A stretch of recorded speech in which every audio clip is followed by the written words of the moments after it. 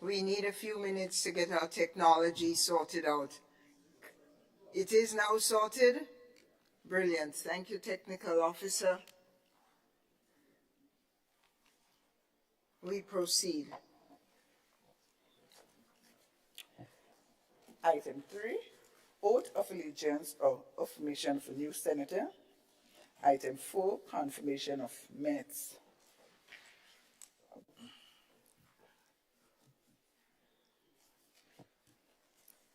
Pleasant good morning again to everyone. And the Leader of Government Business, you have the floor, sir. Thank you very much, Madam President. Good morning to you and your staff. Good morning to the legal experts, my colleagues, my friends on the other side. Madam President, I beg to move that the minutes of the proceedings of the sitting of the Senate held at the Parliament Building, Mount Weldale, St. George, on Thursday, the 4th of April, 2024, be taken as read.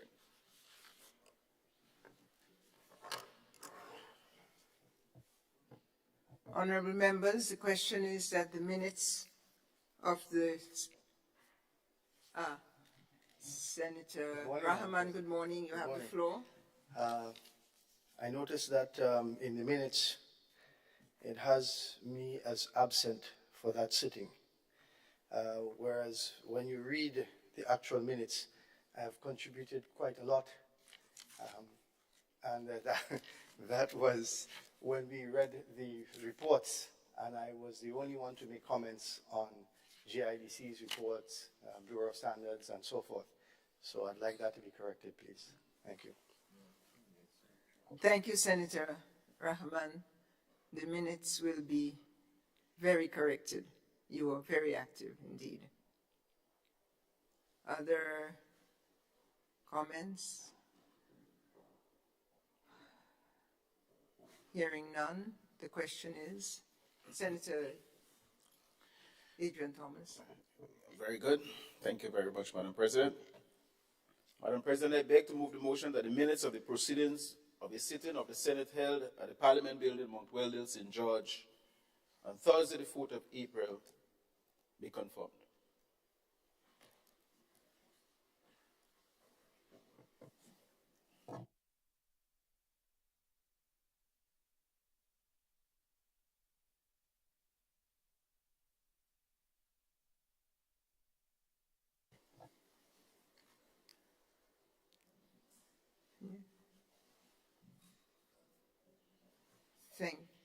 Yeah.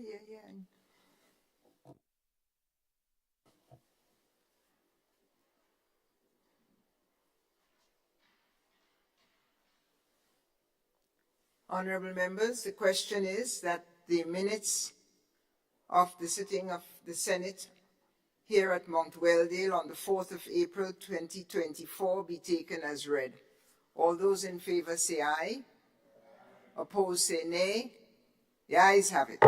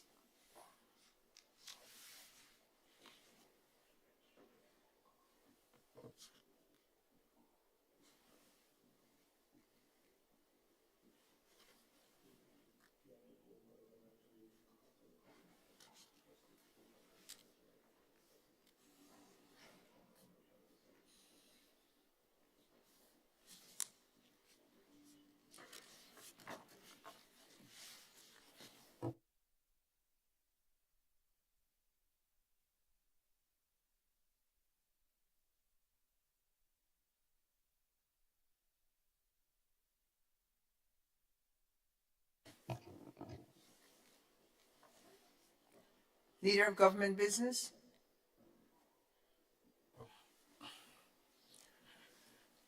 Madam President, I beg to move the motion that the minutes of the proceedings of the sitting of the Senate held at the Parliament Building, Mount Weldale, St. George, on Thursday, the 4th of April, be confirmed as amended.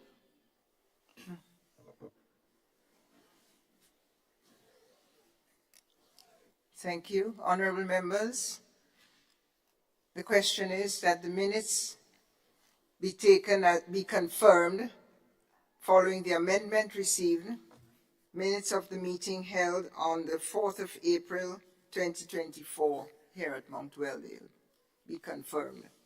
All those in favor say aye. Those opposed say no. The ayes have it. The minutes are confirmed.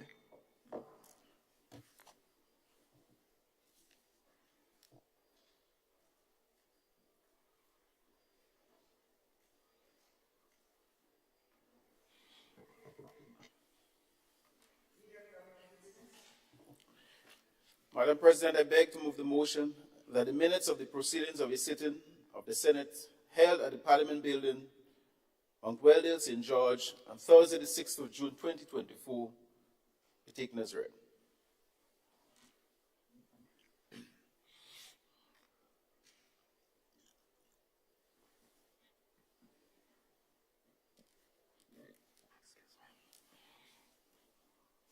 Honorable members, the question is that the minutes of the meeting of the Senate here at Mount Weldale on April 4th, Thursday, April 4th, 2024, be taken as read. All those so persuaded say aye. Opposed say nay. The ayes have it.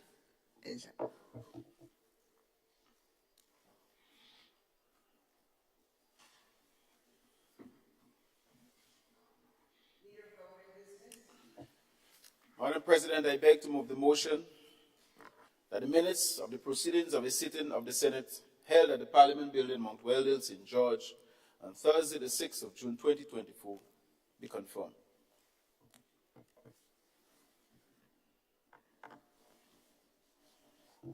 Honorable members, the question is that the minutes of the 26th of June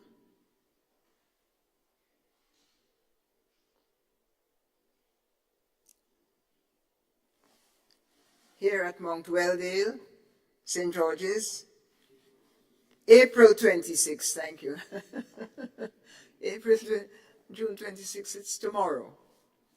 I start again and I excuse myself with your permission. Honorable members, the question is that the minutes of the meeting of the Senate held here at Mount Weldale, St. George's, on the 26th of April be confirmed. All those in favor say aye. Those opposed say nay. Ayes have it. Minutes are confirmed.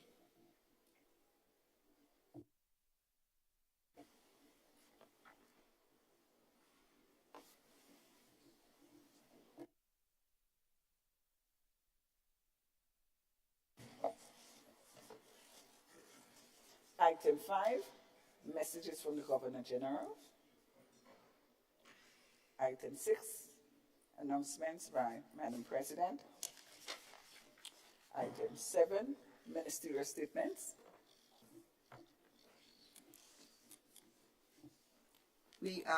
Thank you, Deputy Clerk. We are on item 6. Announcements from the President. Again, glad to see everyone here. Those who are on their way, let's expect them soon. First announcement, honorable members, is that we have received an excuse for his absence from Senator Franklin, who many of you would be aware is mourning the death of his father and is unable to join us today. His father will be buried on the 5th of July, and details will follow. On your behalf and mine, I extend condolences to Senator Neelan Franklin, and I wish also to extend condolences to Senator the Honorable Jonathan Lacrette, whose grandmother has passed away on the 7th of June. She was also the mother of Grenada's Health Ambassador, Dr. Trevor Lane, known to many of you, many of us. We extend condolences to the Honorable Senator, Ambassador Dr. Lane, and the rest of the family. The funeral is this afternoon.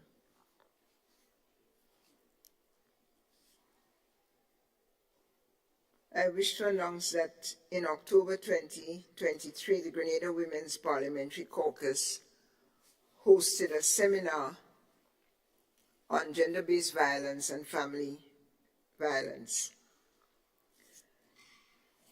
This group of past and present parliamentarians are now displaying 12 billboards around the country to raise awareness. So please look out for them in your parish and draw attention to our message and the messages that are on them. Please help us eliminate crime, gender-based violence, family-based violence in our homes and, of course, in our communities. Distinguished senators, along with Parliamericas, this parliament is hosting the training of 35 young women to become political leaders, 35 across the country. It was a very open and inclusive process. You were all contacted. A big thanks, therefore, to all those who helped us with the nomination and selection processes. This 5-week seminar is still ongoing and will culminate with a mock sitting of Parliament on the 15th of July. I want to thank all those of you who have been engaged and with welcoming them and in presenting orientation and briefings and even substantive input with them. And those of you who have not been contacted, rest assured that you will be engaged. I want to ask you to encourage your daughters, your nieces, your cousins, all your female relatives, your neighbors and others to support these young women who are aspiring leaders for our country. And there'll be a special transformational training session, transformational leadership training session on the 12th of July, which will precede the mock parliament on the 15th. So please get involved. It's a national happening. It's around leadership. Many of them are looking to model their careers in politics or in leadership after you. Please get involved. Also on July 9th, there will be a training also led by Parliamericas on the Escazú Agreement, which Grenada has ratified. Escazú Agreement is an environmental treaty which encourages us to make sure that information, participation, and justice is available to environmental activists. Such a workshop will be held on the 9th of July for parliamentarians to sensitize us. And my last announcement concerns this Sunday, the 30th of June, is set aside every year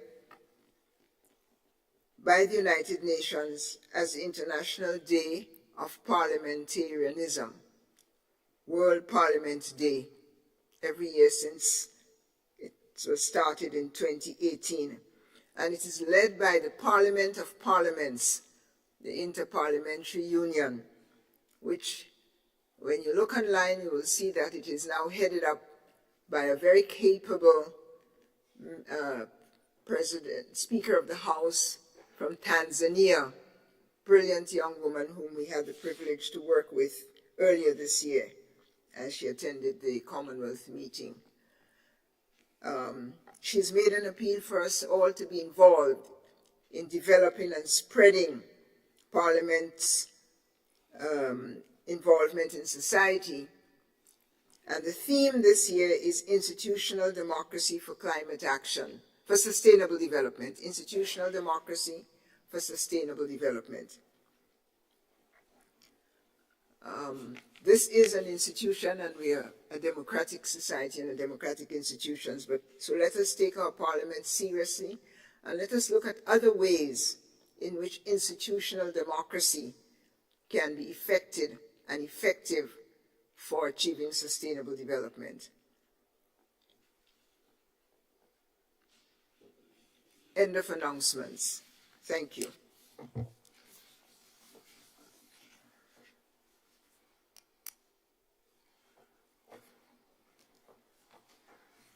Senator Cox, you have the floor, sir. Thank you very much, Madam President. Madam President, I rise on behalf of Senator Douglas. I was privileged to be copied on an email this morning to the clerk this morning indicating that she is unwell. I will not be able to attend to this, so I presume that has not met you as yet. So I just thought it important to raise that. Thank you. Thank you, Ms. Senator from Carriacou. And thank you for the message. You are correct. It has not reached my desk as of now. Please, it is, her excuse is accepted, of course, but also please indicate to her that we send her wishes for good health. And I do want to emphasize in this house, good health, wellness, which includes our good, healthy relations, are important to the Senate. In that vein, if I may be permitted one half announcement, we have a senator whose wife has been hospitalized and is now recovering. That is Senator St. Clair. We send your wife good wishes for her good health and wellness and full recovery. Any other announcements? Senator Adrian Thomas. Thank you very much, Madam President, and I also want to endorse your empathy and sympathy with the various people in this House. Madam President, I also want to make an excuse for Senator Quince Britton. He is out of state on government business, and he will not be here today. Thank you. Excuse accepted on behalf of Senator Quince Britton.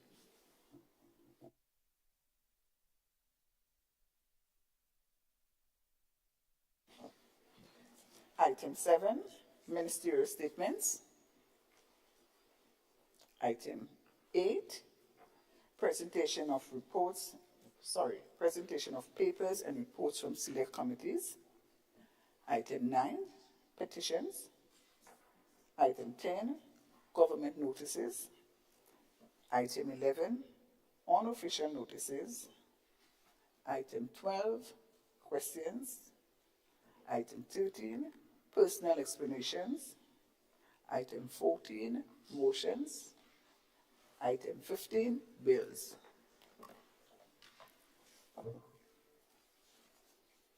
Leader of Government Business. Madam President, I want to beg this Honorable House for an amendment to the lineup of the presentation this morning. We have 3 bills, and we have the Firearm Amendment Bill, the Criminal Procedures Code, and the Passport Amendment Bill as written on the order paper. I want to ask that we take the last one first and then proceed thereafter.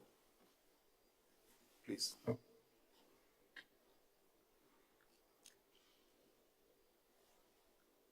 I am trusting that we have the same order paper, and in the event we don't, would you name the...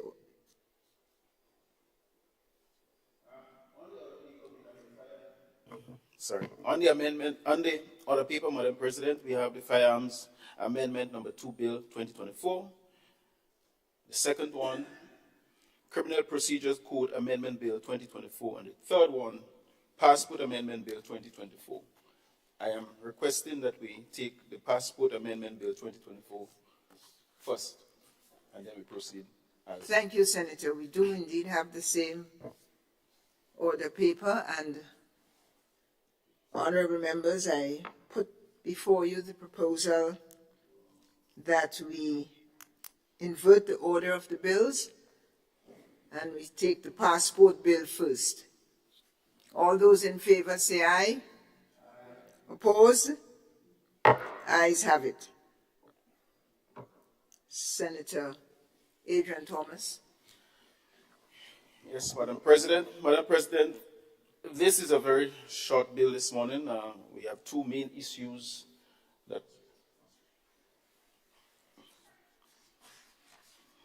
we want to deal with. Madam President, I beg to introduce for the first reading a bill for an act entitled Passport Amendment Bill 2024.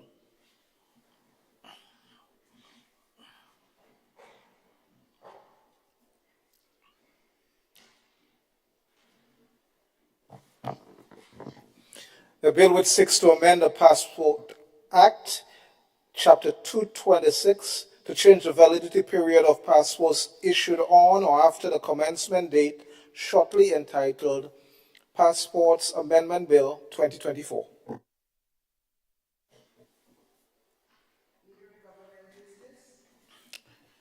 Madam President, I beg to move that the relevant standing orders of the Senate be suspended to enable the bill to be taken through all its stages in this sitting. Honorable members, the question is that the relevant standing orders of the Senate be suspended to enable the bill to be taken through all its stages at this sitting. All those who are of that opinion say aye. Of the contrary, say nay. Ayes have it. Honorable Senator Adrian Thomas. Madam President, I beg to move that the second reading of the bill be taken.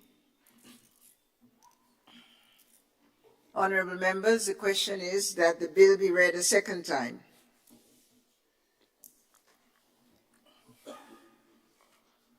Madam President, our administration has been listening to the voice of the people for quite a few years.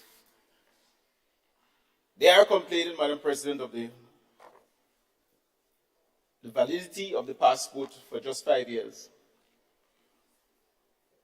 And every now and then you'll hear a complaint about cost. And because the period is so short, people literally forget that the passport expires and end up at the airport only to realize that they have an expired passport. Not when you're going to Carrico. You don't need that. Madam President, apart from that, it hurts me when I had to go all the way to Trinidad to get this Canadian visa. And I had this passport for 2 years gone already. And I knew normally if I had a passport that was valid for 10 years or more, I would have gotten a longer period for the visa. But because the Canadians would not accept a visa on expired passport, then they have to give me the visa just at the time when the passport will expire. That is a headache for our people. And therefore, Madam President,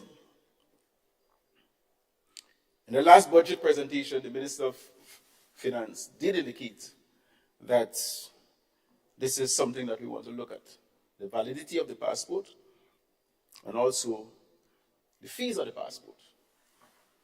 So our administration have decided that 2024 is the year that we need to tackle that. And therefore, this bill this morning, Madam President, will be dealing with those two areas.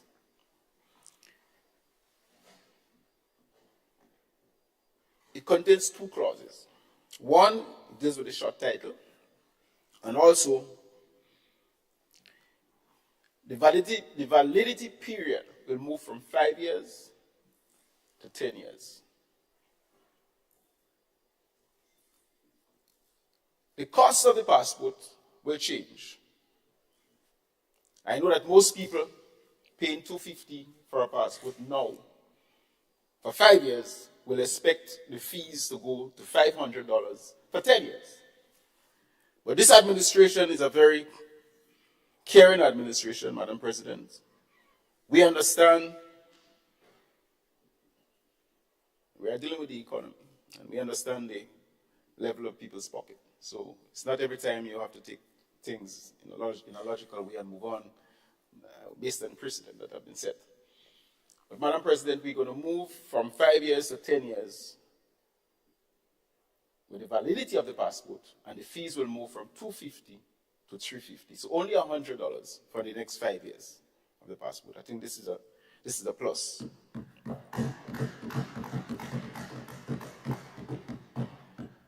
Madam President, the second clause basically deals with the question of the age.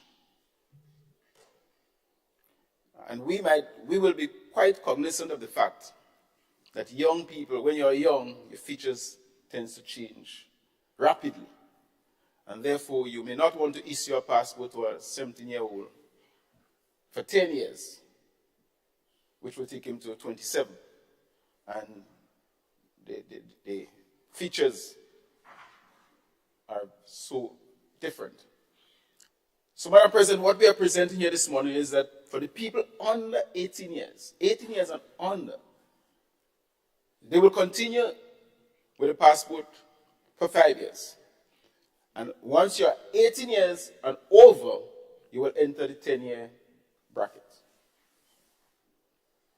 We are hoping that the question of the changing of features will not be that significant from 18 years going forward. But some people mature lately, others mature very early. I looked at my son at 16, 17 years, and his face is full of beard. And I can't remember when I was that age, but I had maybe 2 little pieces of good beard under my chin. So features change based on situations. So, Madam President, those 2 issues, the validity of the passport from 5 to 10 for 18 years and over, 5 years, 18 years and under, and the question of the fees are the 2 main issues that this amendment will take care of. And so I present this bill to the House, and I ask for the comments, questions, and finally the approval. Thank you.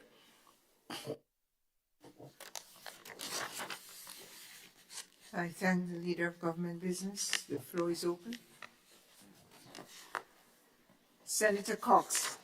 Thank you, Madam President. I did promise the Leader of Government Business I would not make any contributions or debate on this bill, but I just have one question, just in terms of a scenario, just for clarity, and I think it's important also for the public to hear that.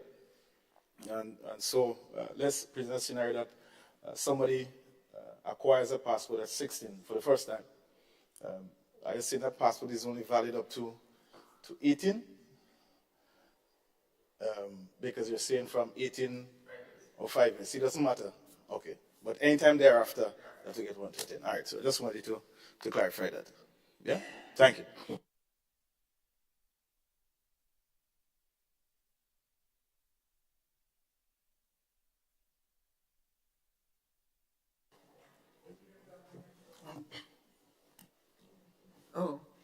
Senator Rahman. Good morning again, Madam President. Thank you for the opportunity. I would like to register my support for what is being done to increase to 10 years. I recall that I believe it was at that level before, 10 years, and I would like to commend them for doing that. In that same vein, dealing with travel, when we enter Grenada and have to fill out these forms manually, whilst we have kiosks, and even though you submit your data on the kiosk, you still have to fill it out manually. That is cumbersome and antiquated, and that also needs to be looked into as a suggestion to be changed. Thank you. For efficiency in travel. We're speaking about efficiency in travel. Thank you. Thank you, Senator Rahman. Not sure what's with the acoustics this morning in the chamber. It's a little difficult to hear you clearly when you speak, senators, so try to take note of that. Any other? Senator David Andrew. Thank you, Madam President. I rise to give my unequivocal support to the amendment to the passport amendment bill. I think it stands to benefit ordinary Grenadians. The fact that in a much longer period of time, it will take a much longer period of time before they need to think of finding the necessary funds to do the application again. And the fact that the increase is just 100, and so they're actually saving $150 with the new arrangement, and it's going to serve them a much longer time. So commendations to the government team and all my colleagues who are offering support for it, because I know it's going to benefit the people of Grenada, Carriacou, and Martinique, and so I offer my full support to the passport amendment bill. Thank you. Andrews, thank you. Andrew, thank you. Honourable members, the question is that the bill be read a second time. I have a request for the floor from Senator St. Clair, who has the floor. It's yours, sir. Thank you, Madam President, and good morning to yourself, clerk, deputy clerk, staff, and everyone else, senatorial colleagues on both sides of the aisle. I raise, Madam President, to make a few comments on this important bill. As Senator Rahman mentioned, it was there before, and it was removed, and now it's back. And this means a lot to a lot of Grenadians having a passport, because while we're speaking about travel, Madam President, there are a lot of persons right now who can't even open a bank account because they don't have some form of national ID. They may not have a driver's license because they don't reach this 18 years. They're not working, so they can't get an NIS ID.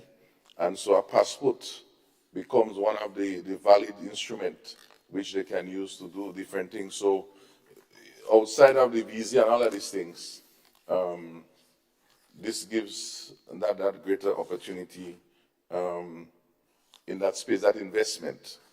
I think, though, we, as Senator Cox raised a very important point, notwithstanding we say we will not have much debate on the matter, but again, we have to look at the scenarios, because that is why sometimes things happen. And my dear friend, Senator Andrew, will say, well, leave that for the administrators to do. But sometimes we have to be careful that we don't create harm. And then when the brokers tie up things, and the workers tie up things, then we say, well, blame the politicians. I want to say, Madam President, for example, using the scenario that leader of government business presented, I have maybe, say, 3 years more on my passport right now, maybe 2 years. And I am going to apply for Canada visa, which seems to be the example used, and not to show what the US does in terms of restricting the numbers. The question would be then, we could have a rush of persons now coming to the passport office, which is very efficient, we must recognize, to apply for a new passport, such that they can get this 10-year period, such that they can be eligible for more time within a Canada context. And so this is something that, signaling on both sides, Canada will be watching out, increase applications, but two, also in terms of our passport office being able to manage that. And so the question is, if someone come back with a passport that is not fully expired, I think they still can get it renewed at the regular price that it has to be done. And what is the caution that might be attributed to that? So these are some things that for implementation could pop up. But overall, it's a good move. It also is commendable that the price was not doubled, especially in this sort of Google days, person looking for different opportunities. Is more like a facility. And of course, we don't trust that the price will go up in the next budget cycle, let it flow for a little while, let persons get the opportunity to use this. So, yeah, because when we come to do the supplemental, we could here have a new fee, Senator Cox. So these are my comments, and we welcome it. We welcome this opportunity from the farmers and fisher folks community for this situation, and so we need to promote it, publicize it, so persons can be prepared to take advantage of this opportunity. Thank you. I thank you, Senator St. Clair.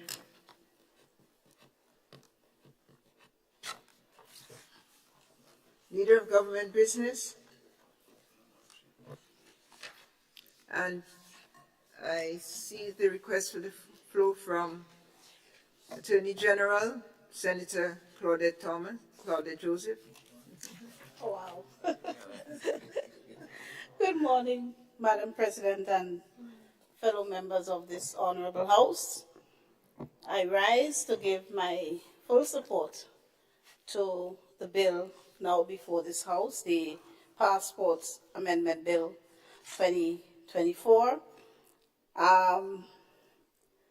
It's a simple amendment, as has been said before, an amendment to Section 6 of the existing Act to increase or extend the period of validity for passports issued to persons over the age of 18 from 5 years to 10 years.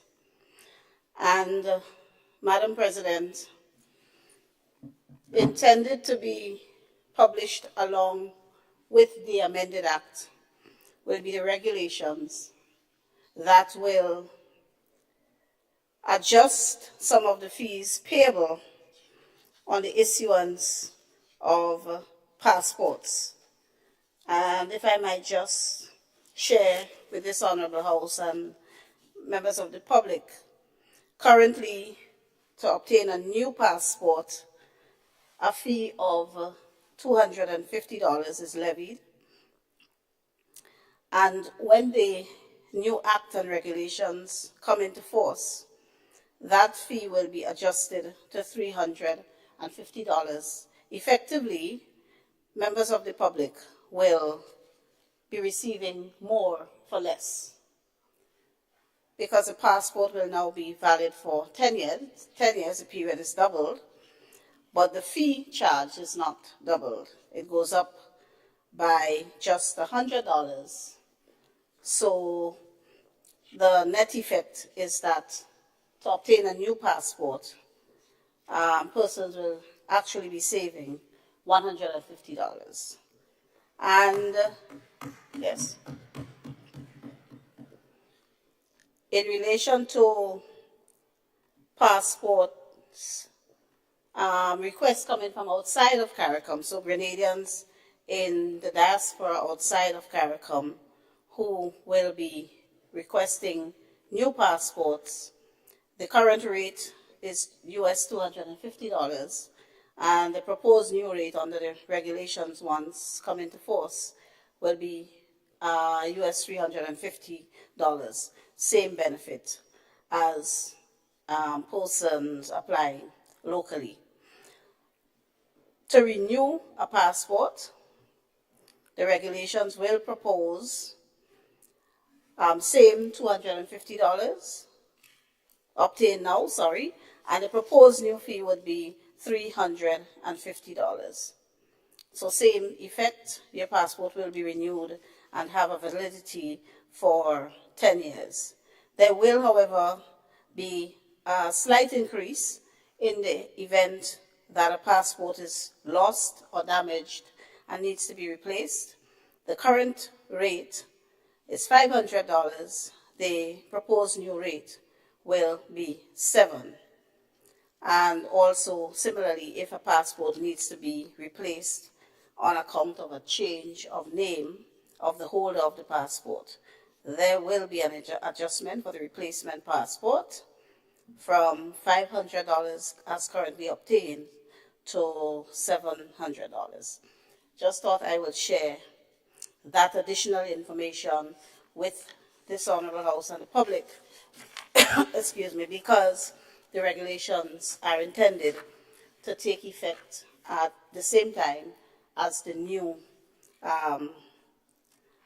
Section 6, which will extend the validity of the passport to 10 years. This, Madam President, is, again, a promise made by this current government and a promise kept.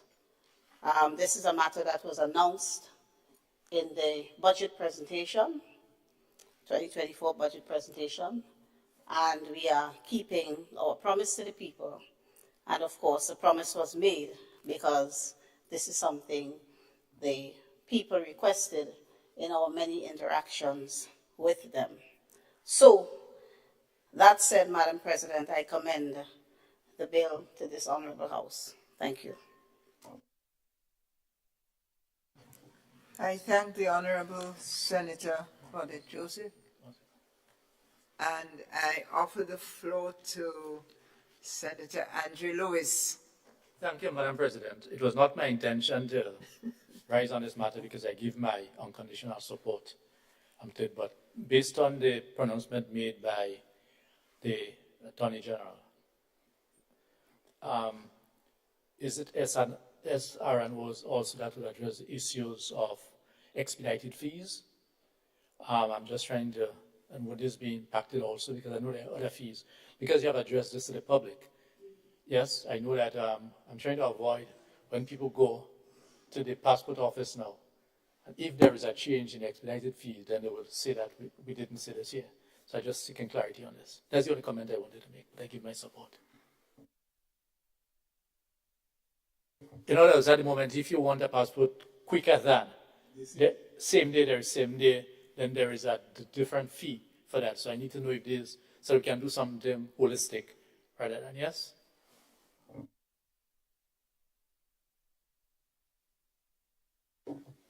Thank you, Senator Lewis. As the legal advice is sought, we await that.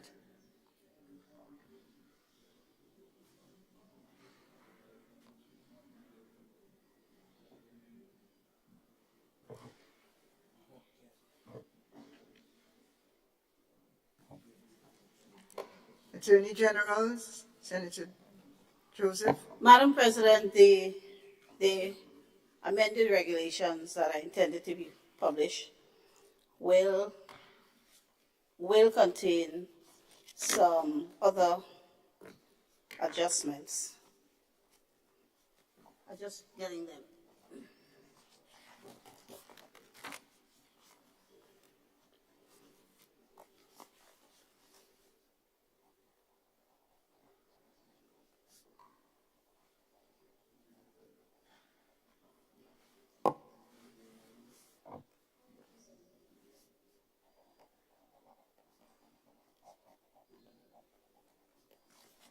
Thank you, Senator. I take it, Senator Lewis, the answer to your question is that the public announcement of this will advise of all remaining standard or changing fees.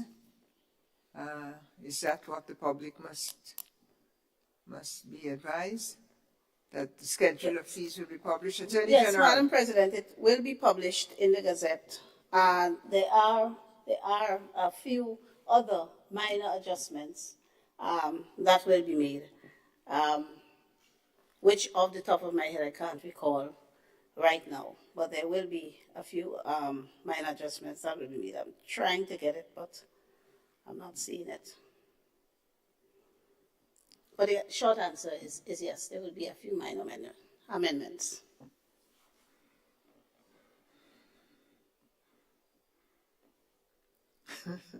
Senator Lewis. Well, no, I've accepted. In other words, it is important for all of us to know, including the public, that in spite of what we said here, in terms of the fees that were identified, it is highly likely, and the answer will be yes, that other fees will be impacted. Yes, but and I take it and accept it that this information is not available at the moment. Yes?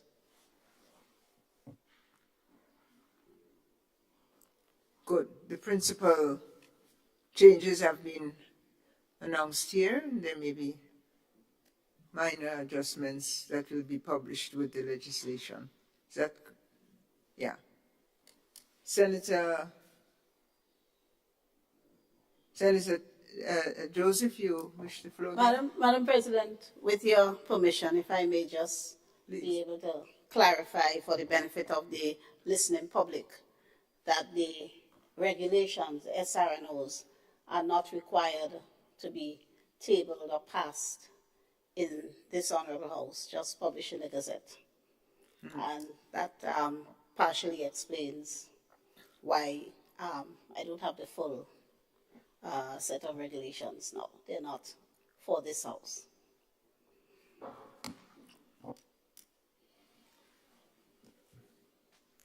All right.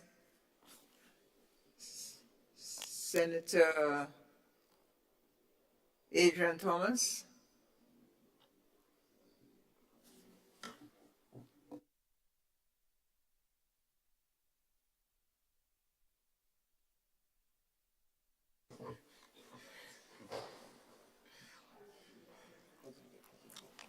Thank you very much, Madam President. Right, Honorable Cox. Thanks for the guidance. Yeah, I lost myself a little while there. Madam President, let me say thank you very much to the colleagues who have expressed their comments here in this Honorable House and lend their support to this bill. And I must inform this House that we are trying to get this bill effective for the 1st of July 2024. So I thank this Honorable House. Thank you, Senator Thomas. So, honorable members, the question is that the bill be read a second time. All those who are of that opinion say aye. Aye. Of the contrary opinion say nay. Ayes have it. A bill for an act shortly entitled Passports Amendment Bill 2024.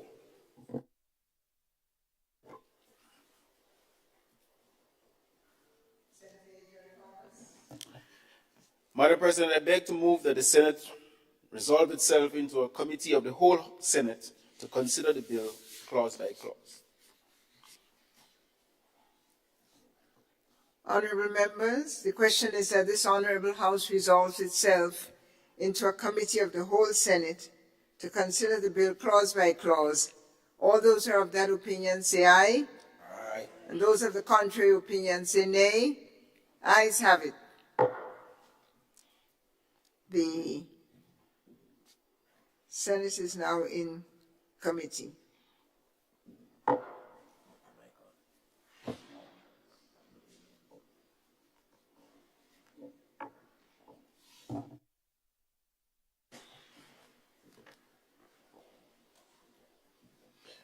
Clause 2, Amendment of Section 6 of Principal Act.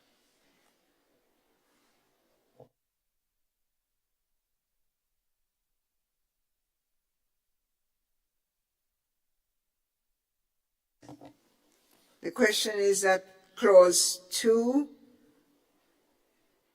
forms part of the bill. All those who are of that opinion say aye. Those of the contrary opinion say nay.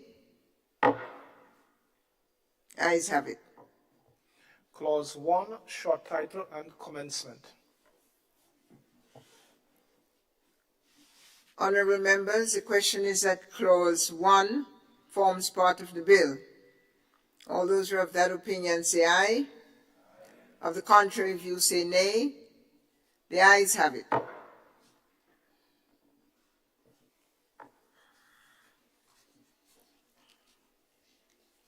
Senator Thomas, Adrian Thomas. Madam President, I beg to move that the Senate resumes and the chair of the committee reports progress on the bill.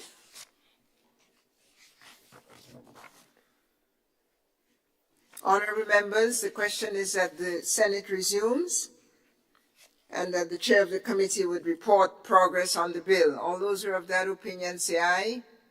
And of the contrary opinion say nay. Ayes have it.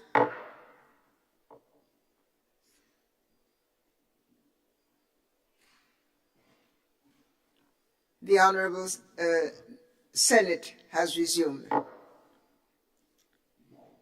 Distinguished senators, I have to report that the bill was considered by a committee of the whole Senate and it was passed without amendment.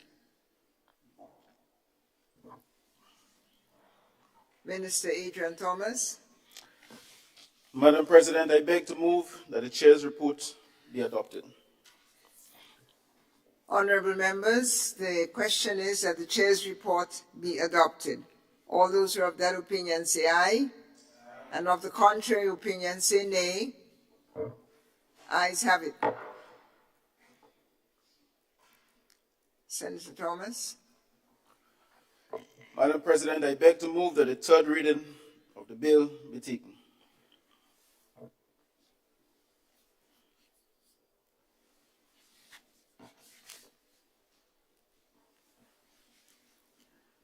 Honorable members, the question is that the bill be read a third time.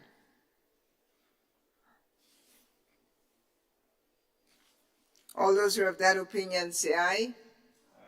Opposed, say nay. Ayes have it. Bill for an act shortly entitled Passports Amendment Bill 2024.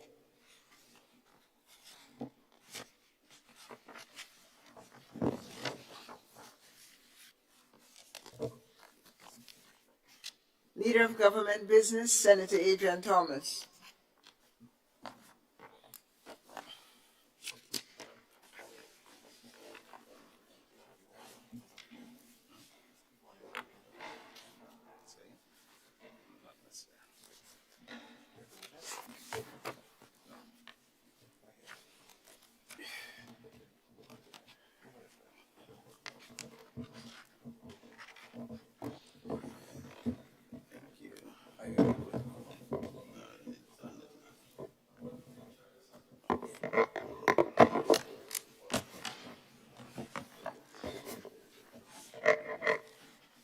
Thank you, Madam President. Well, for a minute when I heard the senator was not speaking on the first bill, I raised my head. Mr. Sinclair. Madam President, I beg to introduce the first reading of a bill for an act shortly entitled Firearms Amendment Number 2 Bill 2024.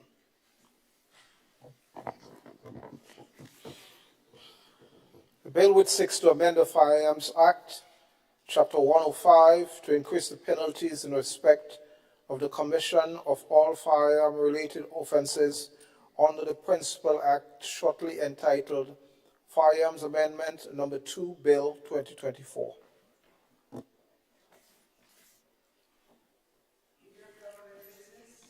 Leader of Government Business, Senator Adrian Thomas.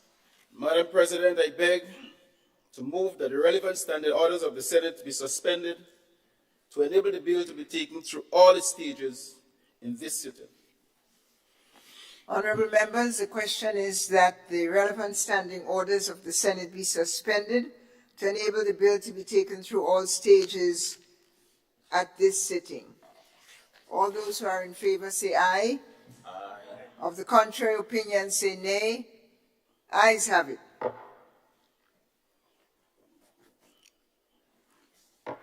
Honorable Senator Adrian Thomas. Madam President, I beg to move that the second reading of the bill be taken.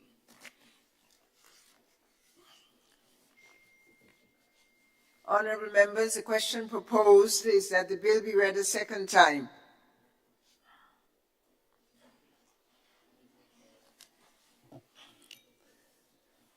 Thank you very much, Madam President.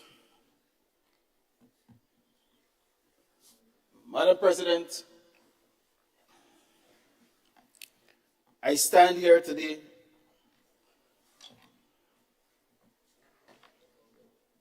as a proud Grenadian, but with lots of concern to what is happening in our society.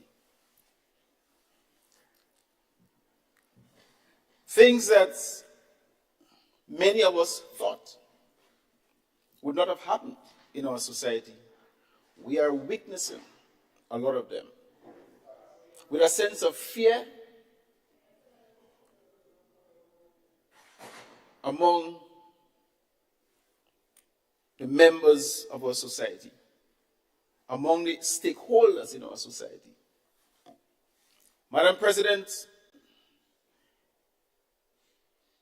we are here in Grenada, and maybe 5-10 years ago we wondered what's happening to our Caribbean neighbors.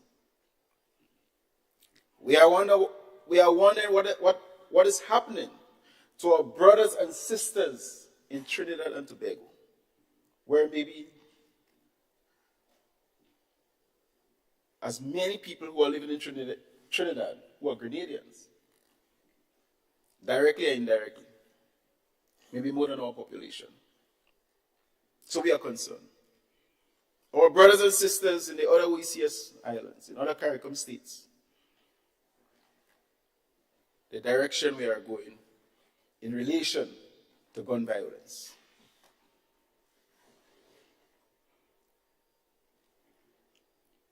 Madam President, there is a saying that when your neighbor's house is on fire, wet yours. And therefore, it will be irresponsible of this administration, this government, the people of Grenada, if we sit idly by and we do nothing about what is slowly and surely creeping in our society. Madam President, we have a responsibility to lead and make sure that we snap it in the bud. And hence the reason why we are here today, to present this important bill at this important sitting in this honorable house.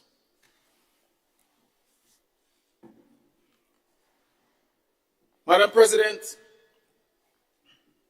we have recently passed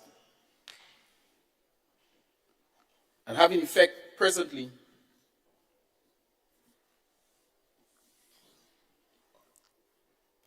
an amnesty requesting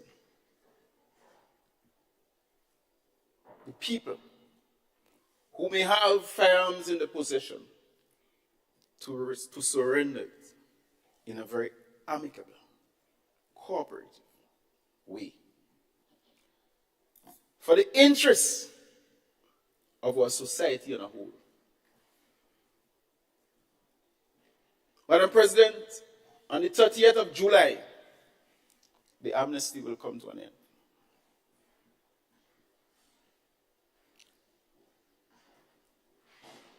And therefore, what is the next step when the amnesty ends?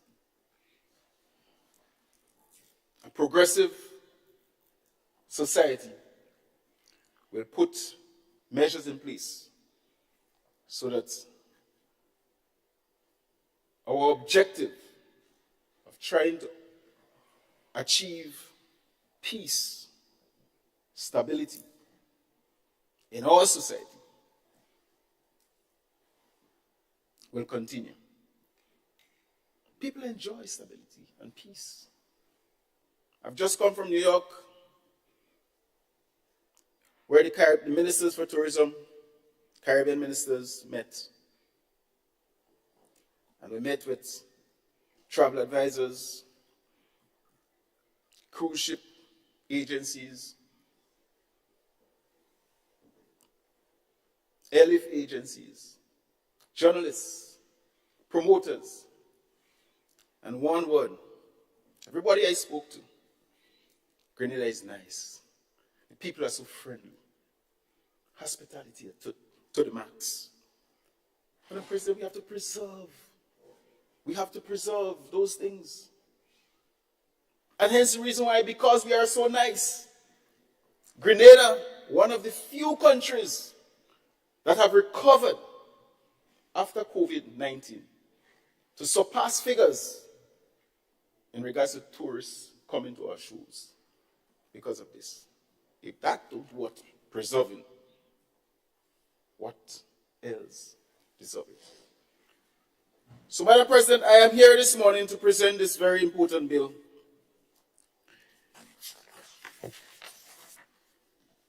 Which contains 28 clauses. It's a little bit lengthy. But the real objective of this bill is to increase the level of peace and quietness and calmness in our country. And we're going to do that by making it difficult. This is one of the first steps we are taking. We want to make it difficult for people to even contemplate and committing any crimes with guns. Madam President, we are quite aware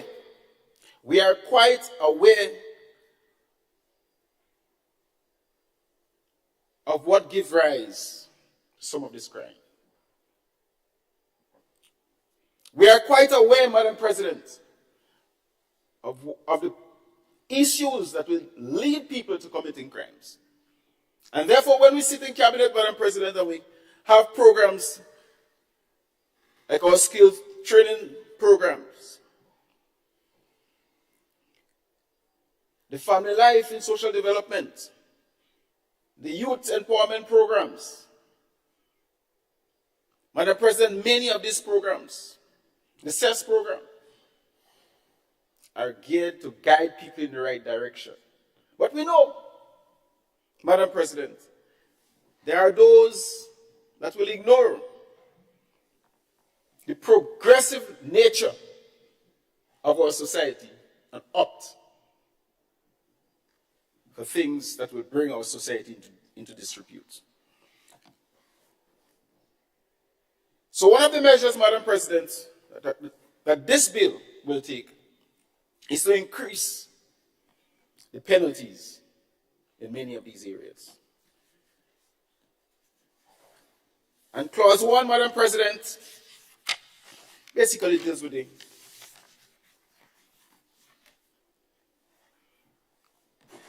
short title. Clause 1, subsection 1. And we are hoping that this bill will take effect from the 1st of July, 1st of August, or the same day as the amnesty ends, 30th of July. Madam President,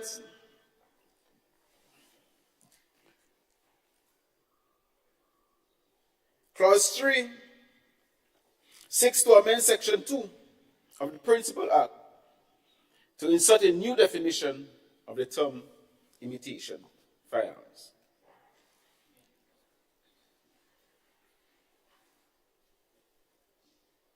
Clause 4, Madam President, which deals with unlawful importation, exportation, and transshipment of firearms and ammunition of prohibited weapons.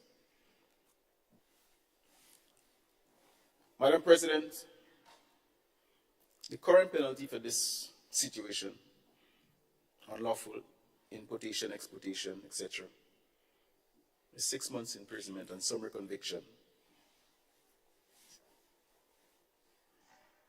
and 5 years an indictment.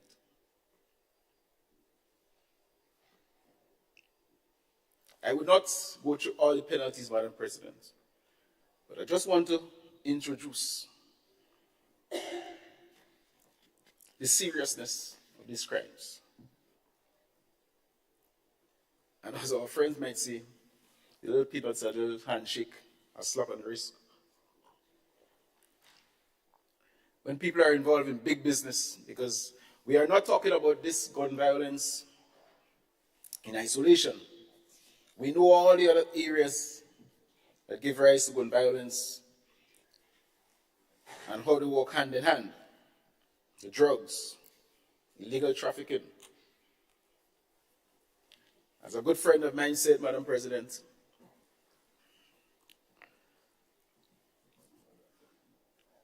when a drug dealer have conflict with his counterparts, they cannot call the police or go to court to resolve their matter. So they take the law in their own hands. That's what gives rise to this serious gun violence, one of the areas. So, Madam President, we're going to propose new penalties. And the new penalty for this particular action is 10 to 20 years on summary conviction and 15 to 40 years on conviction on indictment. That is the direction we're going.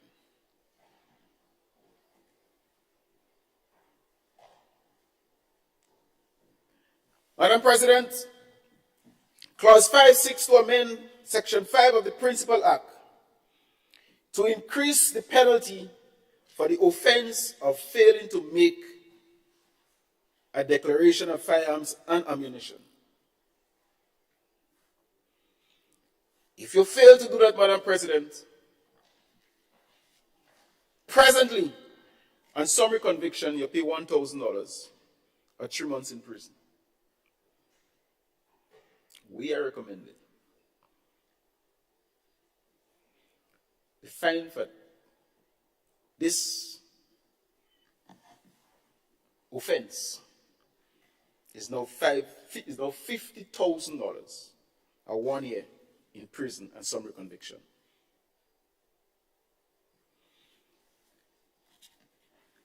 Madam President, failing manufacturing and dealing in firearms and ammunition, if you're involved in that business, and there are people in Grenada who have the potential, yeah. They have the potential. I'm around long enough. So if you're involved in this business, Madam President, the present penalty we have for that is 6 months. We are proposing to this House that we consider 10 to 20 years in prison.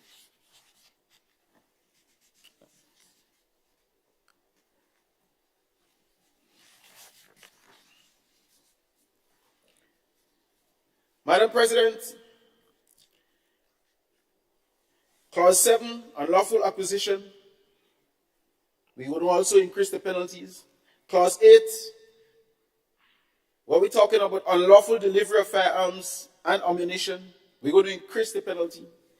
Clause 9, Madam President, where we highlight manufacturing and dealing in firearms and ammunition elsewhere, so you may get permission to. But if you want to expand without permission, there are some serious penalties for that. But I don't think Grenada is in that business as yet, Madam President. But the law is there, just in case. We don't have any, as a matter of fact, we don't have any arms industry in the Caribbean.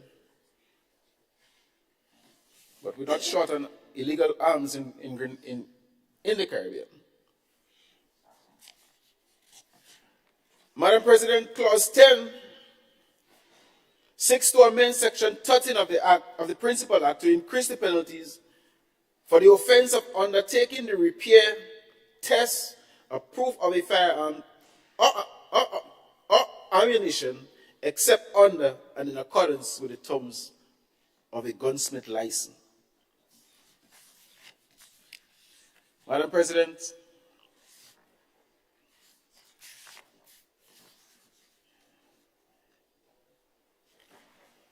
this is another area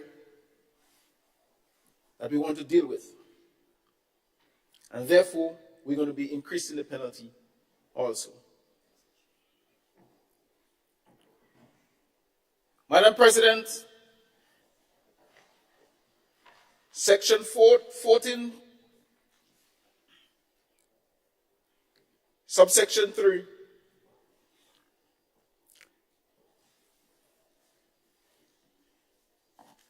according to Clause 11, we are seeking to amend this section of the Principal Act for the offense of accepting delivery of any firearm or ammunition for the purpose of effecting any alteration and repairs thereto in contravention of the requirement set out under the section. Madam President, presently, the fine for this offense is $500. That's 3 months in prison.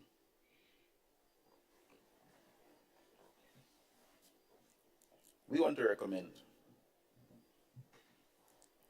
that we increase that fee to $50,000 or 1 year in prison and summary conviction.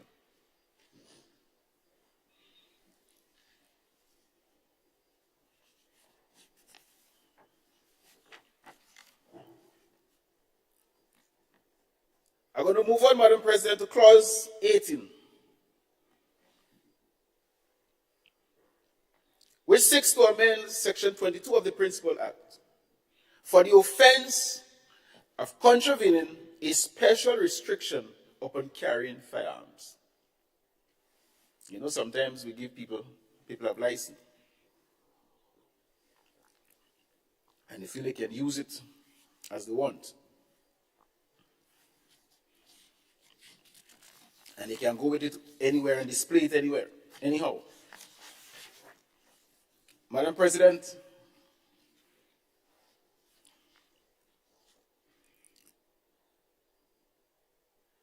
carrying firearms in public space must be restricted. You find situations where some Bajan find themselves in a social gathering, and to show their power, pull out their gun, put it on the board, and to show to the public. I mean, sometimes it could be a notice, but there are situations like that. We want to avoid that, Madam President.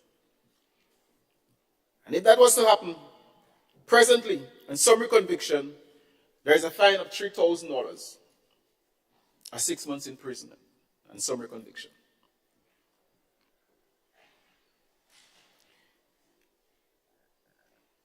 We are recommending, in summary conviction, a fine of $50,000 to $100,000, or imprisonment 5 to 10 years.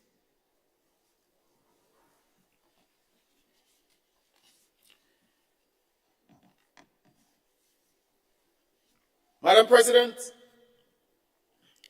the increases in those fees, we are hoping, Madam President, and we can go on, carrying of firearms in public space, discharge of firearms and ammunition, possessing firearms and ammunition with the intent to injure, possession with firearms to commit or aid the commission of an indictable offense, or to resist or prevent the lawful apprehension or detention of a person. Possession of firearms or ammunition belonging to the government. Use of the firearms or ammunition in contravention of terms or conditions of license. Madam President, we have quite a few. As I said to you, 28 clauses. I will not go through all of them. But the objective is to increase the fees of these penalties as one of the steps in terms of dealing with this serious issue of gun violence in our society.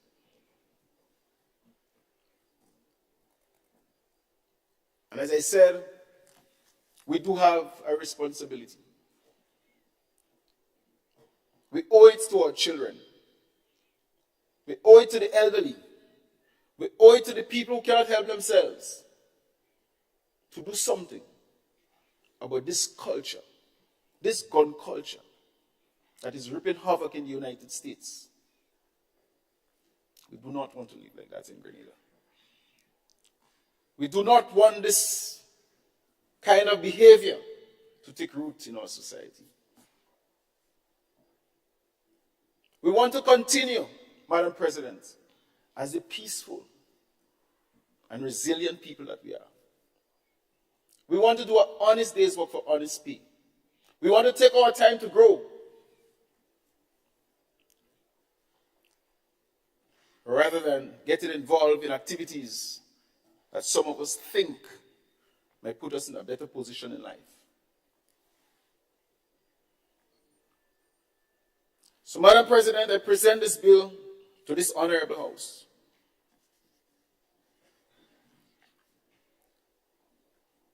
And I ask each one of the members of this House to think seriously, to help the government. I also extend the invitation to all the stakeholders in our society, the lawyers, the church, civil groups. Help us to help you so that we may continue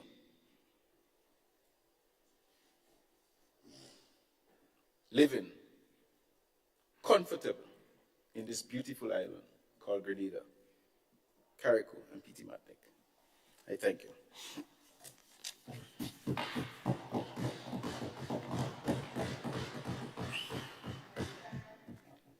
I thank the Leader of Government Business, Senator Adrian Thomas.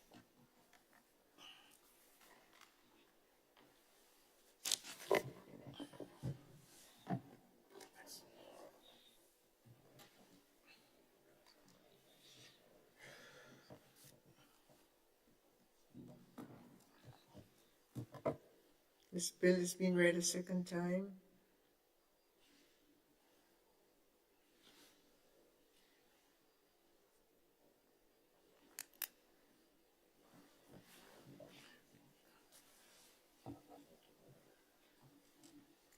You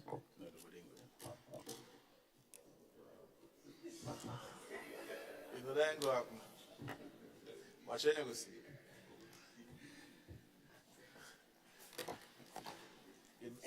You know everybody waiting for me to lead. I offer the floor to the distinguished senator from the beautiful island of Carriacou, Senator Nolan Cox. You have the floor, sir. Thank you very much, Madam President. It seems like respect is given to me to lead in most cases, so I gladly take it, Madam President. Madam President, this bill before us is one that is, I believe that we have all, in some way, we have made some comments and requests for some action to be taken in terms of penalties, stiffer penalties, along when we had discussions around the amnesty bill that came before at an earlier period. This bill expressly just focuses on the issue of penalties, but I think it's important to give a context as to why we are where we are now with this bill before us, and hopefully more or further actions will come to help us to address this situation that we see growing gradually if no further redress is achieved going forward. Madam President, in the past few months, as a country, we have witnessed and recognized gruesome execution-style crimes, which we have never seen before in our country. And I think it's important to highlight that, not in the context of blaming anyone, but highlighting that it's a concern that we all share as citizens of this beautiful country. we did hear a clarion call by all sectors of this country for some action to be taken. While I believe the response from government was a bit slow and sluggish, but as it is said, the voice of the people is always louder. Madam President, as I said, after several calls, we saw the passage of an amnesty bill, which I still believe that there is a great opportunity for the next month for more of a public campaign in terms of raising more awareness from a social standpoint. As you know, there are a number of things taking place on a daily basis that can distract persons, that may make persons not really remember that this amnesty is there, and maybe some individual programs for further clarity, for explanations, to encourage persons who are in possession of illegal firearms to bring them in. While there may have been some public or social advertisement, I think it is way below par in comparison to what we face and the consequences if we do not get this resolved, the consequences that we have for our country. You know, a member for the business community, that they are very much concerned about the rise in crimes related to gun violence and such a gruesome crime. I think that is a concern for the business community. Leader of government business, Madam President, is a Minister for Tourism, and I think he understands the implications more than anybody else for our country in terms of the impact that crime seemingly have on persons' desire and choice to come to our shows. So I just think it's important for us to raise the context in which this amendment has a reason, more so just to remind us how important it is for us to keep this peace that we have, that we sometimes take for granted, Madam President. And sometimes I think that persons don't understand that when you are in a leadership position, as the saying goes, uneasy is the head that wears the crown. So you have to take the bold decisions. You have to make an effort to respond when you're leading, when there are trouble ahead of us. Madam President, in just looking at some of the clauses and the amendments in some of the sections, as I said, a lot of it is somewhat repetitive in terms of just an increase in the fees for different things. While there are new sections, I think the main concern, I think, centers around persons who are found with an illegal firearm or ammunition in their possession.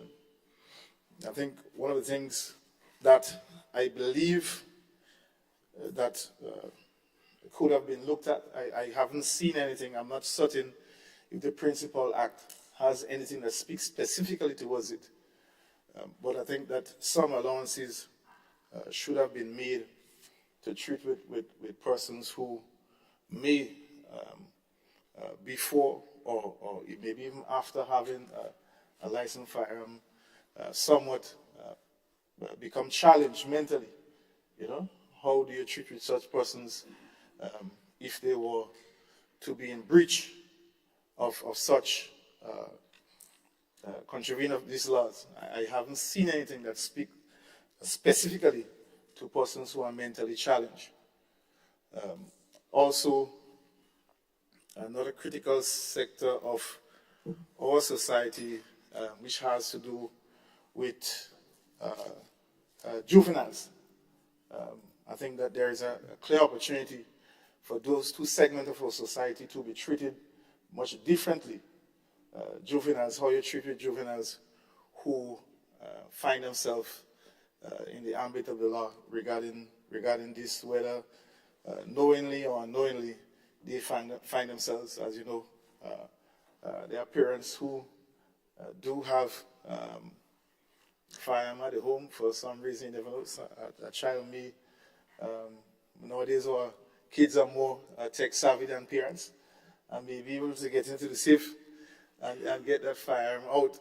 So I haven't seen anything that speaks specifically towards juveniles and, of course, persons who maybe at the time of receiving a license may be fine, but for some reason thereafter may develop some mental challenges.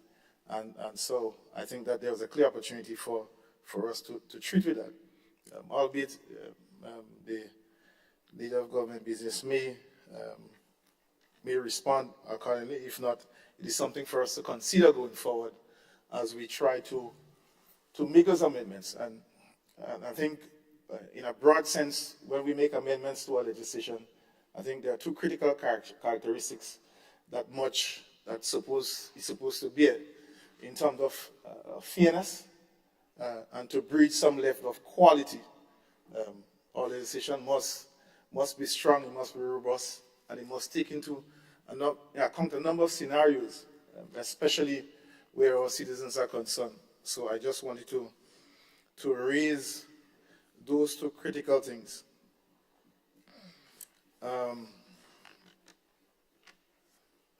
There is also, Madam President, I think that there is one more critical aspect that I think that is quite necessary for consideration in terms of making this legislation more robust, or maybe I say additional amendments may come. I know that when we see pictures of this gruesome crime, we are tempted to react angry, we are tempted to react vicious, and to go to the extreme. But sometimes, if we are thinking about ways in which we can get our citizens who find themselves in contravening the law, finding some way for those persons to be rehabilitated, I think that there should be some measures also make it mandatory that, like for example, some counseling. So if you're second or third offender, mandatory that you should receive some series of counseling, whether 6 months having to go to get those counseling so that persons can rehabilitate properly and understand the implications of having a firearm and what it can do, because a lot of people don't understand. It's only until afterwards you find yourself in a situation. So I think those are some of the things that I believe that I have not seen. I'm not quite certain if it's embedded within the Principal Act, but I believe that those can bring a better quality to this legislation with further amendments going forward as we try to seek redress for this seemingly increasing gun-related crimes. Madam President, I make this feedback in the context that we all are very concerned about our country and crime. And I also say this in the context that I know that sometimes the debate can get heated, but I oftentimes believe that the best way to assess the quality of what we are preparing is to always put ourselves in the position, play devil's advocate. And we all have loved ones. We all have, most of us have kids, and it is something that we always have to pay attention to. How I am going to react if this was me. Would I want this for my family? Would I want this for myself? One may say, you probably shouldn't have got involved with it. Kids shouldn't have got involved in it. But the reality of life is that you just never know what one may find himself in, whether accidentally or coincidentally. but the question is, when the ambit of the law comes down, sometimes there is no room for somebody making a mistake. An offense is an offense. And so sometimes we have to prepare legislation understanding that you want your society to grow, you want your society to mature and to develop, Madam President, and not just to be harsh and just deal with everybody harshly, because there are going to be some clear scenarios where we require certain circumstances, certain reactions, certain responses for us to get a desirable outcome. As I say, I don't think that it is the desire of this government to grow our prison numbers. I don't think that is what we want to achieve. I think we want to rehabilitate persons as successfully as much as possible so they can reintegrate back into society and make a valid contribution. And there are success stories. It is achievable, it can be done. But I believe that when we are preparing legislation to treat with that, we also have to think about how that impact you would have. And so those are some of the things that I believe that this legislation is lacking. It's a bit, I'm not certain if, as I said, if there are other amendments to come, but I believe that there are clear opportunities to make it much more wholesome in terms of creating opportunities for persons to rehabilitate and not just for punishment. I understand the context in which we're trying to do it in terms of trying to dissuade persons from getting involved, but I believe that there are a number of things that we have to do to achieve that in a holistic way. Albeit this might be just one measure, and it might be the easiest one to do right now, because working with people and helping to change people's mindset is one of the most difficult tasks. And so sometimes legislations cannot be entirely drafted in a way to treat with that, but what it can do, it can also make certain actions or certain approaches mandatory to achieve that going forward. So, Madam President, this basically is what I wanted to raise around this particular amendment, but also to say I wanted to say a thank you to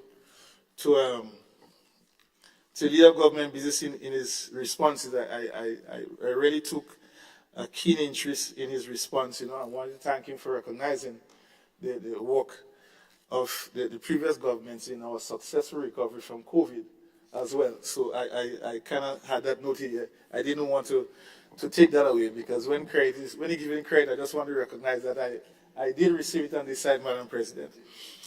So, Madam President, with these few responses, I want to give the other side commendation for making the effort to make those changes.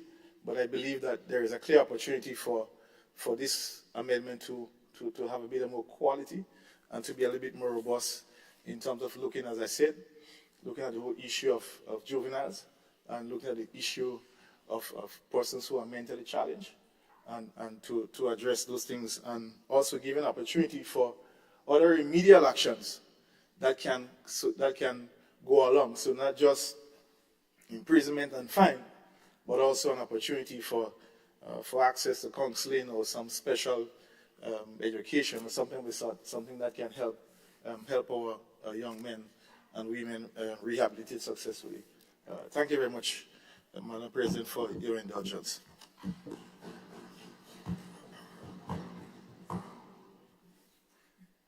I thank Senator Cox for his contribution, and I offer the floor to Senator David Andrew for his contribution. Thank you, Madam President. Madam President, I rise to give my support to the Firearms Amendment Bill 2024. Even before I make my submission, I take this opportunity to speak to every holder of an illegal firearm across the Tri-Island state of Grenada, Carriacou, and Petite Martinique,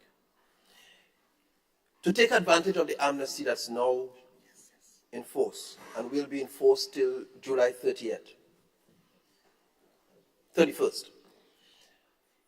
The truth is, the amendment that's before this honorable House speaks to stiffer penalties and terms for illicit possession, illegal possession of a firearm. And some persons might argue, I've heard it in other place, that it could be really stiff. Some people use the term draconian even. Right? I see there's a specific point to make of who it was said. And I was deliberating not saying exactly who it was said, but who said it. But it was mentioned, the term was used.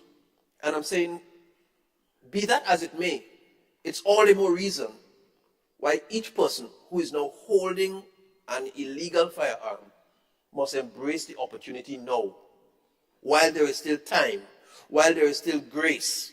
You're not being ambushed here. You're being told this is coming. Young man out there, young woman out there, this is coming. Stiffer penalties are coming for illicit possession of firearms across Grenada, Carriacou, and Petit Martinique. But before it comes, we are giving you the opportunity to bring your arms in with impunity.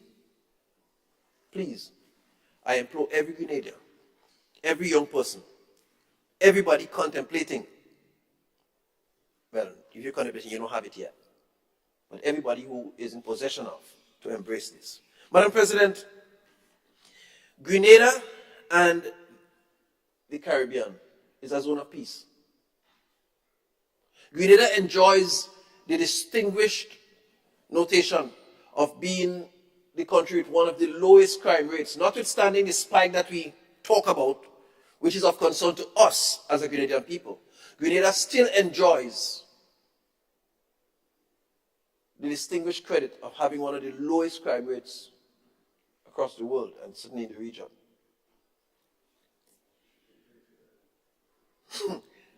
And credit to the Grenadian people. I see somebody wanted to take the praise all by themselves, but credit to the Grenadian people. We have a culture of peace. And so that's why it is of concern when there are spikes. Madam President, the possession of a firearm is not an accident, you know. Possessing or owning a firearm is an act of choice. Whether it's legal or illegal. You know, it's not like one of those things where you accidentally stumble, you have an accident. The case, most possession is an act of choice. And so if somebody chooses to go through the normal channels, the authorities, and get a licensed firearm, they choose to legally be in possession of a firearm. And that's fine. There are provisions for that. Some persons, on the other hand, can choose to illegally possess one. They get one on the counter, they get one by some friend, they get one from some drug partner, they get one from somebody for some reason. I'm saying this to say this is a decision of choice. It's not something accidental. And so this amendment ultimately seeks to promote and augment the protection and safety of the Grenadian people. This is what this is about, you know. The protection and safety of the Grenadian people, the people of Grenada, Carriacou, and Petit Martinique. This bill, this amendment does not target the ordinary man and woman, you know, in the sense, the increased penalties. They're not targeting the ordinary John Doe on the street. They're not targeting the ordinary young lady. And sometimes when persons begin to discuss this amendment, they could make it appear as though, well, you're trying to put everybody in this space, but this is targeting the small percentage of persons, and I say that, the small percentage of persons who choose to illicitly possess firearms. Because we are well aware that the bulk of Grenadian citizens are law-abiding citizens. You go in schools, 80 to 85% of school students are normally very compliant. And you have 5 to 15%, that could be troublesome to varying degrees. And it's the same thing in most populations. The bulk of Grenadian citizens are law-abiding. I don't own a firearm. I don't possess one. If I were to possess one, I would probably choose to do so legally. I haven't found the need to do so. So I'm saying the stiffer penalties will only affect those, and that's a small percentage of persons, who choose to continue possessing a firearm illicitly, who ignore the amnesty that's currently offered and choose to continue. And so for whatever their personal reasons might be, these persons continue or choose to continue possessing illegally a firearm. But the actions of this small group, Madam President, has several far-reaching implications. There's often widespread national panic, widespread national concern. Just see what happens when you have one murder or probably two within 28 days or within 30 days. The whole nation goes in a quandary. They're worried. There's almost hysteria nationally. Who wants that for our nation? I don't. And I'm sure the ordinary Grenadian does not want that for our country. But it has that effect. And most of those things happen. Most of those gun-related violence and incidences happen with persons who are in possession of illicit firearms. We can't continue. Then the loss of life. Regrettably, we have had to mourn the loss of several young men who have passed through illicit gun violence and gun activity. And as a government, we have a mandate. We have a mandate to take decisions and introduce policies and laws in the interest of the Grenadian people. And this is what this is. Hurt to families. Ask the Minister for Social Development. The outreach of the councillors, and Senator Cox talked about the counseling and all of that. And yes, the social ministry, the social development ministry has that kind of structure, which is drawn upon in times like those. The outreach to families. Families hurt. Lots of outreach had to be done to even the guys from some of the ghetto, they would call it, or the gangs. They too are humans and need to be reached out to in times like those. And there's hurt to family. Disruption to business. Businesses get closed. Business people probably want to close early. And the business senator will tell us a lot more about the losses that come to businesses because of that. Loss of revenue. The negative public image internationally. I'm hurt when Grenada makes international news for some crime related to gun offense that has international implications, like what happened with the yacht the other day. I'm happy when we become rated internationally as one of the top 10 best destinations for honeymooning. I'm happy when that happens. I'm happy when we get rated as one of the top best, having one of the top 5 hotels as destinations across the world. But I'm not happy when we make international news with gun-related crimes and violence. And so, this situation, Madam President, is tough. It's difficult. But tough situations require strong and decisive interventions. And so, as tough as the sentences might be, it sends a strong signal that we want to maintain the peace that we have in Grenada, CARICOM, Petite Martinique. That we want to maintain the calm temperament that we have across the nation. And that we will not tolerate, as a government, terrorizing our people with illicit possession and use of guns. Madam President, let's just think about it. Even the police who are authorized to carry arms, if they use it a little bit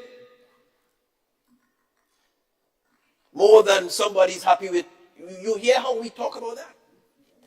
Let alone people who are not legally authorized to carry a firearm. And so the signal has to be sent quite strongly.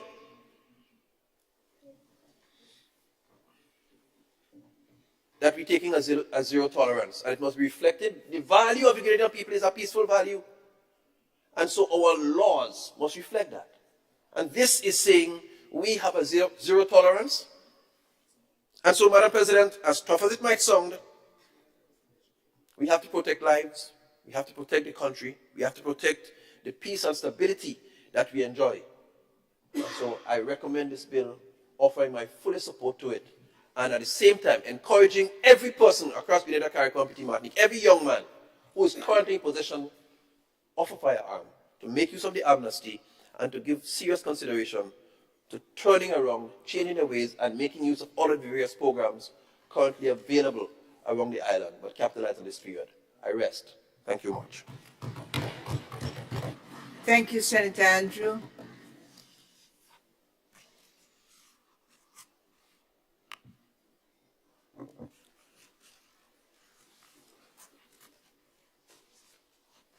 Senator, the Honorable Gloria Thomas.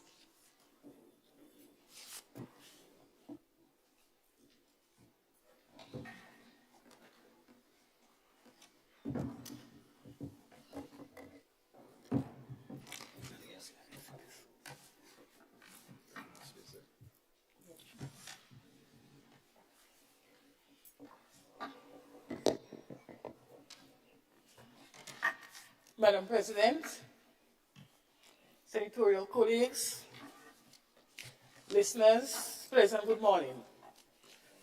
I stand here to give my support to the Firearms Amendment Bill 2, 2024.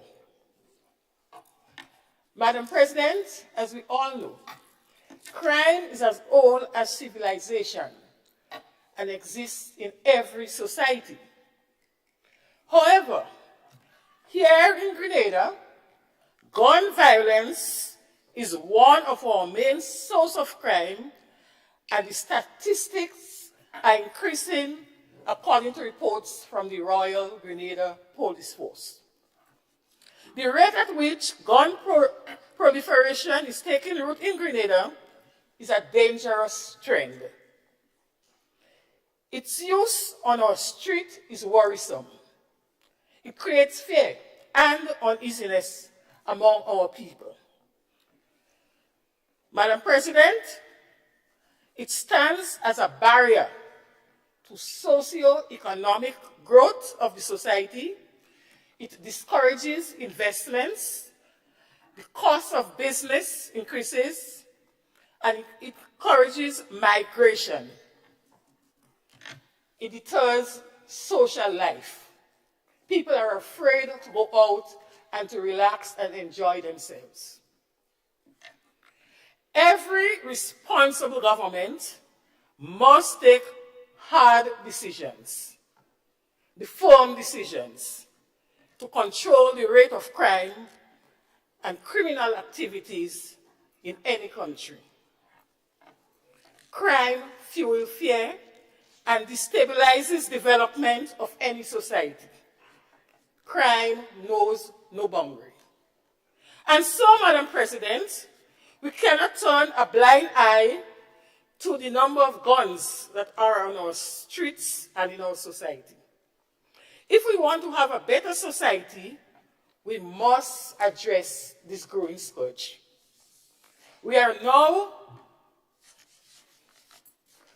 It is evident that our law enforcement officers have a humongous task of trying to get rid of firearms on the streets. The amendment to this bill will make their work easier. Madam President, in the interest of public safety and to deter individuals from getting involved in gun-related crimes, it is necessary to increase the penalties and at the same time get our people to rethink before getting into gun violence. Madam President, the amendment signals government commitment to ensuring that gun-related incidents are reduced. We must strive to maintain peace and tranquility of this dear little land of ours known as the Isle of Spice, and we say where everything is nice. So let us continue to work to keep it nice. We must strive to maintain the peace, as I mentioned, and so, Madam President, we need tighter controls. We need to increase the penalty, and so this amendment of this bill is necessary. The Firearms Amendment Bill 2024 is only one part of a multifaceted approach to reduce the incidence of gun violence in Grenada. As a Ministry of Social Development, we are now rolling out our projects, Stop and Think, with Mr. Neil Streighton.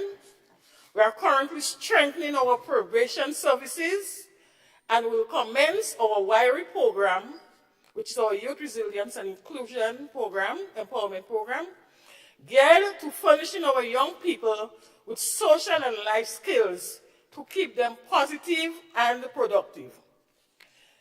This bill, Madam President, will get our people to think before they get involved.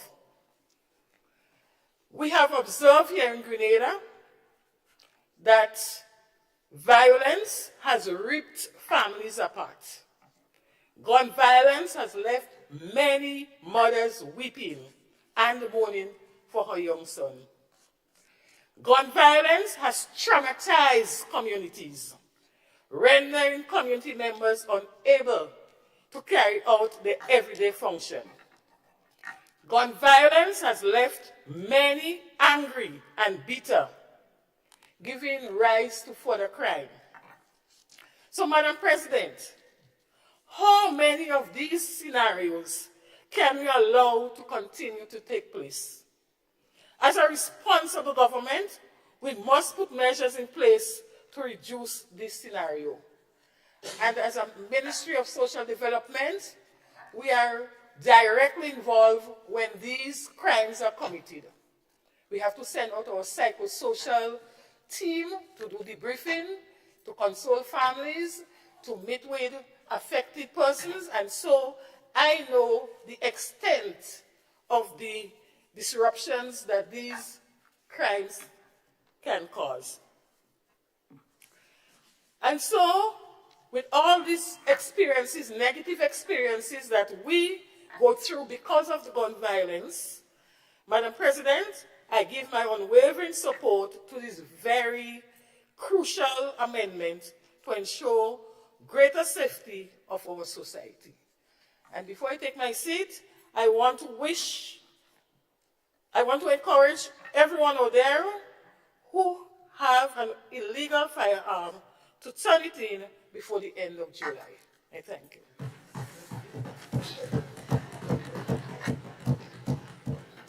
I thank Senator Gloria Thomas for her input, and I offer the floor to Senator Jonathan Lacrette. Thank you, Madam President. Colleagues in the Senate,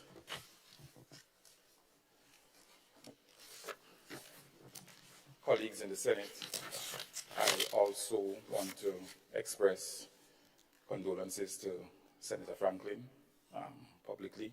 I spoke with him sometime last week, and I trust that the wife of Senator Sinclair and also I trust that Senator Douglas recovers speedily. With your permission, Madam President, I would like to start with a narration. Miss Aggie, or Tanti Aggie, as she is affectionately called, in the very small community of Bullseye, said farewell or goodbye to her son, while her 11-year-old son, while he was on his way to sit the CPEE examinations. On his way to sitting the CPEE examinations, she encouraged him as to the kind and type of young man she wants him to go into and the futuristic expectations she has for him, because the family, in terms of its structure that he came from, no one never had the opportunity to finish secondary school, far less to attend a college and or a university. As she watched him walk in the distance, approaching were two gangs, firing at each other, because that very same community of Bullseye is not estranged to gun violence. A stray bullet, Madam President, went straight through the forehead of her son. And what landed on Miss Aggie's doorsteps that morning was pain, agony, anguish, anger, resentment for the life that she had so much expectation for. Madam President, in the same breath that she took to encourage him, kiss him, and send him off, while inhaling to encourage, the exhale that she also took was an exhaling of pain, anguish, and anger. With your permission, Madam President, I would also like to read a book, an excerpt from a book edited by William C. Wallace on the prevalence of guns and gun-related homicides in the Caribbean, edited in 2022. And I quote, "Guns and gun-related homicides are rooted in the Caribbean region history, which includes the colonial past. The accessibility of guns and the contemporary geopolitics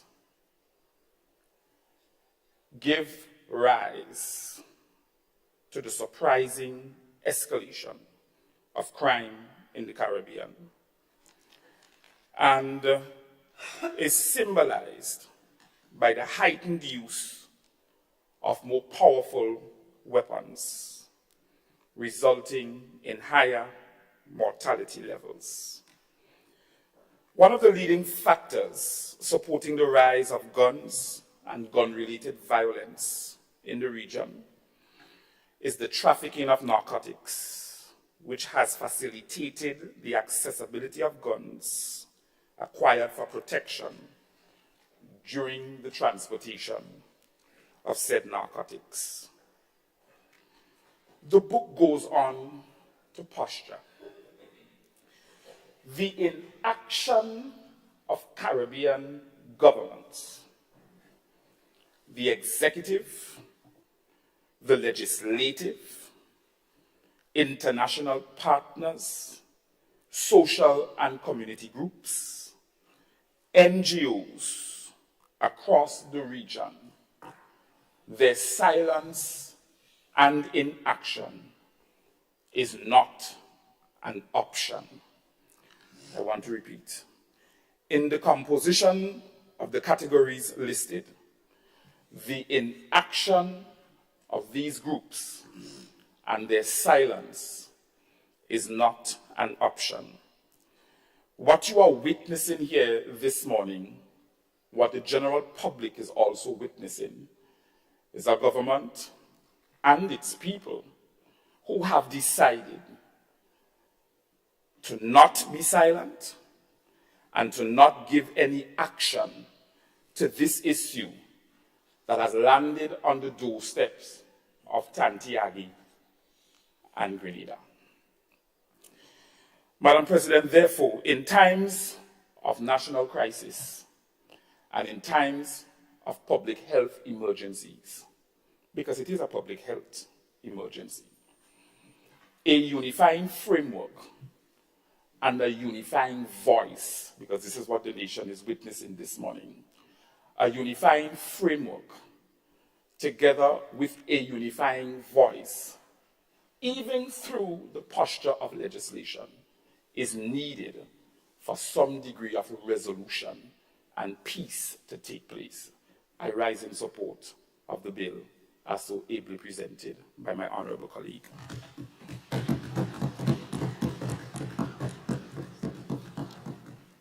I thank you, Senator Lacrette, and somehow want to believe that case that you presented was not real, but it is real, isn't it? Senator Lacrette?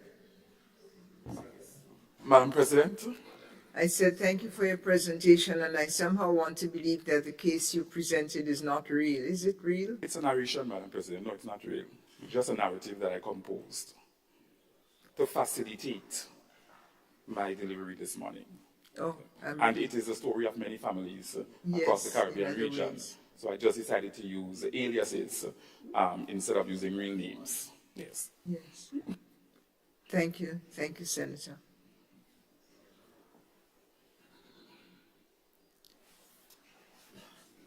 Ladies and gentlemen,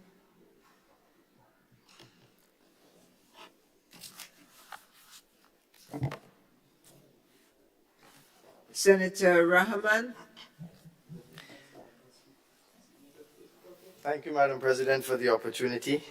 I rise to support, in a general sense, this bill. We all know that the crime that we have seen, the gun crime that we have seen in the last few months is un-Grenadian. It is unacceptable. And it is not in the interests of our country, our people, and our future development. This is not our culture. And therefore, I welcome this proposed legislation, even though we see that the penalties, we read in the clauses, 28 clauses, that most of them have the words increase the penalty, increase the penalty. So in large part, most of what is proposed here are just increases to toughen the law to deal with this type of crime in an effort to stamp it out, which is very good and welcome, especially by the business community. We know from the recent IMF report that they cite strong, robust growth in tourism, and it is part and parcel of our 4.4% growth in 2023 and our projected 3.9% growth for 2024. And we don't want issues such as gun crime to stop or to hamper this development. It is counterproductive to us and our stable society. I would like to make a suggestion, because there are a few clauses in reading. It's important to read it and to understand what is being changed and how it is being changed. And I would like to bring your attention to clause 16, where I noted something that I would like to bring to their attention, perhaps for consideration. It reads, clause A, and I'm doing this for the benefit of the public who's following. Create a separate offense of unlawful possession of a firearm or ammunition.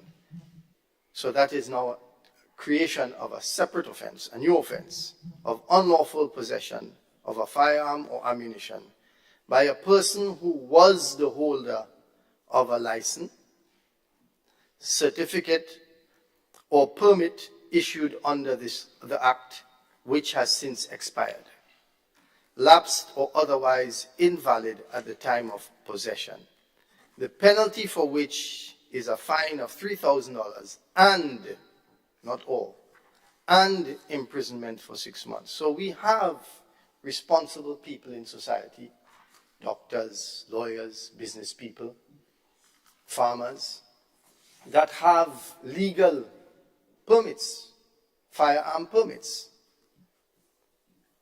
And this is speaking to them. And it is saying to create a separate offense of unlawful possession when perhaps their license may expire and they don't realize. Our colleague this morning mentioned with regard to passports, people literally forget that their passports have expired. Well, the same would apply for your driver's license, and the same would apply for your firearms license, I would imagine.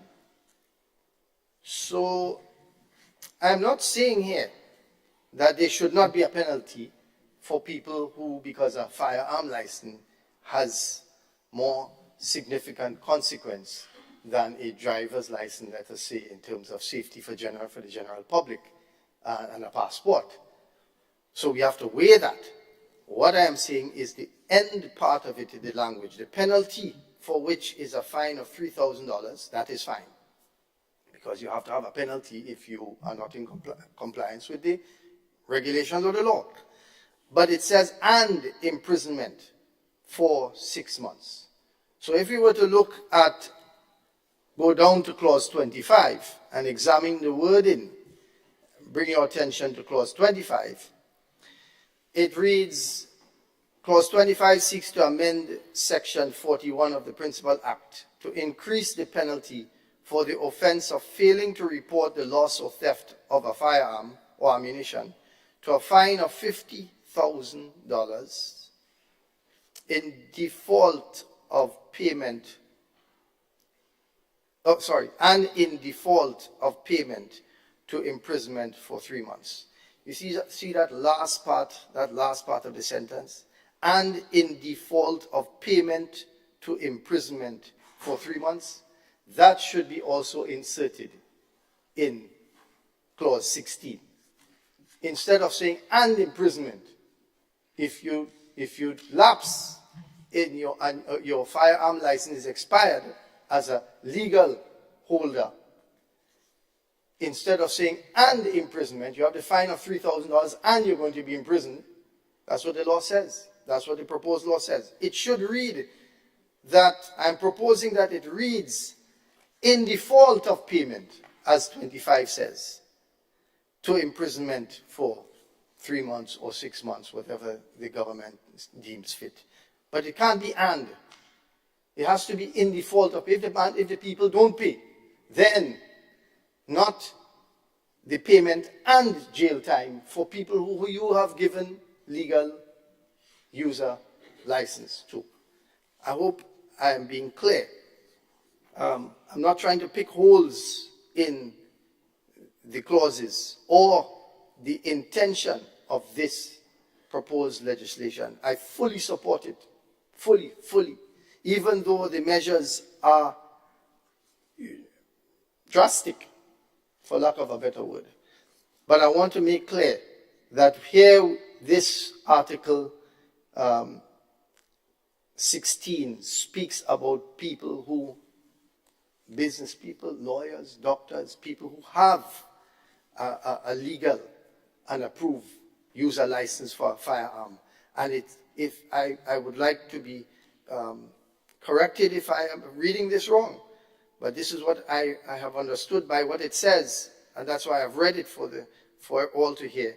And it says that the penalty for this separate offense of unlawful possession, because they were a holder, it has since expired, is a fine of $3,000 and imprisonment for 6 months. It should not read and.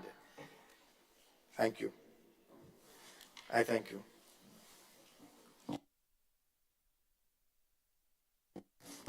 Thank you, Senator Rahman. I must ask the Leader of Government Business if he thinks that constitutes an amendment. It changes the meaning somewhat from and to or. If it's... Madam President, I'll deal with that in my report. Pardon? I'll deal with that in my report. Senator Rahman, you were referencing chapter 16, 16A. Yes, Madam President. I'm referencing clause 16A, which refers to a separate offense, the creation of a separate offense of unlawful possession of a firearm. And it speaks to holders who have permits that have since expired or lapsed. And it gives a fine, which is okay, but it also gives a mandatory imprisonment for 6 months. So we're going to send the doctors and the lawyers and the people who have lapsed to prison for 6 months. I think that needs to be looked at and changed. I'm sure that is just an omission or mistake. And I'm suggesting the wording of clause 25, which reads at the bottom, in default of payment to imprisonment for if they wish to do so. Just a suggestion. Thank you.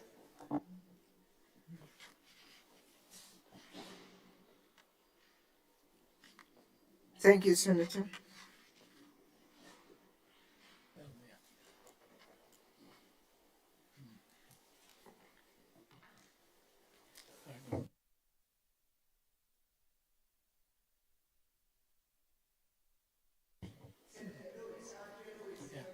Sir? Thank you very much, Madam President.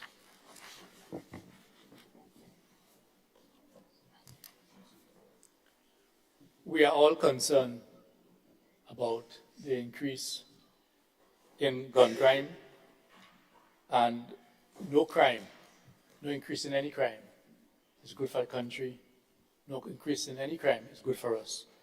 But we are here because of the recent drastic increase in what one will call gun violence, as it relates particularly to the taking of life in a form that has been that is sort of foreign to us.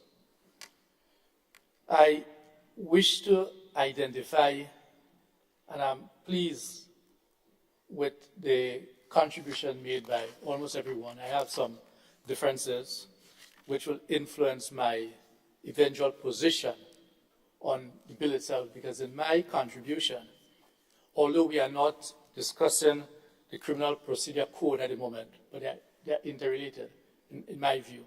In other words, I read both together. So I may stray. I'm trying to be guarded here because I may be pulled up on a point of order. Yes, but just asking for that liberty because they're interrelated. And in my deliberations, Madam President, but before I go there, I just need to identify why I said that we have identified with the concerns expressed nationally. Just to identify again that the Grenada Bar Association has put together a peace initiative committee, of which I am part of. So we give up our time and we are prepared and committed to go out to address whatever concerns that there is. I use this opportunity to also call on everyone to immediately surrender their illegal firearms. So I'm not even just speaking about July 31st, I'm speaking about now, but we also know that things do not just happen overnight. I'm saying all of these to establish our support for actions that are designed to curb the increase in violence. Now it is gun violence, and that is why we had called for, and I was part of the committee that called for a ceasefire, because we felt that the immediate issue had to do with stopping an end to what we see as probably revenge, killing, etc. But Senator Cox addressed an issue, and Senator Rahman identified a similar issue in a more narrower sense when he spoke about the business community in relation to the section where you have illegal firearm and you can run afoul, because as Senator Andrew said, you could have forgotten to renew your passport. As a matter of fact, you can have an emergency to travel, reach an airport to recognize that your passport is invalid. In my research, I came across the following, and Senator Joseph, as the Attorney General, can correct me if my terminology is wrong, something called the veil of ignorance approach, which I was told is a legal tool or approach that is taken in drafting laws to put yourself, asking yourself, taking a blind approach, if it was me, if it is my family, how would I feel in relation to what we are doing? And at least two colleagues, Senator Cox and Senator Rahman, in various forms, address that issue. And having said this, and listening to even Senator David Andrew, where he suggested that these amendments, and I'm saying that these amendments, because I'm speaking in context of both, address just a selected, for want of a better word, selected few.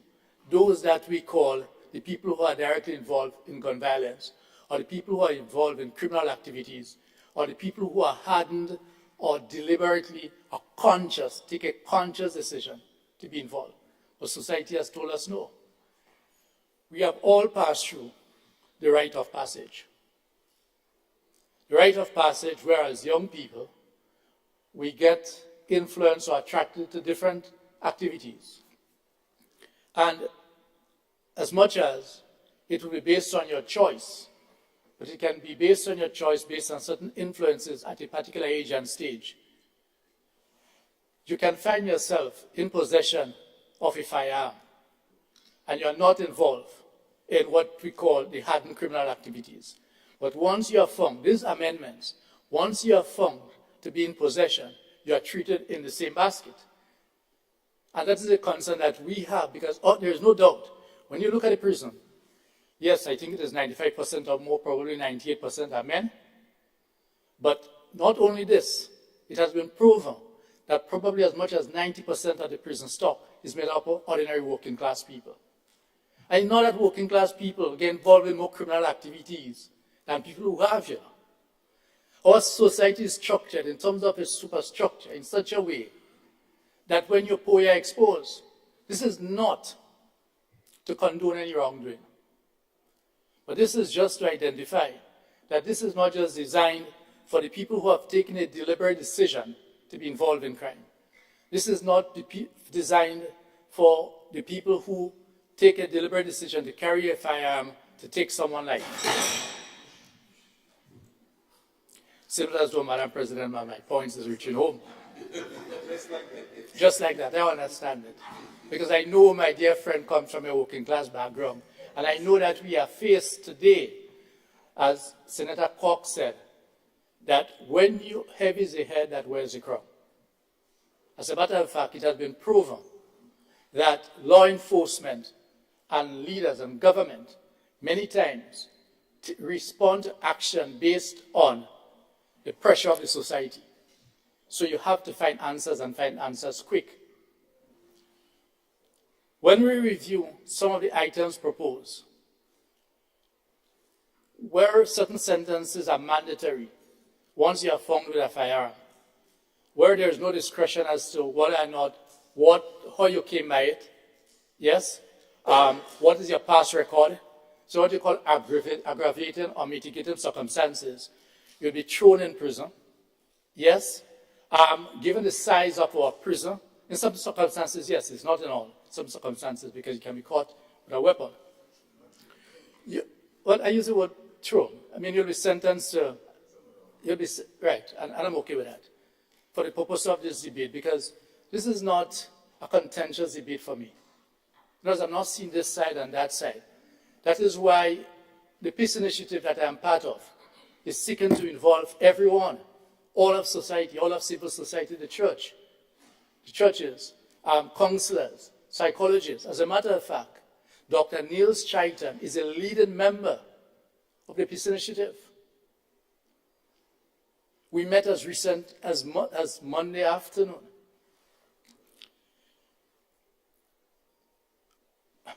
We want to stop that increase or that continuous gun violence. And I dare say, not just gun violence, it's gun violence now, that is our main focus, but it's violence on a whole.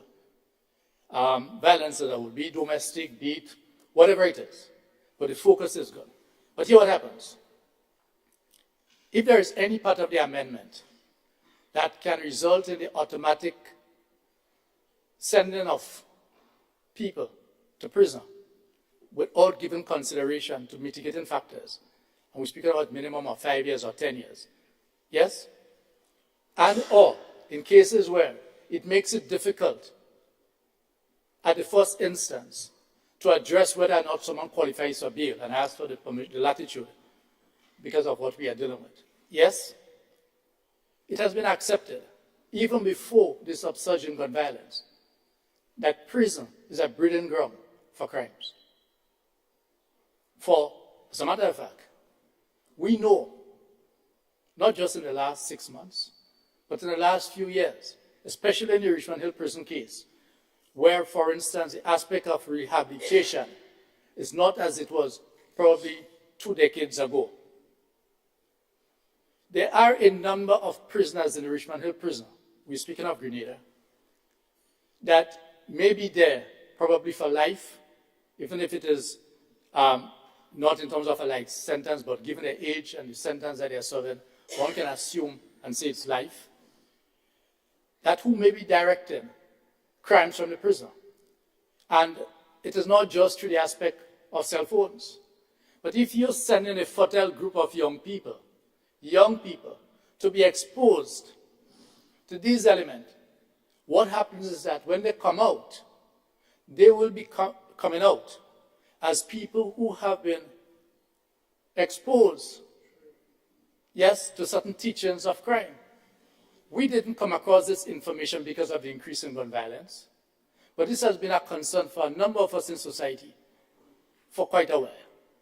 And there are those who will know this. So my concern has to do with the general approach which can result in an increased prison population, a prison that was designed for 190 something, I would say 200 inmates, that has busted at its seams, that is over 400 inmates. I hear the aspect that we are going to build prison, that could be a different discussion as to the need for prisons, but I'm saying at this current time, this amendment that we are doing, part of its impact is a high possibility and probability of an increased prison population.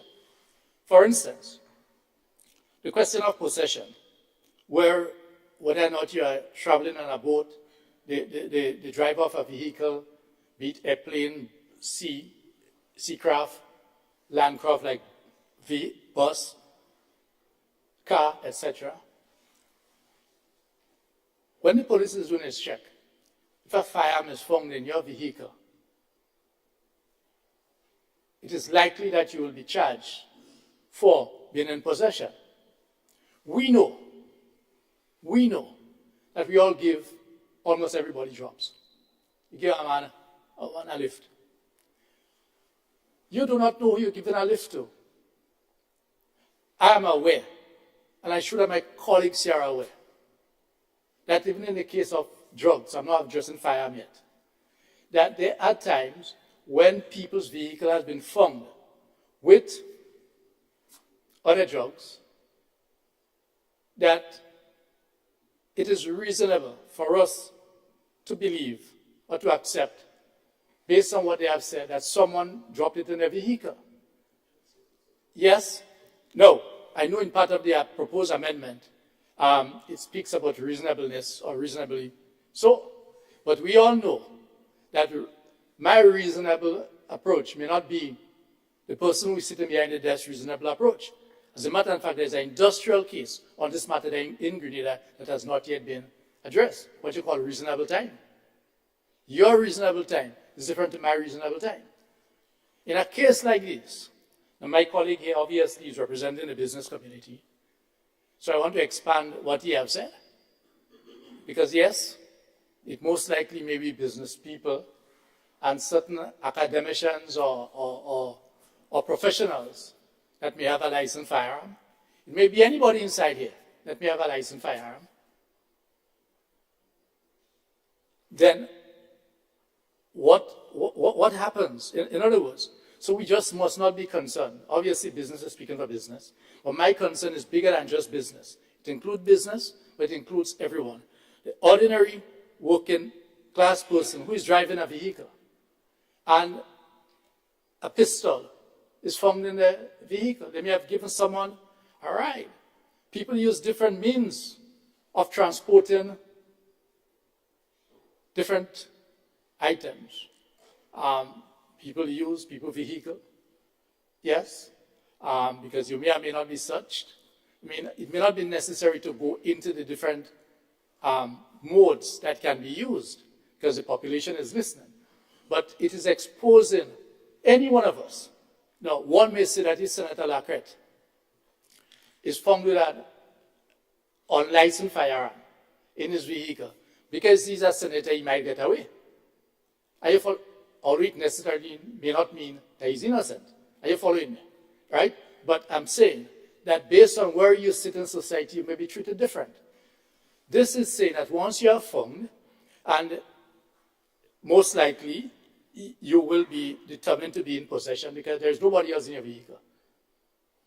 Right? I've heard cases of people with other drugs that we are debating right now to legalize or so, been found in a vehicle because they gave someone a ride, didn't pay attention. Same thing could happen to a firearm. And therefore, my eventual position is influence on these possibilities. I'm not opposed to the approach to curb crimes, curb gun violence, but what we are doing here has opened up the possibility of a Pandora's box in the context that, as I say, one link to the Criminal Procedure Code in which the discretionary powers of the judicial officers are now curtailed in terms of having a higher maximum in which any one of us, and I'm saying any one of us, I'm not absolving myself. None of us sit at a level where we cannot have an indiscretion. None of us sits at that level where we can have that indiscretion. If we are caught, would we like to be able to, when we brought before the court, for my colleague here, who probably after this life might become a magistrate, I would like her to be able, Madam President, to be able to say, well, look, my understanding of the character of Andre, on a probability, on a score of, is that, or even if he has to be punished, so I'm not against absolute punishment, but the degree. But if this discretion is taken off, and it will impact more of a broad mass of people. As a matter of fact, it can lead to the possibility of corruption. The people that have money, that's our society. In these halls, in a different part, it was said that people in high offices, if they are not paid a proper salary, can be exposed to corruption. It was said. Why this does not prevent a police officer or a customs officer or someone sitting in a particular position to be exposed. So those who have money, when the kids have been caught, mainly the people that have been caught are those from certain areas that we identify as war zones. Are we to believe and to accept that the guns that are coming into this country is coming in only through those who lives in those communities that we have identified? I'm yet to hear of others from different stratas in our society being arrested. But I think we all know, because we are connected. We are connected to the different lawyers who may not speak. But if you listen to the concerns expressed by them, it is clear that there is an element that if those who have can reach certain corridors of power and get something off. So my concern has to do with what is been possibly exposed here, what has been possible to be exposed here, and that I'm asking for a broader discussion. As a matter of fact, when in the other place, it may have been raised, I think at the first reading, I formed the impression, because I certainly didn't see the bill before. I got this bill, as a matter of fact, properly speaking, if I'm correct, I can be corrected, and I stand open to correction, that we ought to have received this with a clear period of about 7 or 8 days. Yes? To give us the necessary leeway to discuss the matter. We did not. Now, let me explain here. My understanding, what came to us, and I'm standing to correction, because if something goes to the other place, there can be amendments. And that's my argument. And if there's amendments, something when it comes to us, because what comes to us is say, look, be aware that this will be coming up, but it is designed for the other place. My argument, and I'm not disrupting anything, so I'm not calling for cessation. I'm not doing this. I'm not calling for an end. What I'm asking is that something as important as this matter, as I said, because in the other place, there was a first reading. Yes? And a first reading will normally give you time for discussion with your constituents, etc. So, because I've asked before as to whether or not it is proper, when something is drawn to our attention as to what may be discussed in the other place, how wide can I send it? Are you following me? Yes, I've asked that because I like to operate on the basis of principles. Because, yes, no, I felt comfortable that it can be shared because at the other place is also public knowledge. It's also public knowledge. But it is highly likely that at the other place there can be amendments. So I'm just putting that for whatever it's worth. I'm not saying that we should not be discussing it.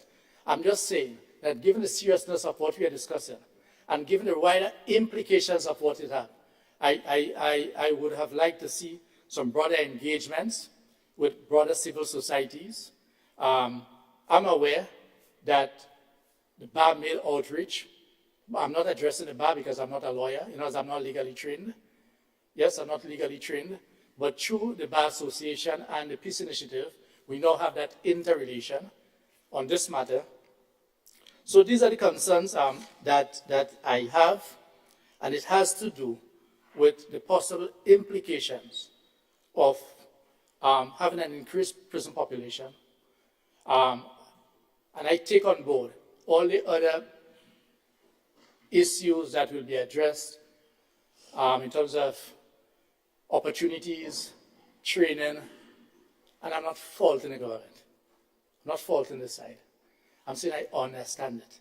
But I also understand that when you sit on the outside, probably if I sat in your position, I may have done that. Because when you walk the road or you go on a program and you are sitting official, there's certain expectations that people have of you and they want it done quick. But a counterbalance is found by those of us who sit on the outside, by being able to look inside. And history is filled with where those of us who are directly tasked and impacted just take something and run with it. And we make mistakes. And we make mistakes and sometimes we get the opposite result of what we wanted. So, Madam President, through you, I'm placing on record that in terms of the overall sentiment of addressing crime and violence, and as my colleague said, gun violence, I'm in total support of doing everything possible to address this issue. It will not be an overnight fix. However, I am concerned that some of the proposals made in these amendments can have the opposite reaction, not just for today, but for tomorrow and the day after. And this is a challenge that I have in giving unresolved support to this bill. Overall objective, yes. And because I'm concerned about tomorrow, I'm gonna repeat it, because I'm concerned about tomorrow and the implications. And I do not see any harm in having a discussion that can address some of the issues that we have raised, or I am raising right now, that can result in a better tomorrow, rather than having an influx and an outflux, if there is such a word, of more probably criminally minded individuals. Because as much as we may say, our parents should train us properly. As I said, a number of us went through the rites of passage where we have done things that our parents were not proud of. It may not be criminal, it may not have been criminal, but our parents were not proud of. But as young people, their fascination with some things. Last point I'll make. This speaks about licensed firearm holders losing their firearms. You can lose it and a young man, a young lady gets it. I would encourage them to bring it in. But you and I know, most of us know, that a certain age group, if you come across a firearm, whether lost or you see it and you take it, the chances of bringing it, I'm encouraging you to bring it in, but I'm being realistic here. In other words, I'm being realistic here. And what we are saying is that once you have been found with a firearm, there are minimum penalties in which there is no discretion. There's no discretion, my reading, in which you will make a jail. And in relation to bail, yes, I recognize that you can go to the judge for bail, so it is not a no, but my information, subject to correction, I do believe what I've come across, is that the process of going before a judge takes a while. So whereas you have been picked up, yes, and you have been known, and the discretion of the prosecution, the police prosecution, not to necessarily object to bail, you go before a magistrate, that can be done the same day after 48 hours, yes, the magistrate will say yeah or nay. My understanding also is that the state has the authority to appeal on sentences or convictions. So if bail is granted, you can appeal from the magistrate level. But if you take away,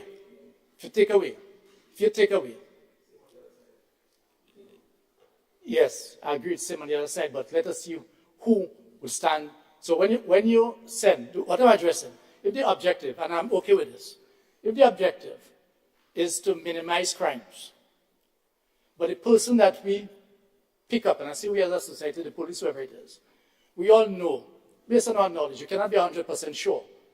I'm speaking about within the realm of possibility.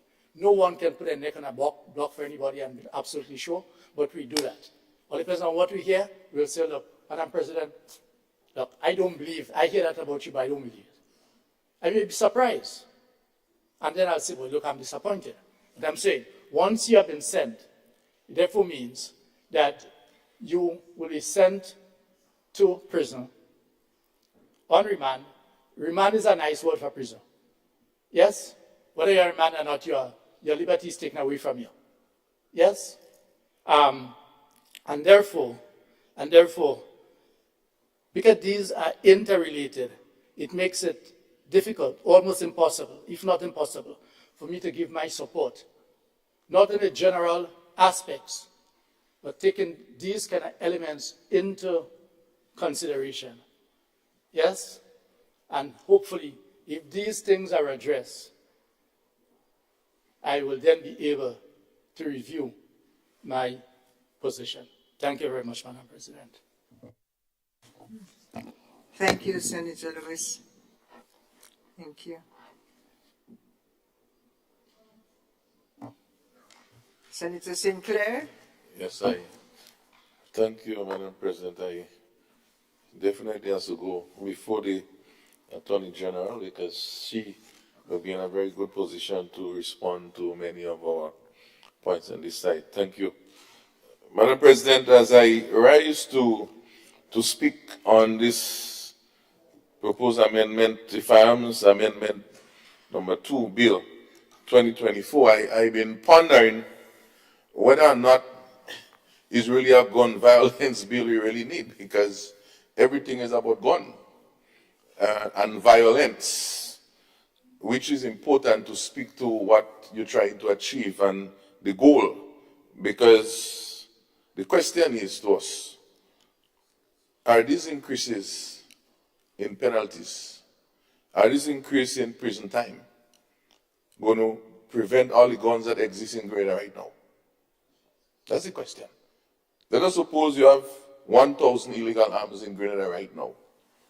Would this bill cause those guns to just evaporate in thin air? Bam. The panacea, I think they call it, was the amnesty.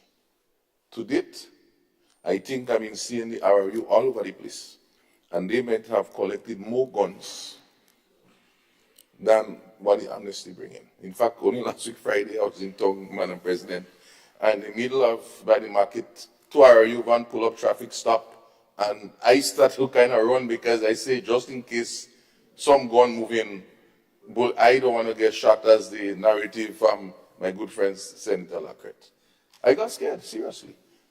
I was in Granitong passing through a few weeks ago, right around a corner, RRU and traffic warden, but what they were looking for is insurance and license. And I said, they didn't search. Maybe I'm privileged, as Senator Louis said. But the question is, I'm seeing the RRU all over the place. I don't know if it's a new set, I don't know if it's a redeployment, but the question is, where were these people all the time? What were they doing? Were they on other assignments? Were they sleeping? Or do we just recreate a RRU for the purpose of trying to hunt down these guns that we're hoping to get? Maybe the RRU need to get a reward for every gun they get and retrieve. That's the only how maybe we might be able to get the guns. Because I don't see how this increase is going to cause somebody to bring out the gun. You must go and find it. You must go and search to get it. And so this is what I've seen in recent times. And it's a clear signal to tell us what is to come. I say this, Madam President, because it seems that we know how to do some things good and not all things good. And so sometimes I ask myself, how people sometimes only know how to do the wrong things most times, and they don't know how to do the good things. So, for example, pre-larceny, Madam President, is a big issue. We've been calling for that even before my time. In fact, as been alluded in the other place, it's not even a matter of Grenada, it's a worldwide issue. It's a Caribbean issue. So where is the Caribbean approach? Where is Grenada leading in that? That's the question. And so if we can find models to be able to respond with the RRU and to come up with these sort of amendments and increase penalties, hoping that the gun's going to evaporate, then what is holding us back from addressing our food security crisis, our food safety crisis, to have the necessary laws changed, to increase the penalties, to put more boots on the ground, so you have RRU plus protecting our farmers, who have been calling for guns, legally. And they say, no, farmers, we can't give you a gun, you go shoot somebody. And whilst we turn a blind eye on the farm, we have all the other persons in whatever sector we say in having fun with illegal guns. And the farmers still behaving good. We have not gone and tried to get illegal guns. In fact, only this morning, one of the exporters messaged me, say, boy, are you trying to get a gun because I go around and buy my source of cash? I need to protect myself, but the farm they're using now, I don't even know how I will get this gun. In fact, so he's at risk. Or maybe you have to hire RRU to go around with him to protect him. In fact, Madam President, I want to see that even the Ministry of Agriculture in Maribo, I saw that on the news recently, had pretty larceny going on up there. And they even have watchmen on site. But maybe the watchmen don't have guns. So it come home, and I say this to say that sometimes, only when things get close to us, when we feel personally affected, the same point Senator Lewis making.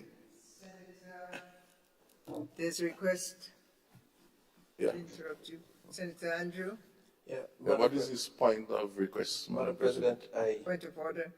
interject on a point of order because the honorable member is not debating the bill before us. He is very enough into pre-deal larceny and agriculture, and we have a firearms amendment bill before us for discussion, and I think the senator has lost his way a little bit. I know he's passionate about that area, but I think we have a bill before us that he needs to come back on course and discuss. Thank you. Thank you, Senator. I was aware of the drift and I was hoping that it would be, well, I call it a drift, sorry, that you would tie. Senator, just stay as close as you can to the subject on. You see, this is the problem, Madam President, that every time we have key issues to deal with, we keep ducking, And so when we go to in fact, and I appreciate your indulgence because you see where I was going, but sometimes not all of us have this vision. So, Madam President, I have to build the case. We don't just respond to things in vagaries.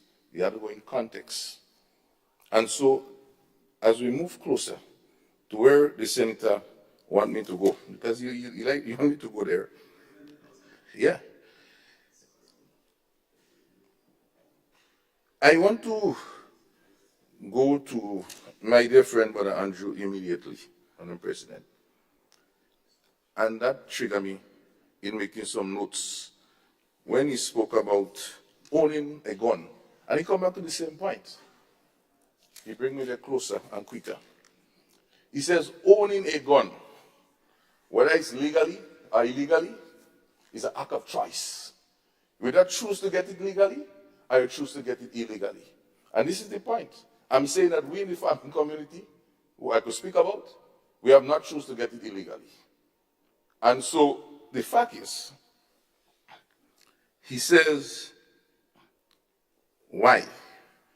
Why they choose to do it? Because they want to be able to defend themselves. The state, Madam President. And it's the same thing that the leader of government business started off with, that we are known of peace, tranquility, quietness. We have a history for a good place, happiness. And anytime you start seeing those things disappearing, that choice that Senator Andrew spoke about becomes imminent. The consequence is what we have to think about. And this is what this bill is addressing. Now, Madam President, if we take a look at clause 19, in terms of the proposed, we speak about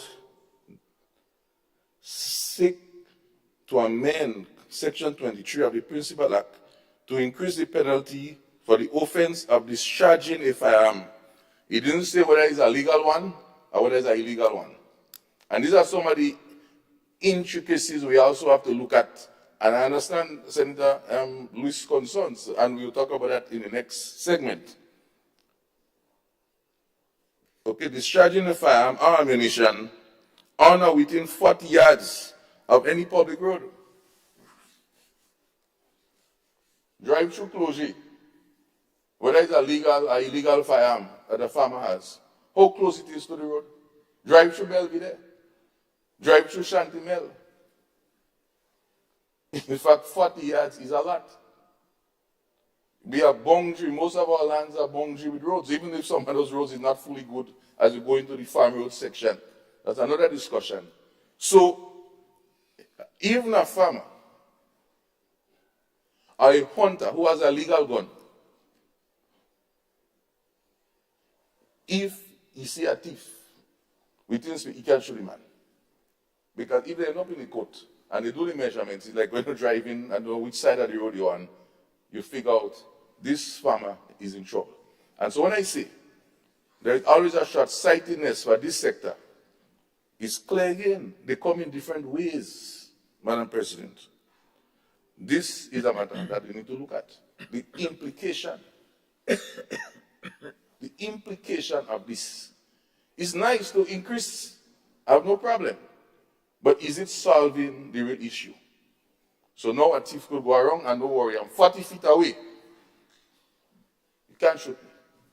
You can know you going up in jail before even me. Even if I thief your stuff. Because nobody ain't coming, no police ain't coming there. So that's one part. What troubles me, Madam President, with this bill, in terms of the details, that's where I'm going, in terms of the details, is the focus. And that is why I say we may need to look at renaming this to gun violence. Because this is what has been presented as the notion, the motion behind the purpose of this, the intent of this bill. So we speak about the gunsmith. Around clause 15, there's issues of the gunsmith altering guns. I didn't even know you could alter guns, shortening gun and lengthening gun and making adaptation to gun. Of course, the little government business alluded to, you have people in Grenada who know how to do these things. It worries me because the amendments were very silent on addressing that.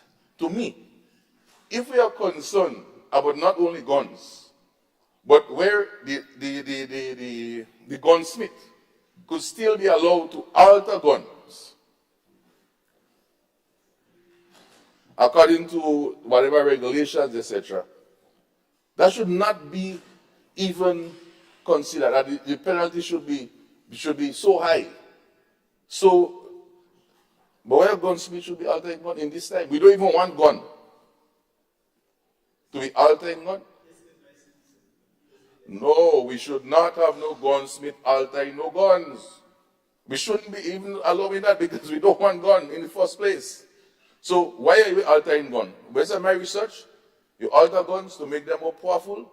You could take Senator Lewis is a whole gun expert. You could take a regular gun and make it a semi-automatic gun, and you could do all of those things. So this gunsmith, I think we need to look and see the regulations around that part. Because I'm very concerned. Because, Madam President, and this is the issue I think with the broadness of the bill proposed. Is it a legal gun you're altering? Or is it an illegal gun you're altering? So meaning that if I have a legal gun, I could get it altered by the gunsmith. But also an illegal gun also could be done. There should be some consideration for stronger restriction for altering of the guns. The issue of importation and all of those things is very good because we need to have more stringent, because we don't make guns. We don't make any guns. We don't make no guns. Especially what happened on the ports, what happened on the airports. And so, while I was happy to hear that this is part of the suite of efforts to address gun violence, the question would be, we would expect that there would be some increase in resources and investment to be able to check at the ports for these guns. But more so, Madam President, whilst I also learned that there is some class action suit by the Caribbean and etc. with the US and in countries that may not, we need stronger advocacy with these countries. We have been sanctioned in all different ways. Only last sitting, we had to do things for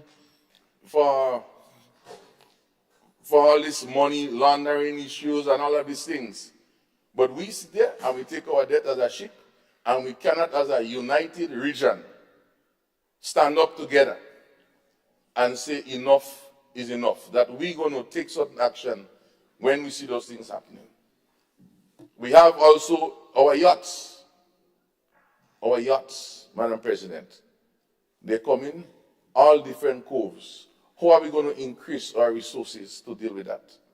And this is where the real issue is going to be, and that is why I'm saying we could increase the penalties, but what are the efforts that are going to be put in place to make sure that these guns are off the street? Of course, Madam President, I also endorse and agree with, and this wouldn't necessarily be in the legislation per se, with the efforts to deal at the social level. I think this is critical, the church level. But it's a pity that we hear in this call, no, this call should have been long, because if we did that long, we could have get more input. We could have get more input to help us frame something that would be more effective. Of course, Madam President, we are missing also a very important component, our schools. If we look at what has been happening in our schools for the last 5 to 10 years, with weapons and all of those things, what are we going to be doing to increase the searches at the schools? Because there are guns in schools. We heard that there are reports of those situations. It's not happening every day, but there are cases. And so this is another breeding ground that we also have to address in this whole thing. So there might be an issue of guns on school premises, but you go say that's public space. So I ask myself this question, Madam President, when we speak about this public space, does this public space also take care of the internet space? So I have a gun and I masquerade it online, in a live, or in a video footage. These are the type of, because it's not only for, it's for the public benefit also. You can say, okay, I cannot shoot it out in the public space, but I could go and do a live on the internet and post it somewhere. Where does that fit into this legislation? So, with all of this said, Madam President and fellow members, Deputy, you're wrapping up. Yeah. I said with all of this said, so that's a summary statement. With all of this said, overall, the intent is good.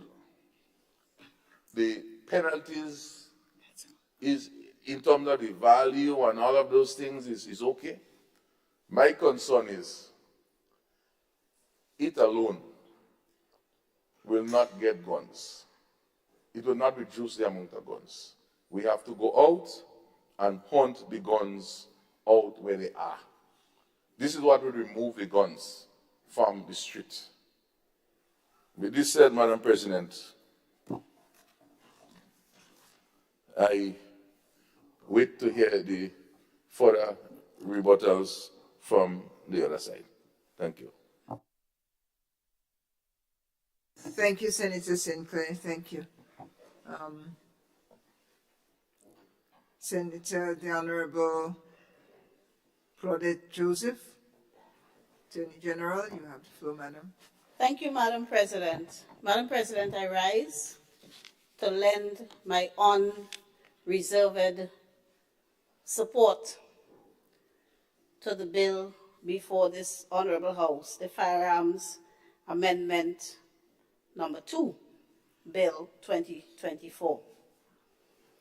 Madam President, this bill is before this Honorable House against the backdrop of a noticeable increase in gun-related violence in our country.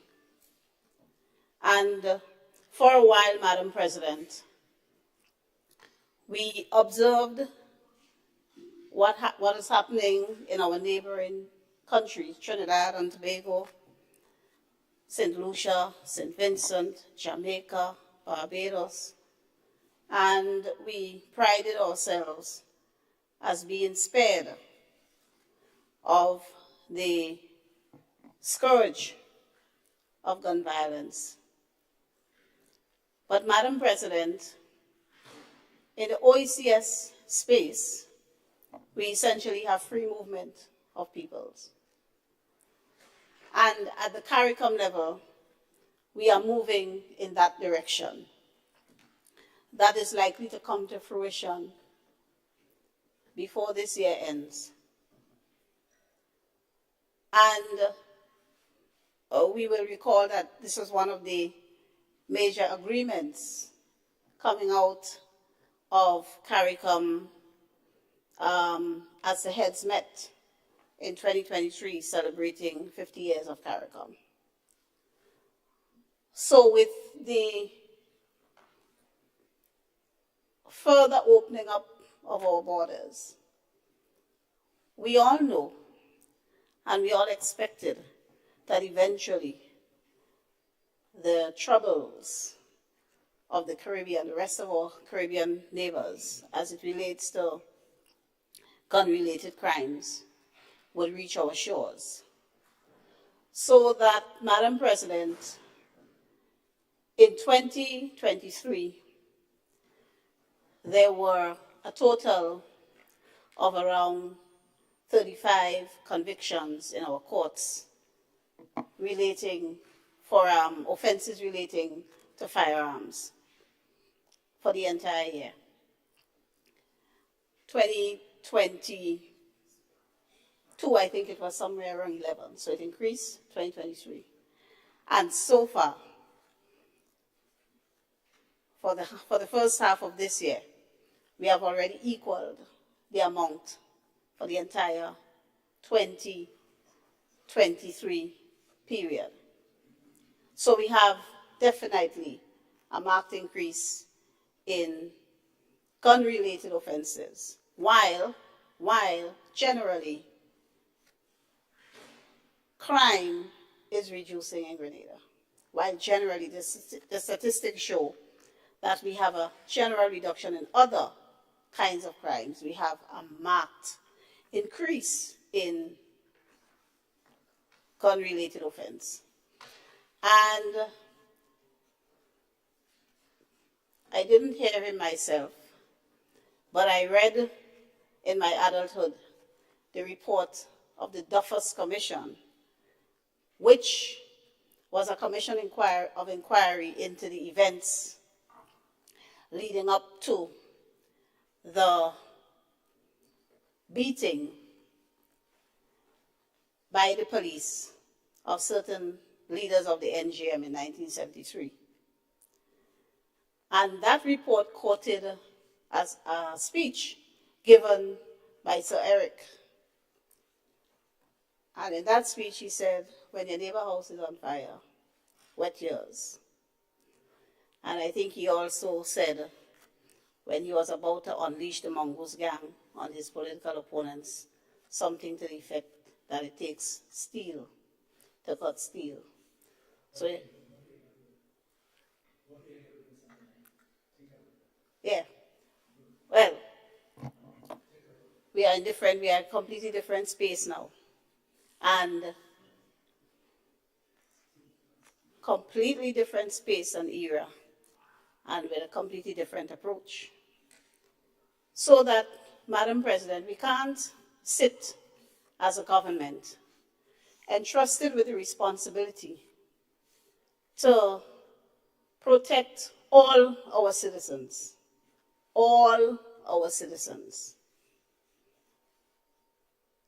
including the victims, the general public, and yes, to some extent the criminals. Because however we treat with criminals and crime, we must do so within the confines of the Constitution. But we have a responsibility to ensure that our nation remains safe and peaceful and the standout nation in the region as it relates to gun-related activities. So while we embark on other initiatives to tackle this increase that we are seeing in gun-related activities, we acknowledge and recognize that reviewing the existing legislation relating to firearms is one of the measures that we must take. Madam President, the Firearms Act was first brought into force in 1968. So that's 56 or so years ago. It was amended 4 times, 1969, 1973, 1976, and 1990. So the last amendment was about 34 or so years ago. And if we take, for example, Madam President, some of the proposed amendments to the Act, I just want to make reference by way of example.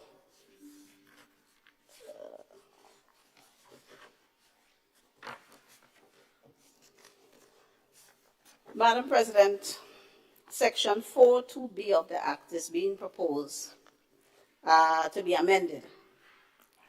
And that section carries the offense of unlawful importation, exportation, and transshipment of firearms and ammunition. The current penalty on summary conviction is a fine of $3,000 or imprisonment for 6 months. And on indictment, imprisonment for 5 years. So that was back in 1990, $3,000 for importing and exporting and shipping illegal firearms.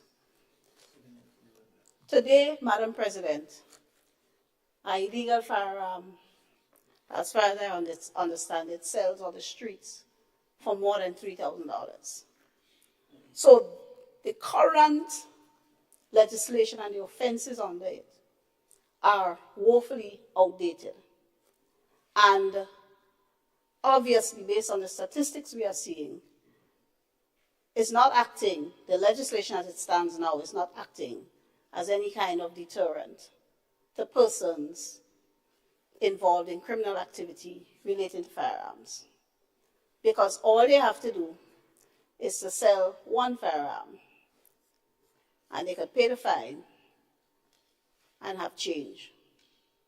So in that regard, we are not making sense, and we need to start to make more sense than the people engaging in this criminal conduct. Madam President, the need to review firearms legislation across the Caribbean is not a new matter that has been recognized by our respective governments. Madam President, since 2013, and certainly in terms of Grenada's direct involvement since 2019, there has been the Caribbean Firearms Roadmap initiative aimed at prioritizing actions on the treating with the proliferation of firearms and ammunition across the Caribbean. And as I said, Grenada has been active in this movement since 2019.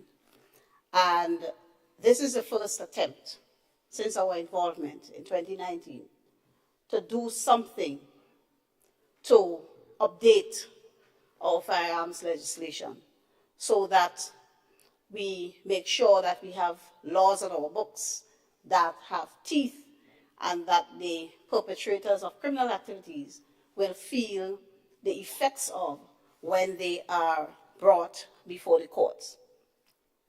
So, Madam President, we fully commend this legislation to the courts. Sorry, I forgot I'm not in the court. To this Honorable House. Madam President, in bringing this legislation before this Honorable House, the government of Grenada did, in fact, consult with, among other people, the Grenada Bar Association. And Madam President, I did earlier pass some documents that I would like to share with this Honorable House and that I intend to read from. These documents were submitted because, Madam President, Excuse me, please. No such document has reached me.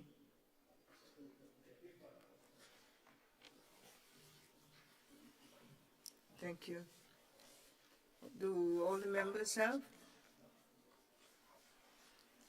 Thank you. Madam President, there were 3 documents.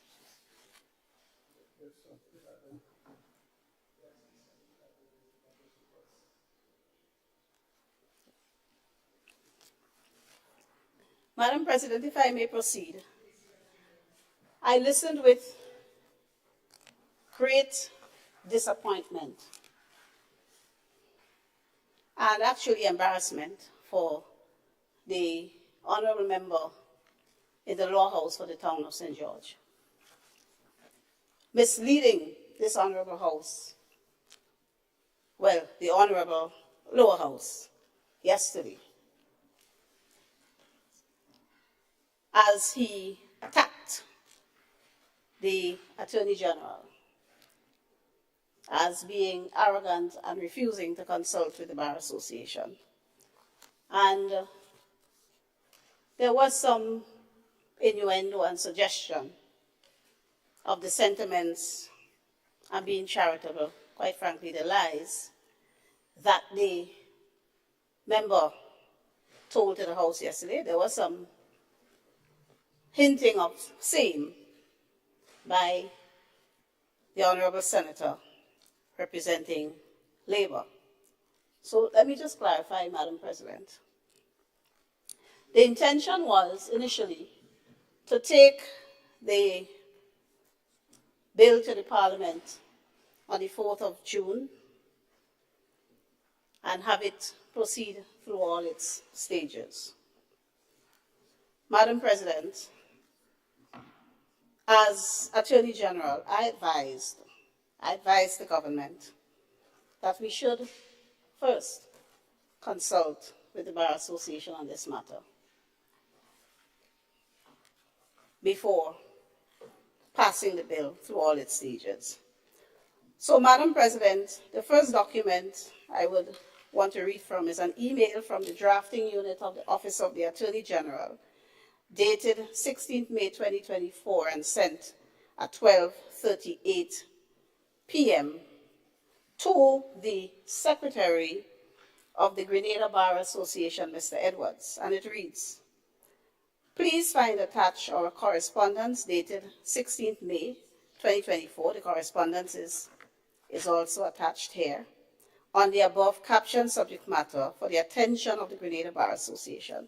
The subject matter being submission of draft Firearms Amendment Bill number 2, 2024, and the draft Criminal Procedure Amendment Bill 2024 for consultation and feedback.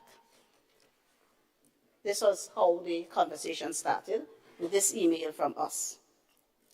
The second paragraph of the email, Madam President, says, we invite you to peruse and review the drafts, and we solicit your resulting comments, concerns, and queries upon conclusion of your review. We are prepared to engage in any necessary discussion for the improvement of the draft and the advancement of the bills as may be convenient. We thank you for your cooperation and await your feedback no later than midday, May 31st, 2024. Grateful for your confirmation upon receipt of same. And next to this email, Madam President, was the draft Firearms Amendment Bill number 2, 2024, the draft Criminal Procedure Code Amendment Bill 2024.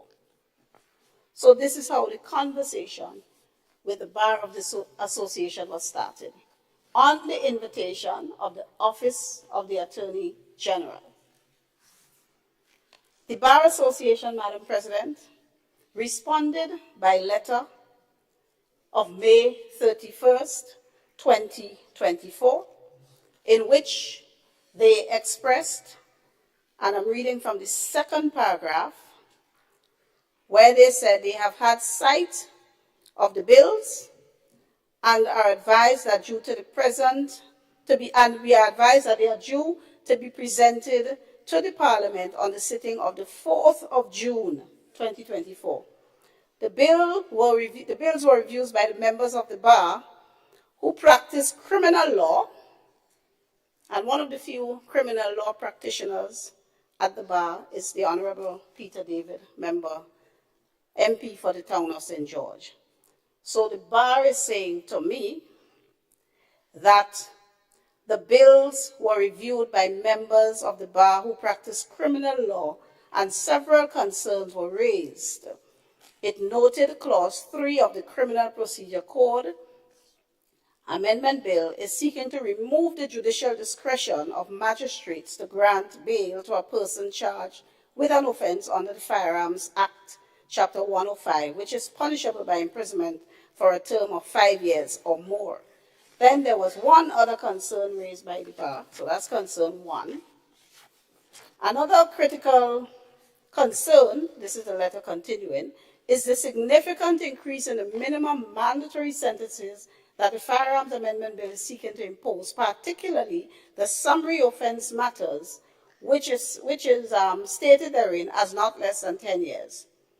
This may be open to challenge on constitutional grounds following the reasoning in cases such as Hughes and the Queen, which dealt with the mandatory death penalty, Francis and the state of Trinidad and Tobago, and R versus Bertrand, a Canadian case. And then that's all the bar said in relation to the bills. They then went on, as members will see, to formally inform me of the establishment of the Peace Initiative. One of the members there again, being the member for the town of St. George, expressed concern of the prevalence of gun-related offenses happening now, particularly in the last month, and gave a little background of the subcommittees that were formed under the Peace Initiative, commended the government on the amnesty. And then the Bar Association went on to say, in the premises, the bar therefore requests that before the above-mentioned bills are laid in Parliament or before they pass through the stages to be enacted, consultation should be held with the members of the bar regarding their concerns, some of which are set out at paragraphs 2 and 3 above. We request your urgent attention to this letter prior to the sitting of Parliament on Tuesday, June 4, 2024. So against that background, Madam President, the bill was merely tabled, laid in the Parliament first reading on 4th June 2024. Excuse me, you said it was tabled? It was laid for the first reading, but not proceeded with through all its stages, because we had the requests for consideration of the matters and the matters that were raised in the letter. So, Madam President, 14 June 2024, we responded, a letter signed by myself as Attorney General, responded to the bar, particularly in relation to the legal concerns raised.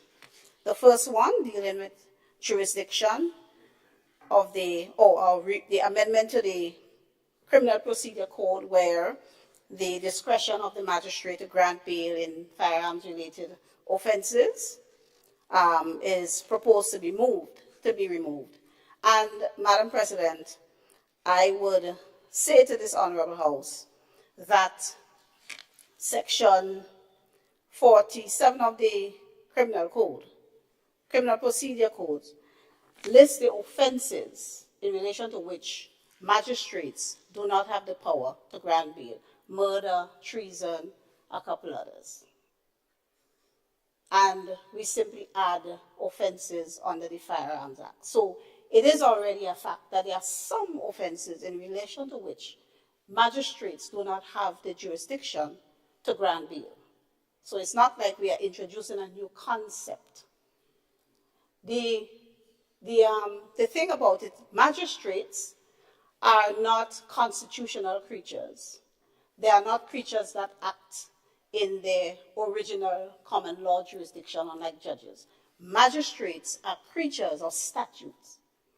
The magistrate derives his power and authority under an act, the Magistrates Act, and is limited by the powers given by that act. That is how it has always been. So they are a creature of statute. So it is the Parliament itself that decides what jurisdiction the magistrate has by virtue of an act. Nothing new. So all the amendment does is that it added another offense in relation to which magistrates do not have jurisdiction to grant bail. In those cases, the application for bail is made to a judge of the High Court. The Constitution establishes the Supreme Court of Grenada, which comprises the High Court and the Court of Appeal.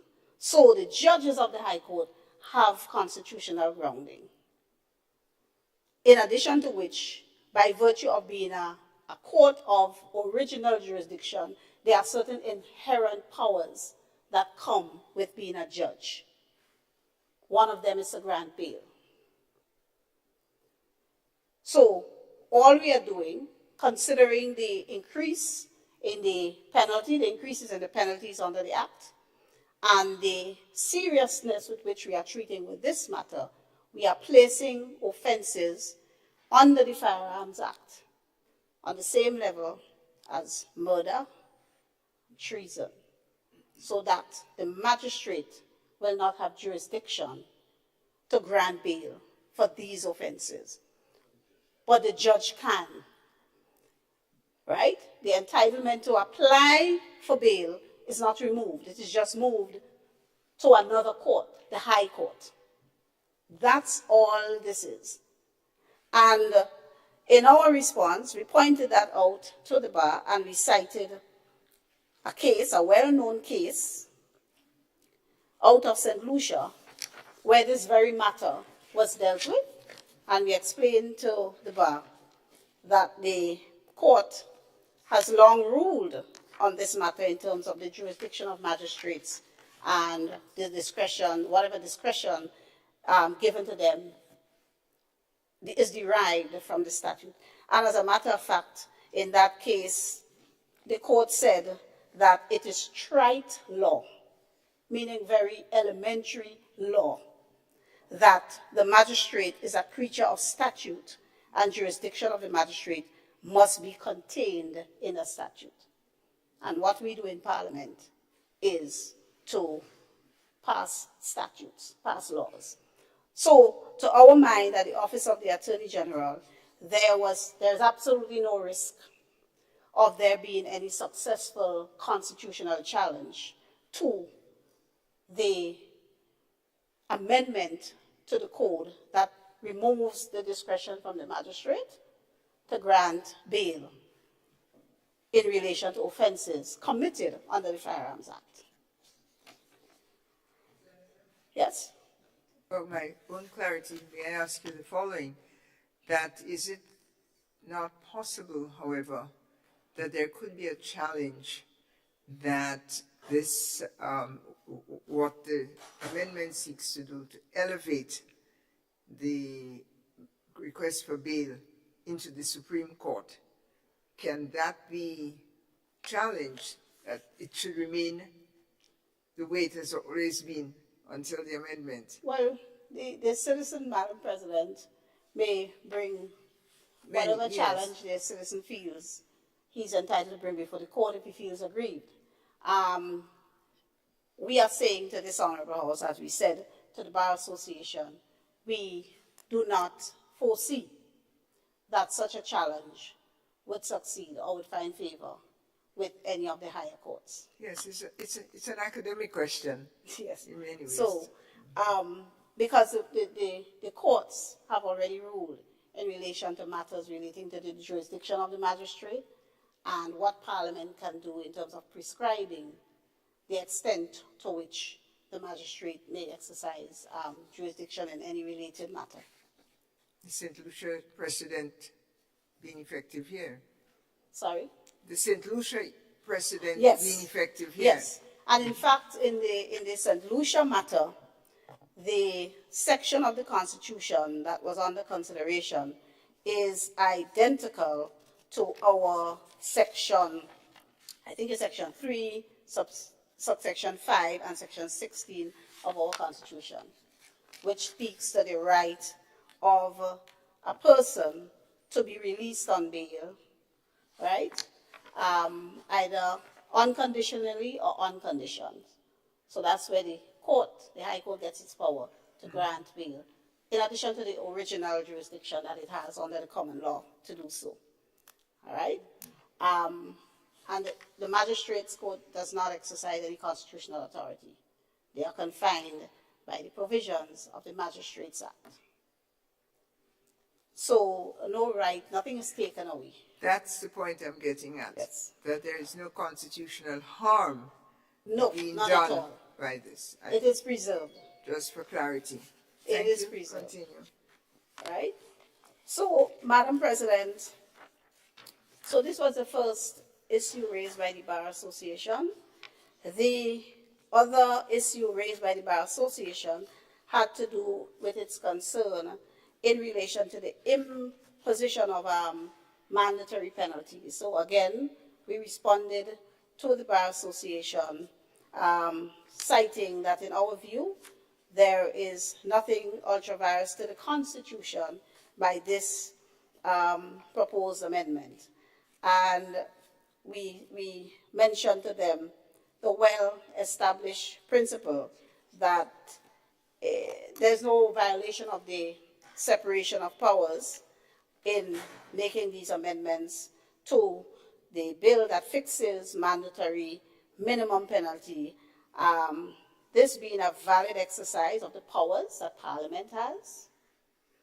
Parliament has the power to make laws according to the Constitution. That's our duty, to make laws for the peace, order, and good governance. That's our mandate by the Constitution. And again, we pointed to the case out of Trinidad and Tobago. We pointed the bar to that case. Attorney General of Trinidad and Tobago and Akil Charles, and also we pointed them to Francis and the State, which is also a case, I can't remember the jurisdiction it's from, but it's one of the Caribbean precedent, right? Where the court very clearly says that Parliament does have the power to impose fixed penalties, minimum penalties, and as deemed fit, and that will not violate the Constitution. So we said to the Bar Association, for these reasons, and given the existence of these clear authorities from our highest court, the Privy Council, these are the last two Privy Council decisions which have not been overruled, so that's the law of the land. We said to them, in light of this, and considering that the amnesty is in place and expires on July 30th, we are minded to proceed with the amendment to the Firearms Act. And it was against that background that the bill was debated in the Parliament yesterday. So the drafts have been out there since middle May 2016. And contrary to what the member in the lower house said yesterday, the consultation and the conversation on this bill was at the instigation and invitation of the Attorney General of the country. And what followed was a very clear, intellectual, logical, respectful exchange of correspondence between the Bar Association and the Office of the Attorney General. So people can come to Parliament not being prepared to debate the substance of what's before the House and engage in politicking and mudslinging of their perceived political opponents.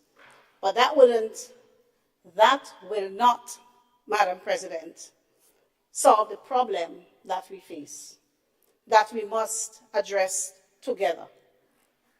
And I found it shocking, quite frankly, and embarrassing that members of the House would vote no to a bill such as this, or abstain.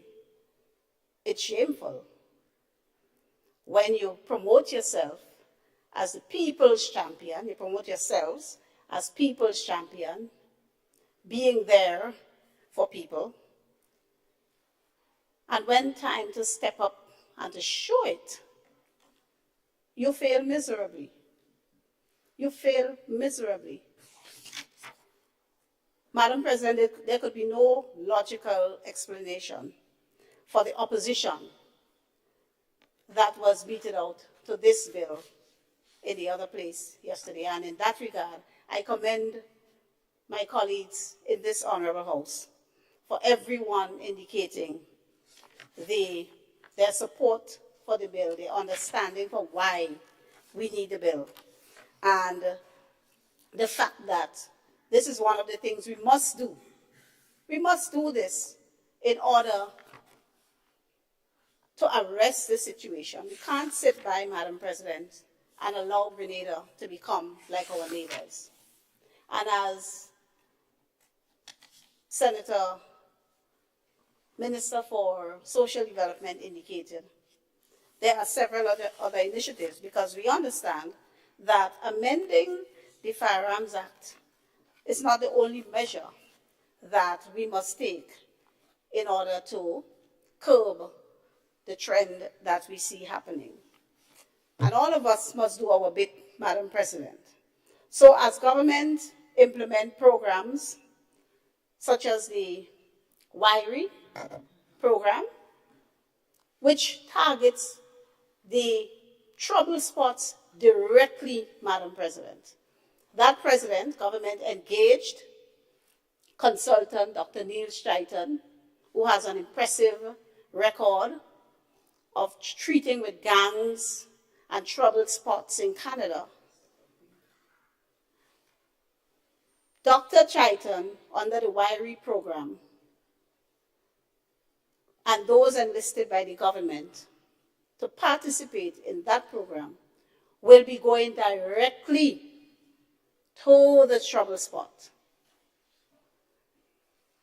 Guangai is Guangai. Four Roads, Mount Horn, the Carenage, Saigon, these areas directly. So we are not treating with the legislation because we understand actually the legislation, and when the matter gets to court, that's the end. That's the end result. We understand that criminal activity starts in the community and in some instances in our homes, because sometimes there are parents who are covering for the young men and women engaging in criminal activity.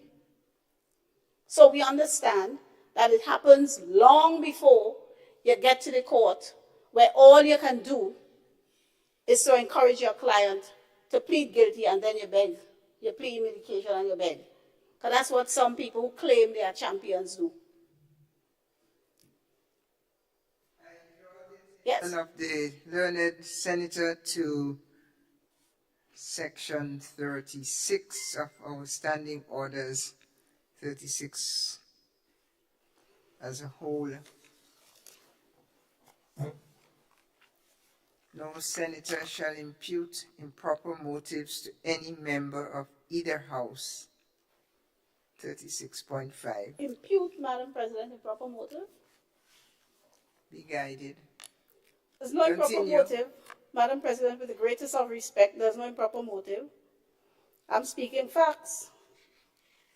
Then let me quote you number 3. It shall be out of order to use insulting language about members of either house. Well, I don't know what Madam President refers to insulting language. Without accusation, I'm just Madam advising. President, I am at a loss. So I don't know what is insulting about anything that I've said. All right, we continue. So, Madam President, I was making the point, sometimes when our young people come into conflict with the law, it is too late, or too little, too late, to go to the court and they are in a position where they have no defense to what they are charged with. So they have to plead guilty, and then as their representative, you are constrained to just beg for leniency for them. That's the reality of what happens in a lot of instances. And some of us who do that, we are not just legal practitioners, we are community leaders, we are politicians, we are other things.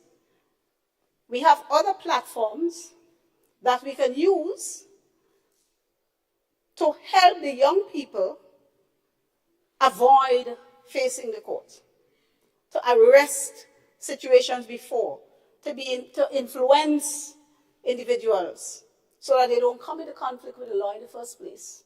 Some of us have those platforms. Do we use them? So we are not constrained or confined to the courts. So I'm saying we, in these positions, we must also take responsibility for helping our young people to veer away from coming into conflict with the law. And we need to do so long before they encounter the police and have to face the court.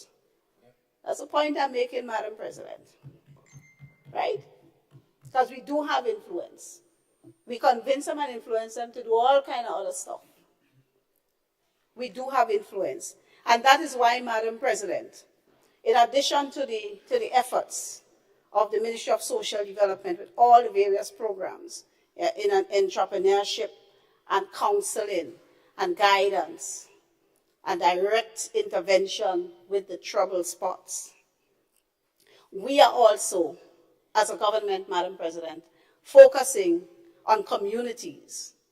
So you will see, Madam President, throughout all of the length and breadth of Grenada, we are focusing on rehabilitation of community centers where people, young people in particular, can engage in positive and uplifting activities. The last time, Madam President, in our history that we had such focus on communities and community center was in the period 1979 to 1983. I think that's when quite a number of the community centers were actually built. Some were destroyed by Hurricane Ivan and never touched again. If you notice, Madam President, the focus is on community center. Sporting facilities in all of the constituencies, you see the sporting facilities upgraded. And with the upgrade, you see greater partnership between community leaders and parliamentary representatives and ministers, greater collaboration between the sporting clubs, the cultural clubs, to have positive activities, build community libraries and resource centers and so. So, Madam President, it's a holistic approach. The Firearms Amendment Bill is just speaking to how we treat with the offenders when they get to the point of the court. But we are, Madam President, taking a lot of other steps to avoid persons having to come before the court.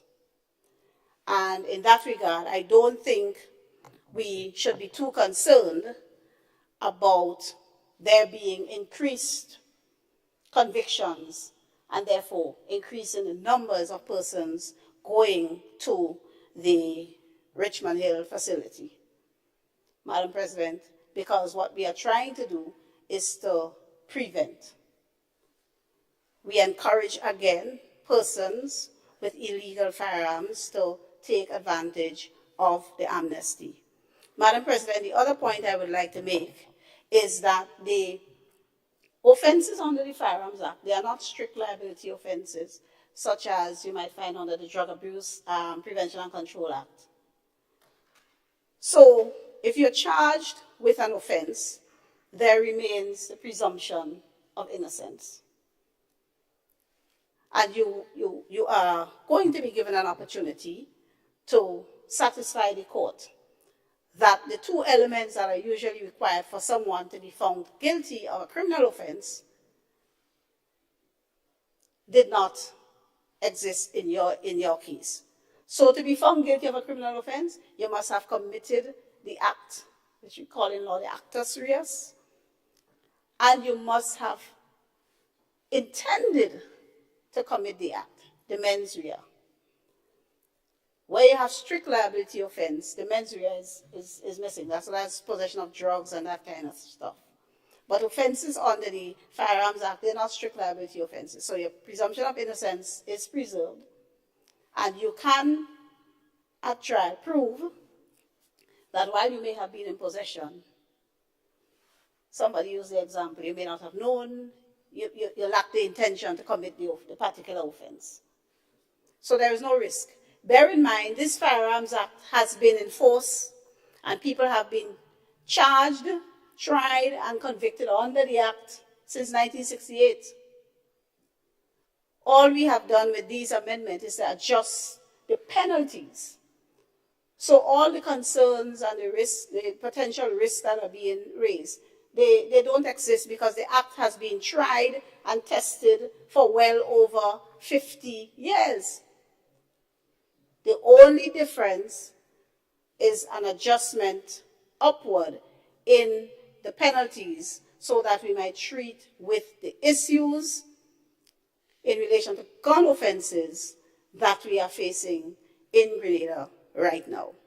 So, Madam President, I think I have covered all of the matters that I wanted to speak to on in relation to this bill.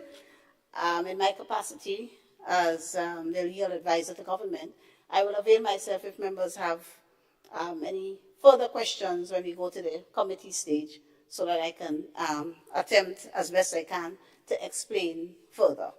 But Madam President, this is a good move. This will be down to the benefit of our country in keeping Grenada safe and one of the countries in the region and the world with the lowest crime rate, and also to save some lives of our young people. Yeah, we can't lose more young people. Two of the guys who were killed recently, people I know personally from my area. And it's tough. It's tough for the families. It's tough for the whole neighborhood. Right? Even if, there might have been certain records and so, still, it's young people you know, young people you interact with, and people you see, you visit the families and you see the pain and the tears and so on. So, we have to do something. We can't lose anybody else. And we can't politic about it. We can't campaign politically on matters such as these. It's about us and our people and keeping our people safe and doing what's right for all our people. So I commend wholeheartedly the bill to this Honorable House. Thank you, Madam President. I thank the Attorney General, Senator Claudette Joseph, for her contribution. Leader of Government Business. Thank you very much, Madam President. Madam President, I must commend my colleagues for participating in this very important debate. And I must say that we have welcomed all the good ideas and all the good comments, and we appreciate it very much. Madam President, on the question of clause 16 that was raised, I think this was raised by Senator Andre in regards to the question of permits expiring or people lapse on the permits becomes invalid. That was raised. Point of clarity. Point of clarity. Well, yeah. Well, my comment on this this clause is, Madam President, we must appreciate the gun issues in Grenada are serious issues. And in other words, it poses a big risk. And it may be as important as the issue of not driving your vehicle without brakes. The importance of it means that you ought to know. And the fact that we are able to bring this legislation here, one ought to know that your license is expiring and you need to take the necessary measures. So it's a big risk and it's serious business, and we have to put it in a high bracket. We cannot afford to make it as simple as a passport, which if your passport expires, it's quite easy to do it at a later date. But because of the importance of this bill, then it has to be in that way. Madam President, another concern was raised by Senator Cox in regards to the juveniles, which is a very good concern, and the mentally challenged people. I am advised, Madam President, that we do have legislations that will take care of those people, and that should not be a problem. Obviously, the legislation also speak to before the license is issued, the authority will make sure that the necessary testing are carried out. License must not be issued to every and anybody. And if a mentally challenged individual comes across a firearm and he picks it up and does something with it, I think we are living in a modernized and civilized society where I believe the judicial system will take those things into consideration and deal with it appropriately. So we also must consider and take into consideration the whole question of the amnesty is already here and it's in operation, and we also have to take into consideration the whole question of when people have to renew the license, everything will be reviewed. So a license that has been issued today, in a year or two, can be revoked. Or if there are any funny play, I think the authority has a right to revoke whether it's valid or not.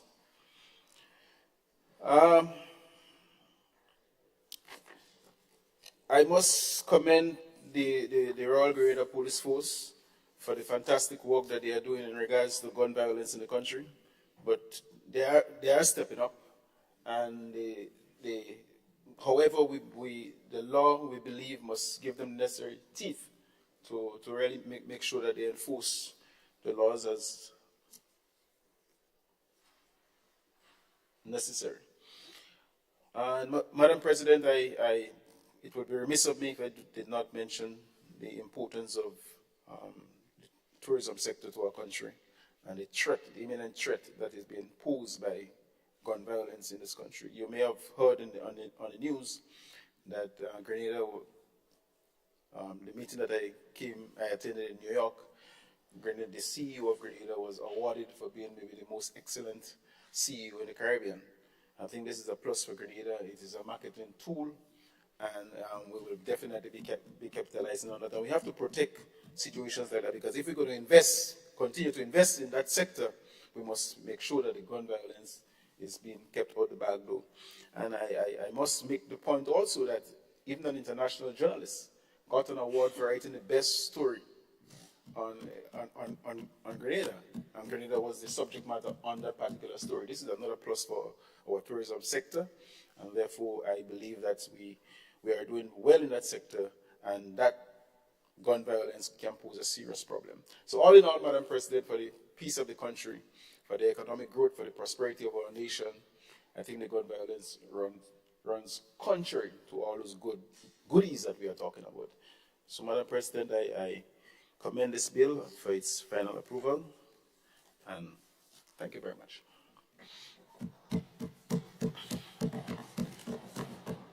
I thank the Leader of Government Business, Senator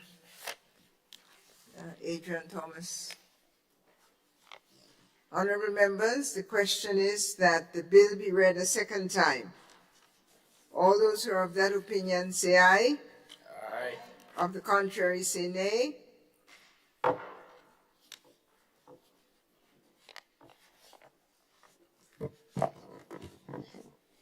The bill for an act shortly entitled Firearms Amendment Number 2 Bill 2024.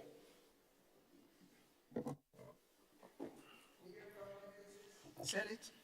Madam President, I beg to move that the Senate resolve itself into a committee of the whole Senate to consider the bill clause by clause. Thank you, Senator.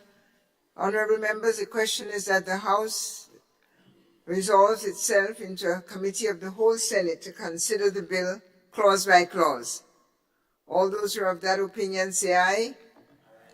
Those of the contrary opinion say nay. The ayes have it.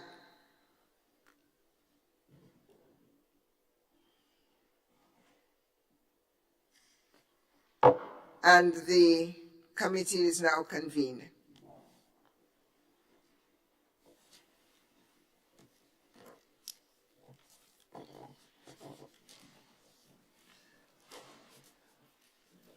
Clause 2, application.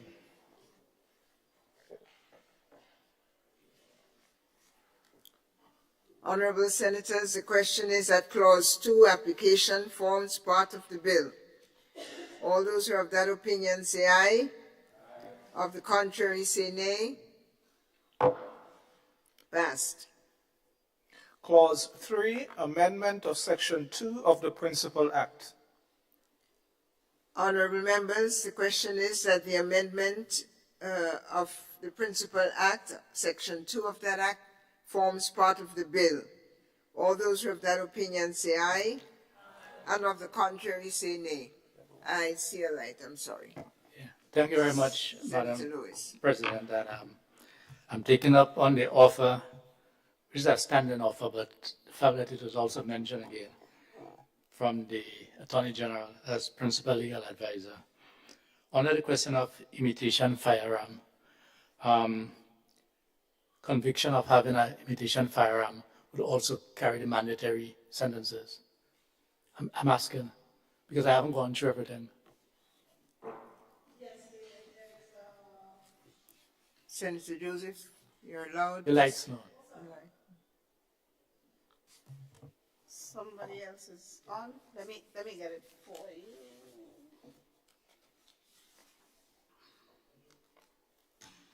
There is when we sorry, Mr.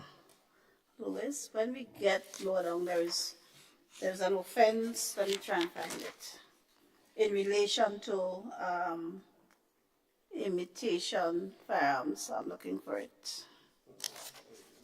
26. Somebody saying 26.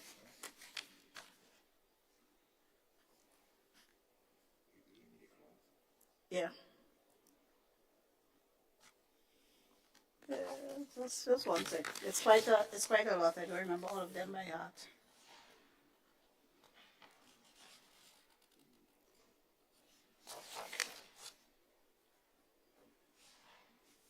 Discharge from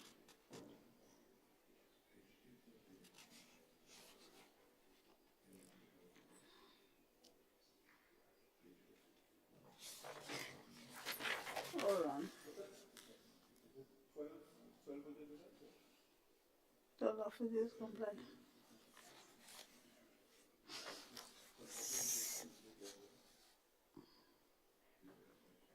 No, it's not a conversion. Mr. Lewis, when we get to the section, I'll answer. So probably what I can do is to put on the table my concern. If the answer is yes, or probably should I wait?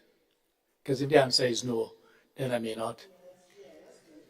Okay, no problem. I'm okay with that. Just remember, I have, based on how it is treated, I have a question or concern to raise. Yes? Yeah, question, yeah. Yeah, thank you, Madam President. The word imitation and its definition, I know you have toy guns, some even looking like a gun. You have the jab, and them using different props during their time, and this could be a sort of technical time. Would there be some permission they would have to have that on display, or would that be a restricted gadget? I want to call it gadget at this stage, because these days these guns come in all different forms that what you think is not a gun is a gun. So this is something that persons will have to be mindful about, and it just, oh, the police hold us up, they should have tell us.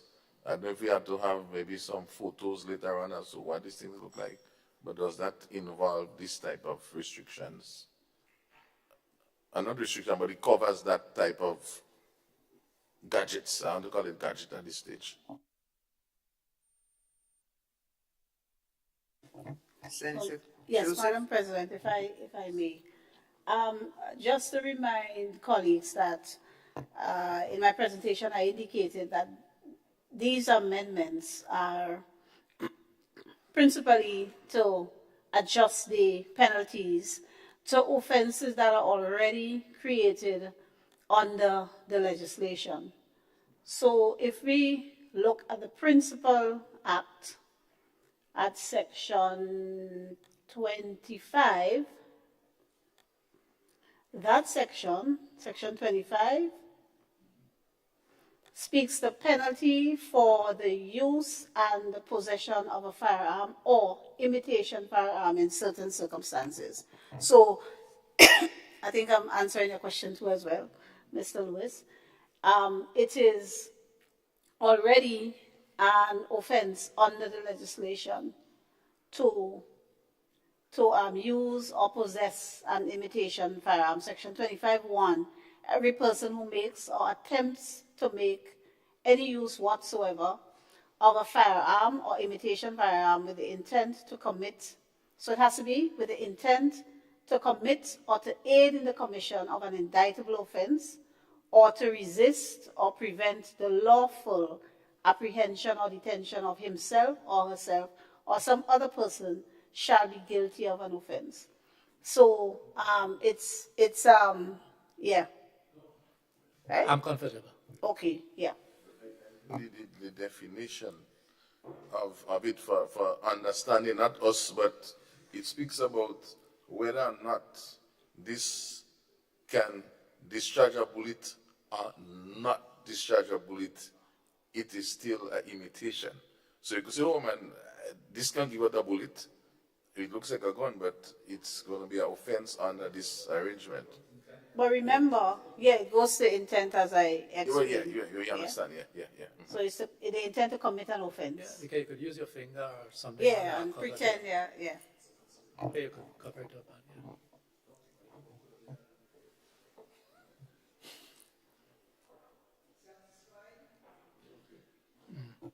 Questions have been satisfied. Thank you. Thank you, Senator Joseph. We resume. Clerk, I think we start again at clause 2.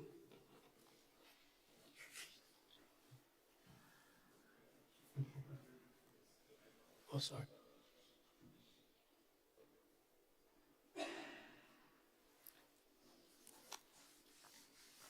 Clause 2, Clerk?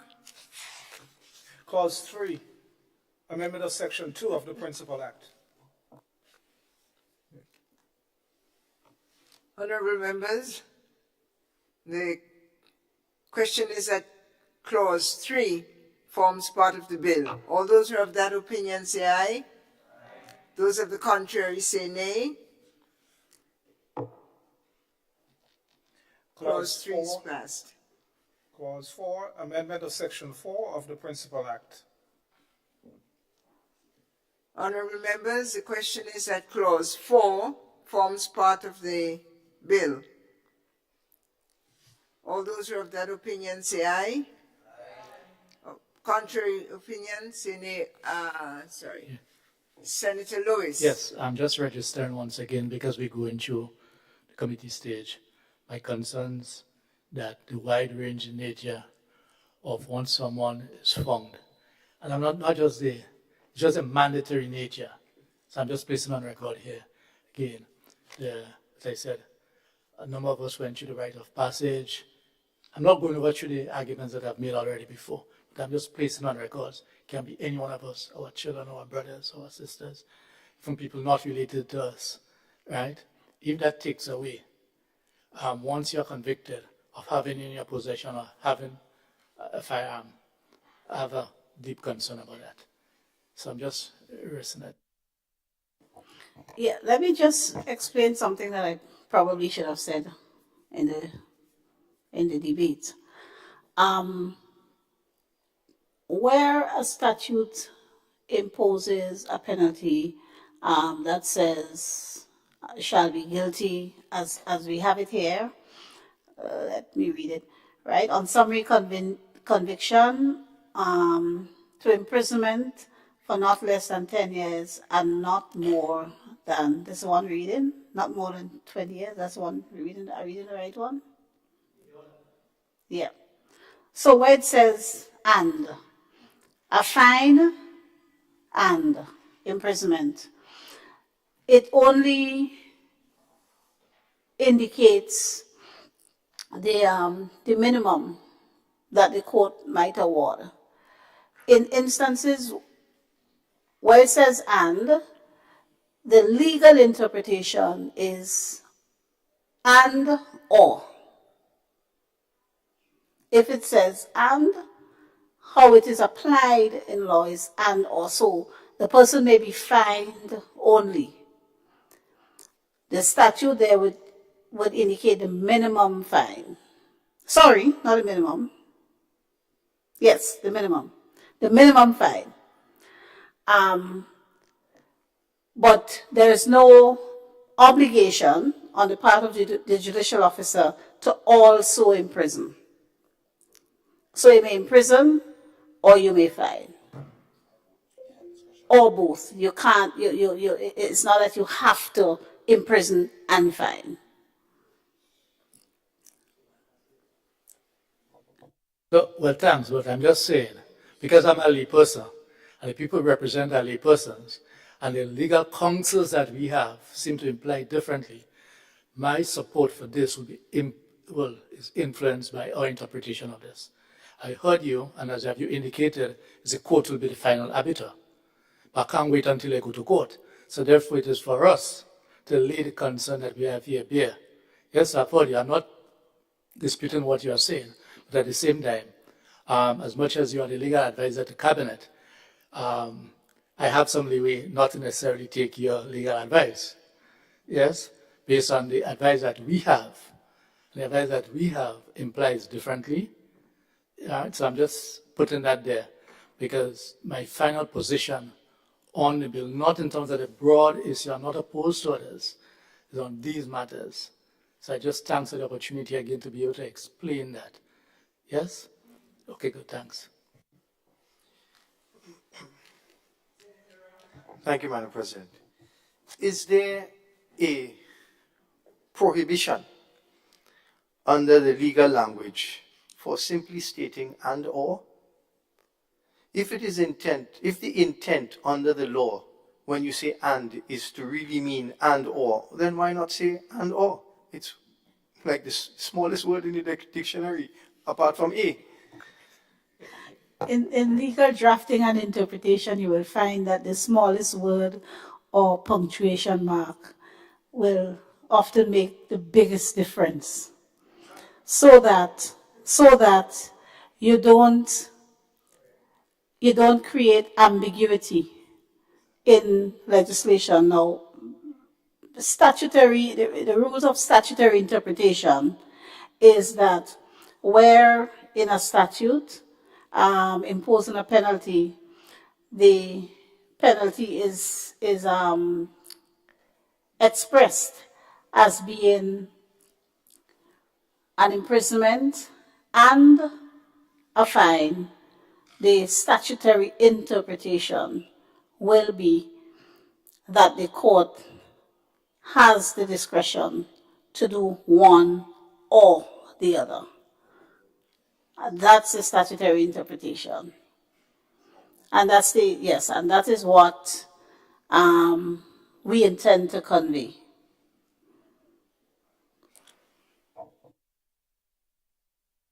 Thanks, if I may. And it's Continue. just, I guess it's a compliment in terms of your ability to explain that, right? You know, I sat there and for a moment I was saying I would have been so happy to have you on this side for this moment to argue our positions, right? Because I've been exposed to you in the past. I saw you approach those things. I just say, okay, great.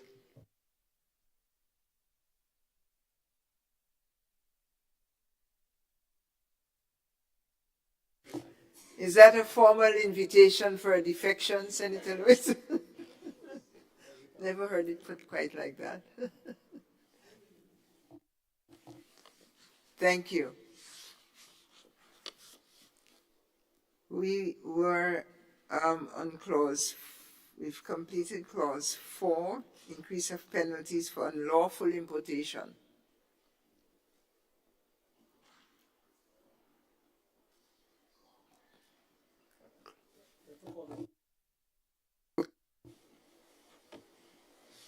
Honorable members, the question is to include clause 4, which speaks to the increase in penalties for any unlawful importation or exportation and otherwise transshipment of firearms to be included as in part of the bill. All those in favor say aye. Those opposed say nay. Clause 4 is accepted as part of the bill. Clause 5, amendment of Section 5 of the Principal Act.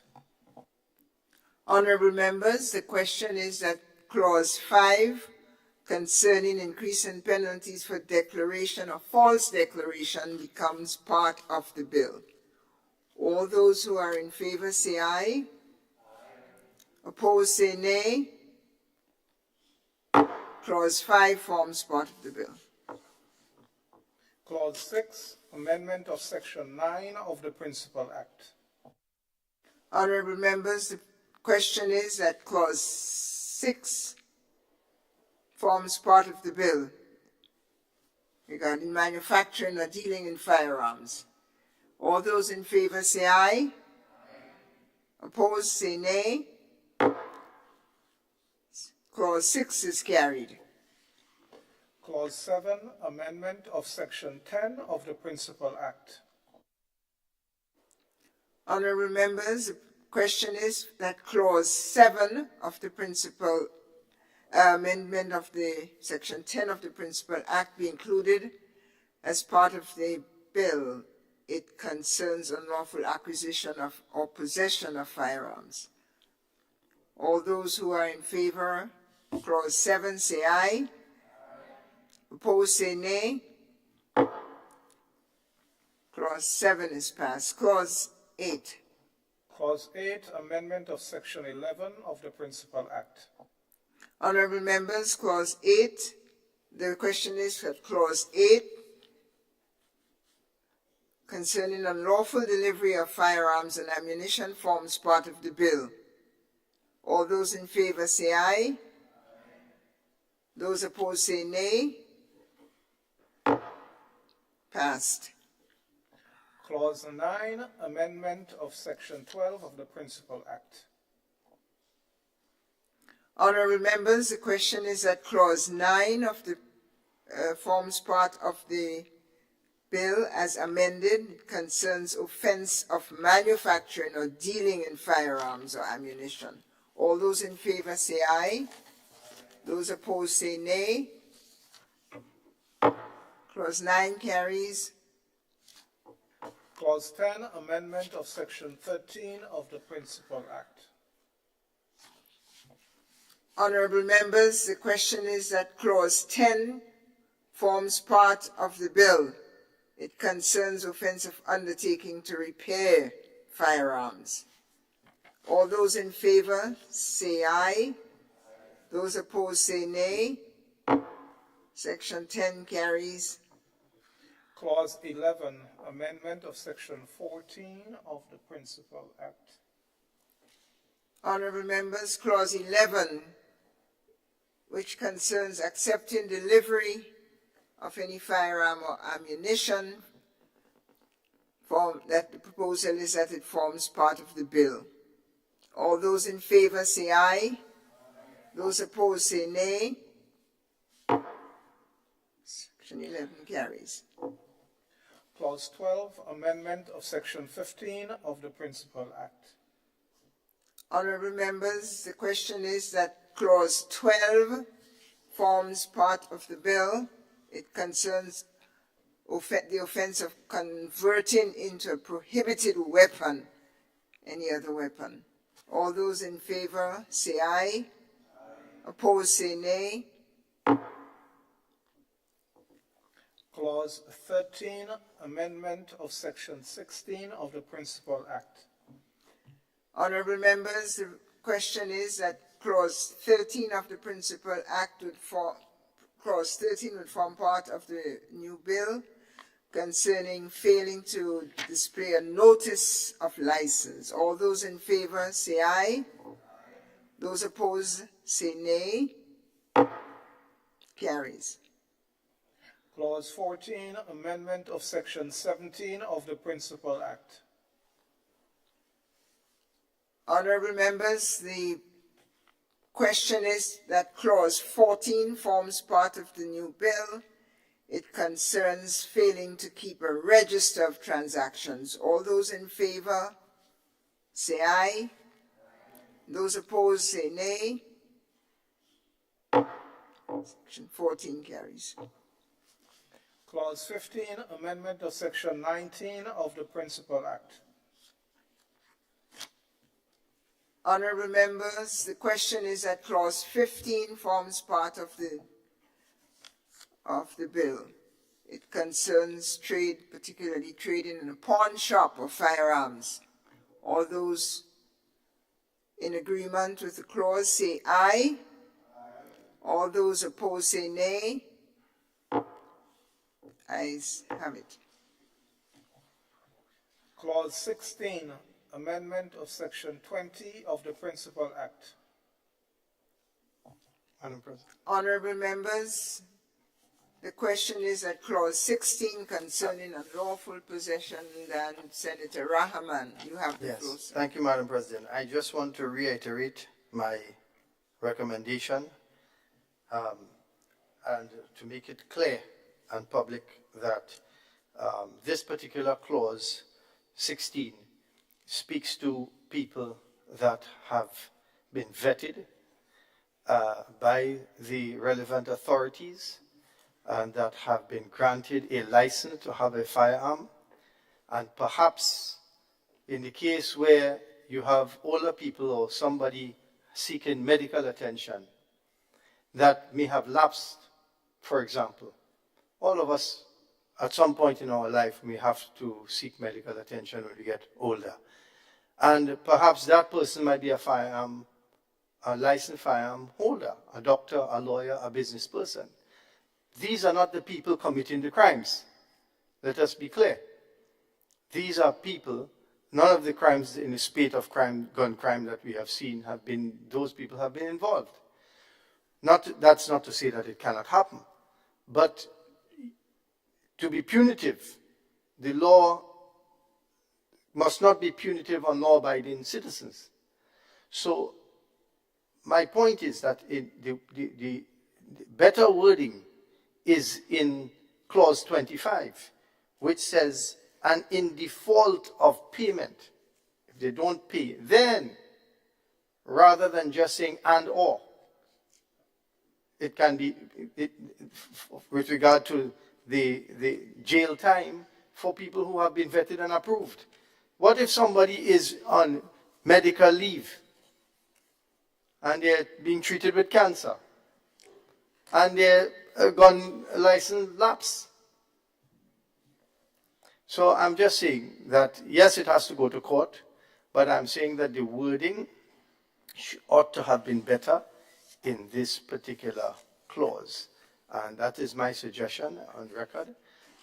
But I would like to repeat that I commend the government for this is just one small part of it that I feel that could have been improved, but the entire legislation is warranted, and I commend them again for bringing this to Parliament. Thank you. Thank you, Senator Rahman. We continue then with clause 16, which concerns unlawful possession by various means, including neglect, and it is submitted for your consideration. All those in favor of clause 16, all parts, say aye. Opposed, say nay. Clause 17, amendment of section 21 of the Principal Act. Honorable members, the question is that clause 17 concerning contravening the general restrictions concerning carrying firearms forms part of the bill. All those who are in favor say aye. Opposed, say nay. Carries. Clause 18, amendment of section 22 of the Principal Act.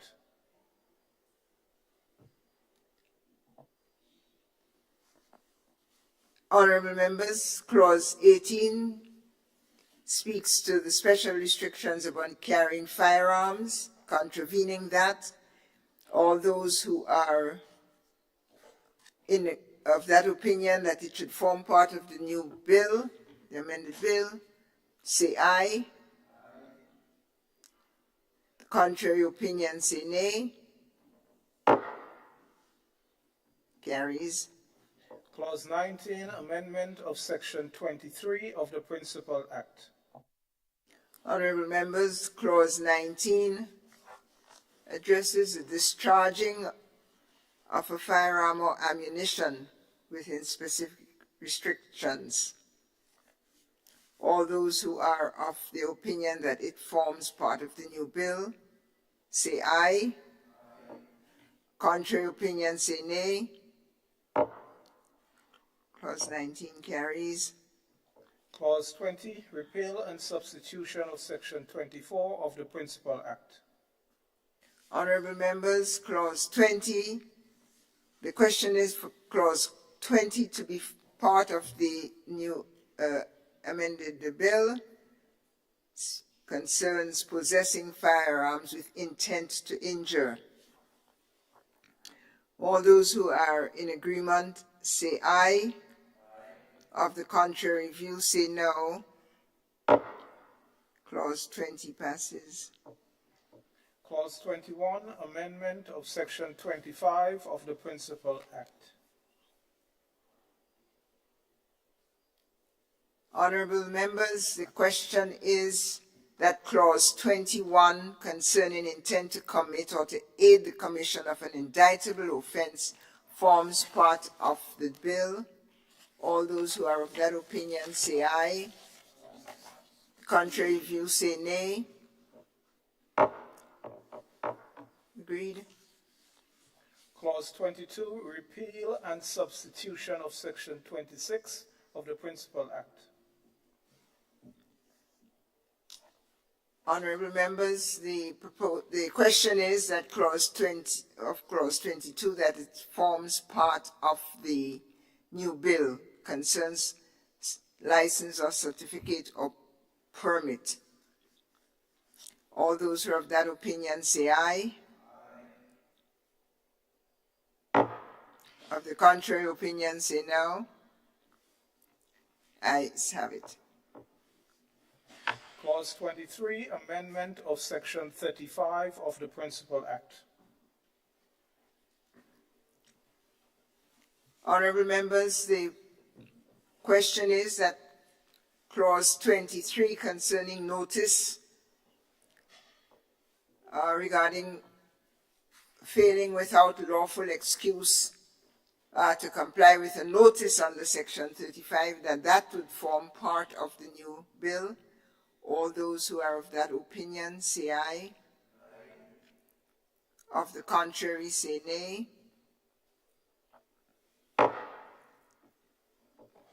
Carries. Clause 24, amendment of section 36 of the Principal Act. Honorable members, the proposal is that clause 24 forms part of the bill.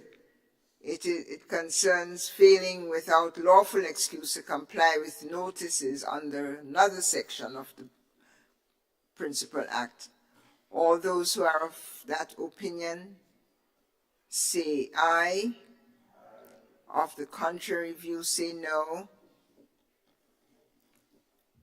Carries. Clause 25, amendment of section 41 of the Principal Act. Honorable members, the question is at clause 25, referring to failing to report the loss or theft of firearms or ammunition, that it will form part of the new bill. All those who are of that opinion say aye, and of the contrary say nay. Carries. Clause 26, amendment of section 42 of the Principal Act. Honorable members, the question is that clause 26 concerning failing to comply with police officers' direction forms part of the bill. All those who are of that opinion say aye. Of the contrary say nay. Carries. Clause 27, amendment of section 45 of the Principal Act. Honorable members, the question is that clause 26 concerning failing to comply with requirements pertaining to custody of firearms forms part of the new bill. All those who have that opinion say aye. Of the contrary opinion say no. Carries. Clause 28, amendment of section 53 of the Principal Act. Honorable members, clause 28, our last clause, is catch-all. It speaks to the tenor of the whole legislation to increase the general penalties under the Act. Am I right, Senator? That's a very important clause because it's the summation of penalties. I take it it's all read and understood, and all those who are of that opinion that it should form part of the Act say aye, and of the contrary opinion say no. It carries. Clause 1. Honorable members, Senator Lewis. Madam President, I crave your indulgence through you and the Attorney General. I mean, if the answer is no, I will back off. I know we have already gone through Clause 6 in Section 20B. There is something that I meant to raise, and it had slipped me. I crave your indulgence. Because where we are dealing with lapse license, etc., what if in the case where you're the holder of a license, obviously lapse means that you're the holder of a license, you made the application for renewal. However, through the administrative process and the relevant authorities, the renewal is not issued in time at the expiry, what happens? I think it is important enough to crave your indulgence to ask that question. Yes?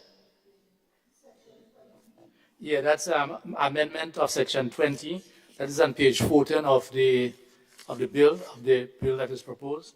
B4. That's where expired lapse. So I'm putting it on there. I know we passed there already. Yeah.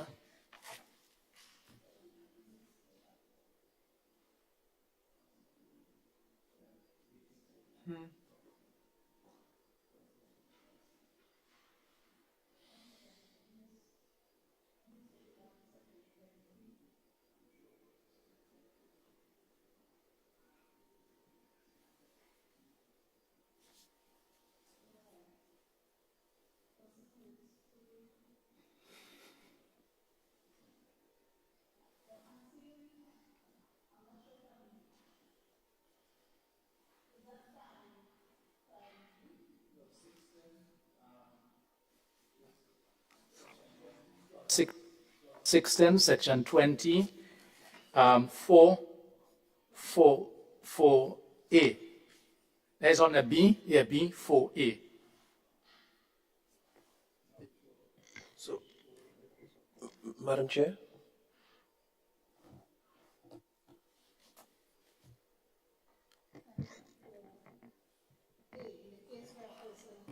Yeah, says if it's invalid at the time.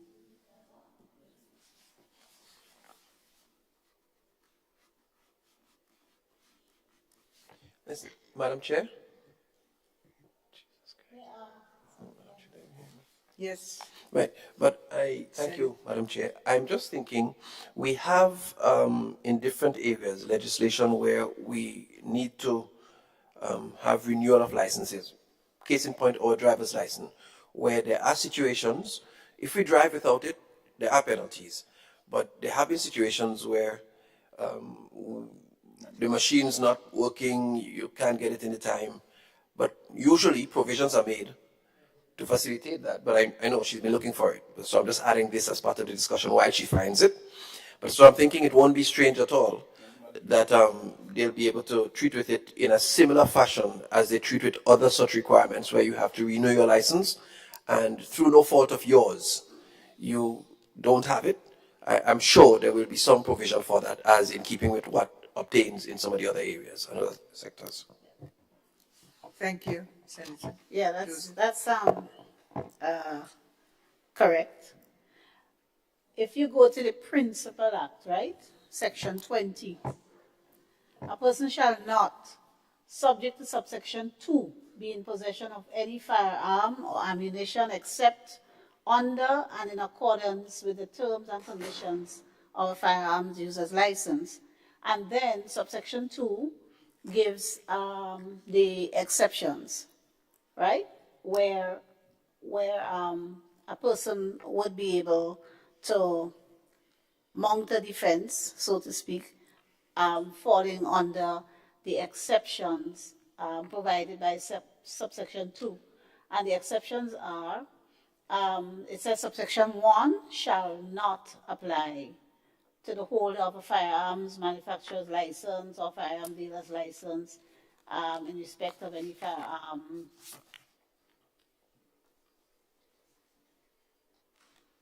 firearm ammunition manufactured by him or her forming part of his or her stock.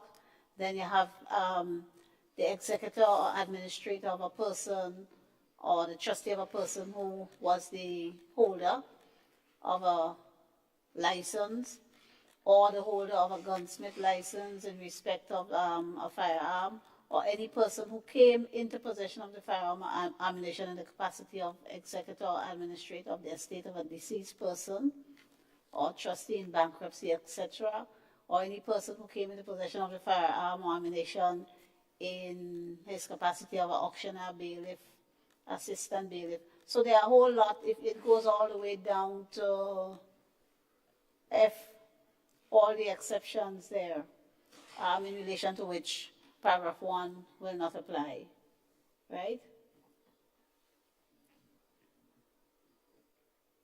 So, and F says, and I think F is what answers your specific question, any person to whom this paragraph relates in respect of the possession by him or her of any firearm or ammunition under and in accordance with the terms of the certificate issued to him or her in respect thereof.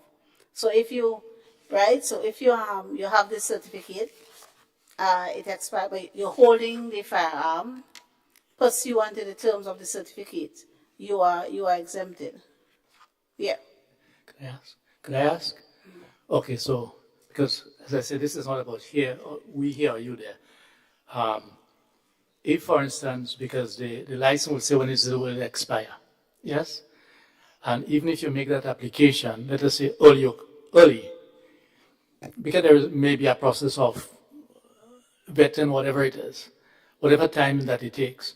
If, for instance, that the police were to come to your home for something else, whatever it is, and where you are holding this firearm, even if it is locked away, but you have it, the expiry date has passed, would it fall on the lapse? That's just all I'm asking. I know we can't resolve it, but I'm just putting that there.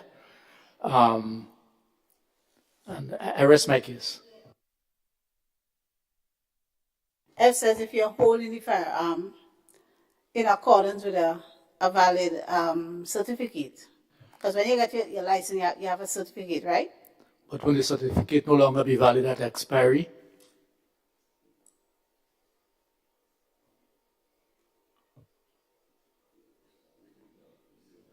No, you're holding it in accordance with the terms of the certificate, expired or not. That's how I'm reading F. That's how I'm reading F. Right.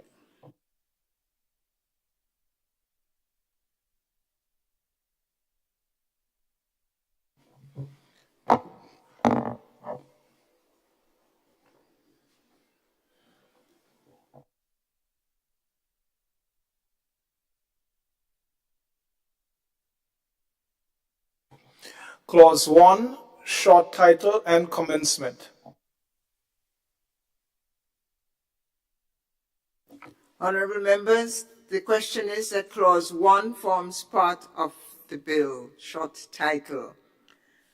All those who are of that opinion say aye, and of the contrary say nay. Ayes have it.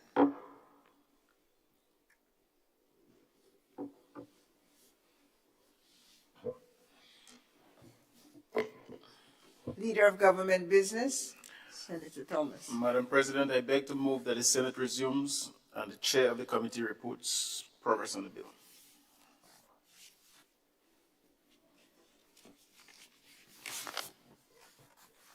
Honorable members, the question is that the Senate resumes and that the chair of the committee reports progress on the bill. All those who are of that opinion say aye, and of the contrary say nay. Ayes have it.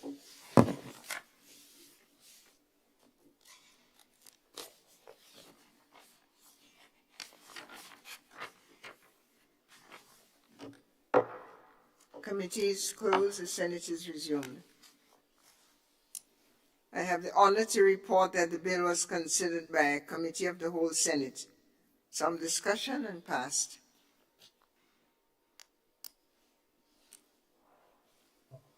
Leader of Government Business. Madam President, I beg to move that the chair's report be adopted. Honorable members, the question is that the chair's report be adopted. As many as are of that opinion say aye. Of the contrary opinion say nay. Ayes have it.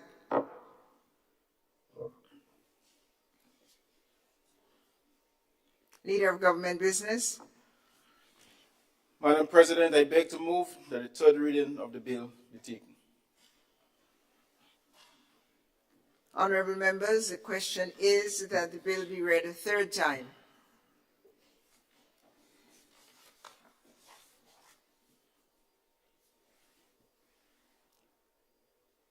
Leader of Government Business. Are you requesting the floor? Oh.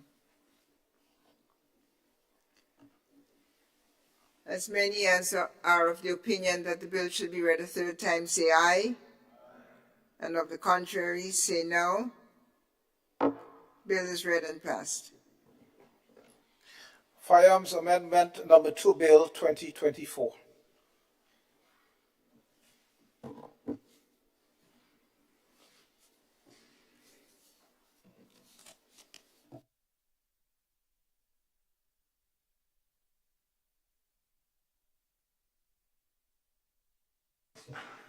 You could do that too.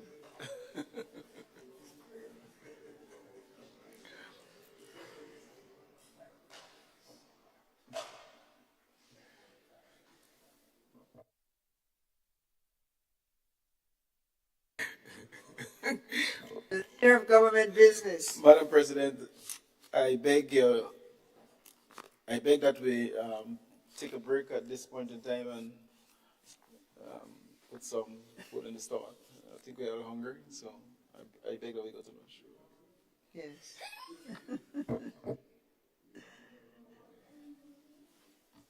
Honorable members, the question is that we take a lunch break and return to commence and conclude our affairs for the day. All those who are of that opinion say aye. I can't even get to another.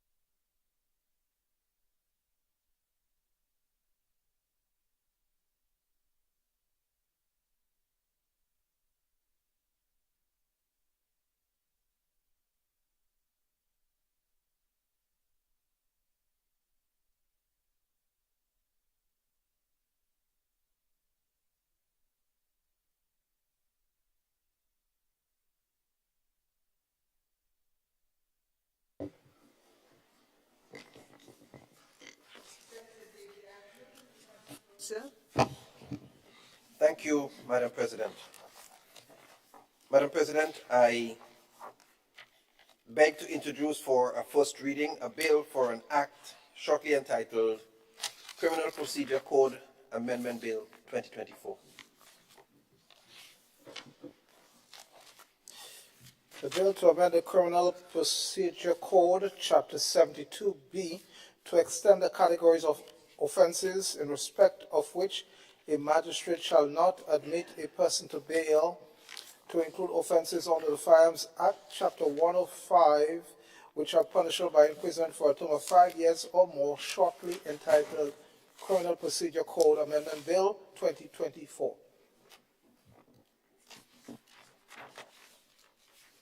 Leader of Government Business? Or Senator Andrew?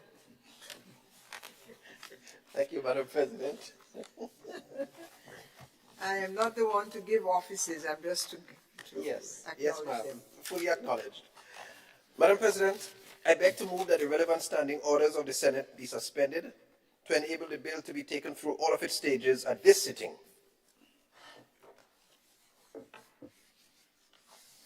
Honorable members, the question is that the relevant standing order of the Senate be suspended in order that the bill be taken through all its stages at this sitting.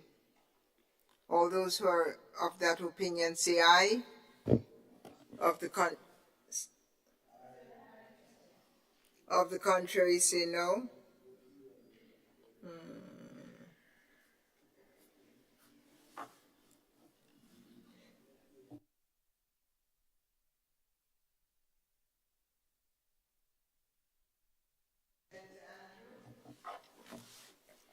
Madam President, I beg to move the second reading of the bill.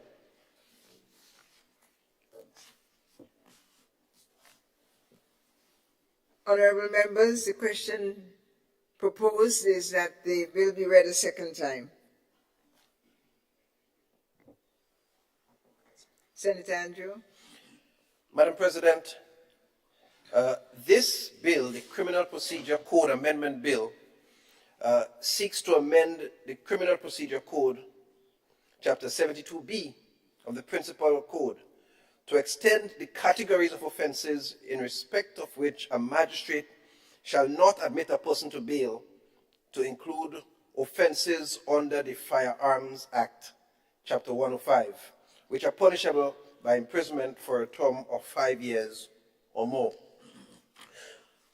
Madam President, in fact, I think we are all aware that the government's intention to limit and restrict the ease of access to firearms and to reduce the number of firearms in circulation, and those illicit ones particularly, they have instituted a gun amnesty that came into effect on the 1st day of May 2024 and is due to end at 12 a.m. on the 30th of July 2024 with specific terms and conditions. All of this is part of that. But one of the conditions that this whole gun amnesty was premised upon was that after the firearms amnesty ends, persons found with illegal firearms and ammunition would face mandatory prison sentences with no bail options. Further, in cases where the firearms were automatic gun rifles, stiffer penalties would be incurred and a term of imprisonment for no less than 3 years. Right? Where it will be less where the firearm is a handgun. Accordingly, Madam President, in an effort to give legal effect to the aforementioned conditions, we must, upon which the amnesty was declared, we must address the Criminal Procedure Code through this Amendment Bill 2024. And of course, it seeks, as was mentioned, to address Section 47 of the Criminal Procedure Code, Chapter 72B of the Principal Code. To do so, there are two areas. One, to extend the categories of offences in respect of which a magistrate shall not admit a person to bail, to include offences under the Firearms Act, Chapter 105, which are punishable by imprisonment for a term of 5 years or more. And 2, to codify the common law principle which empowers a judge of the Supreme Court to order a magistrate to admit a person to bail in any case. The Criminal Procedure Code, Madam President, and the Criminal Procedure Code, Amendment Bill 2024, seeks also to repeal Section 52 of the Criminal Procedure Code, which Section 50 of the Criminal Procedure Code, which appears to be an erroneous duplication of Section 47. So it's just eliminating that duplication. There are 4 clauses contained in this proposed amendment. Clause 1, Section 1, seeks to provide for the short title of this act for which this is the bill. And Clause 1, Section 2, seeks to provide for its commencement on the 30th day of July 2024, which will ensure that the measures under this act can be initiated immediately upon the expiration of the gun amnesty as outlined. Clause 2, Madam President, seeks to provide for the application of the act to legal proceedings instituted on or after the date of its commencement. Clause 3 seeks to amend Section 47 of the Principal Code to prohibit a magistrate from admitting to bail any person charged with an offense under the Firearms Act, Chapter 105, which is punishable by imprisonment for a term of 5 years or more.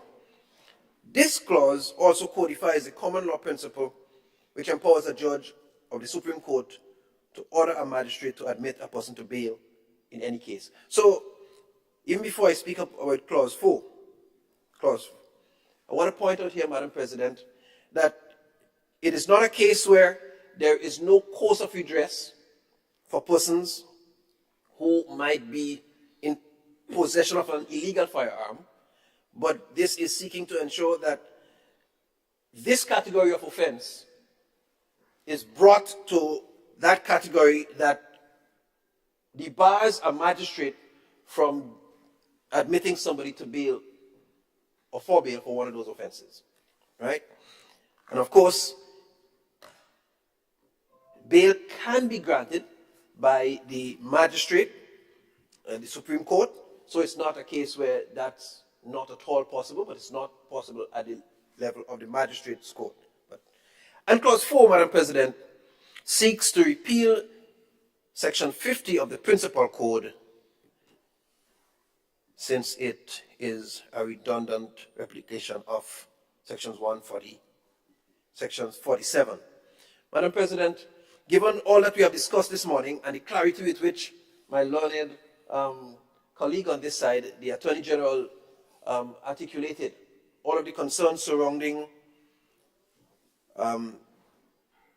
the concerns that some of my colleagues on the other side had in discussing the Firearms Amendment Bill, I would not belabor much here, but only to commend this bill to the Honorable House for their comments and approval at this point. Thank you much.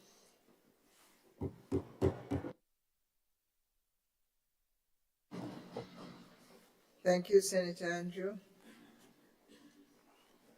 Senator Nolan Cox, Thank you very much, Madam President. freshly refreshed from lunch. Yeah, I realize I do sound more fresh than a few other persons. Thank you very much for the compliment, Madam President. Seems like my metabolism is working much better. Yeah. Madam President, I only have one small issue with this amendment, and I was hoping that the presenter of the bill could have bring some more, just be more specific and direct as to why is it that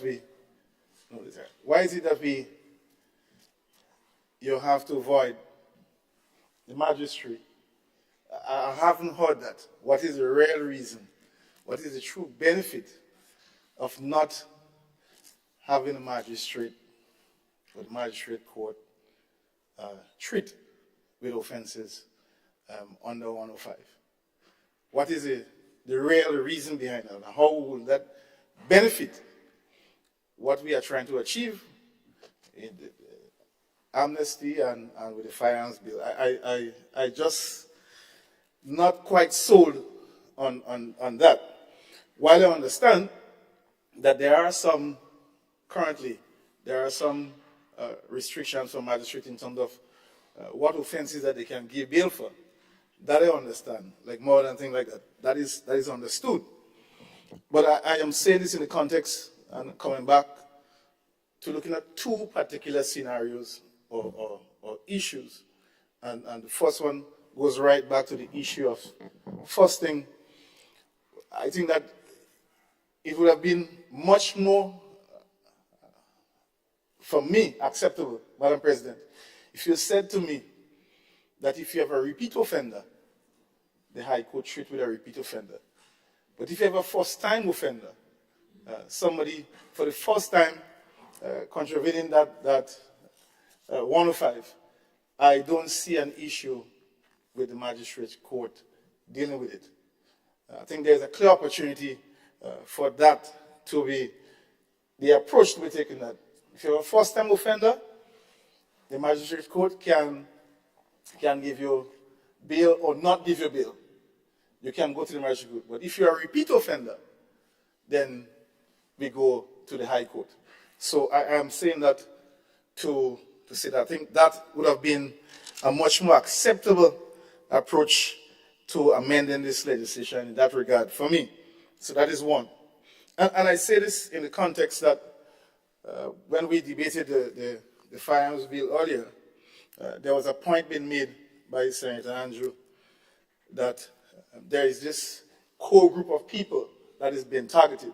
We cannot look at it in such a narrow scope. And you have to understand that those persons who are repeat offenders, there was a first time. And there will be a first time. There will always be a first time for somebody. And it has to start somewhere, and it really starts from the first time. And also to make the point that, sometimes we seem to forget that there is a very thin line, Madam President, between sanity and insanity. In the sense that somebody may do something to us, harm us or bully us.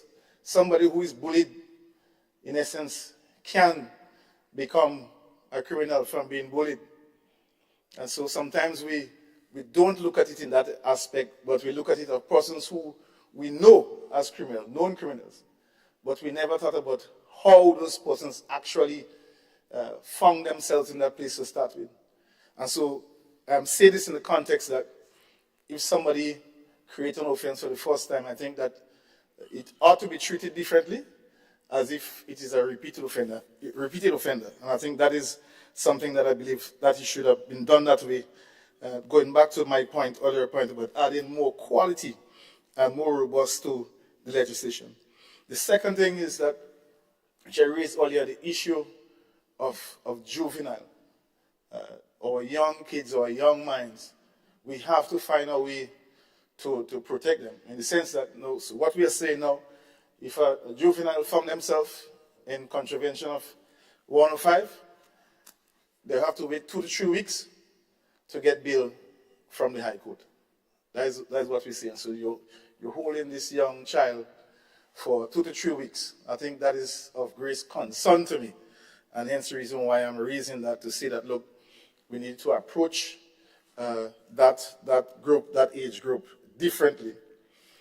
And to give some support to the business community and the professional group who lawfully will get a firearm and may contravene 105 by not having the license paid.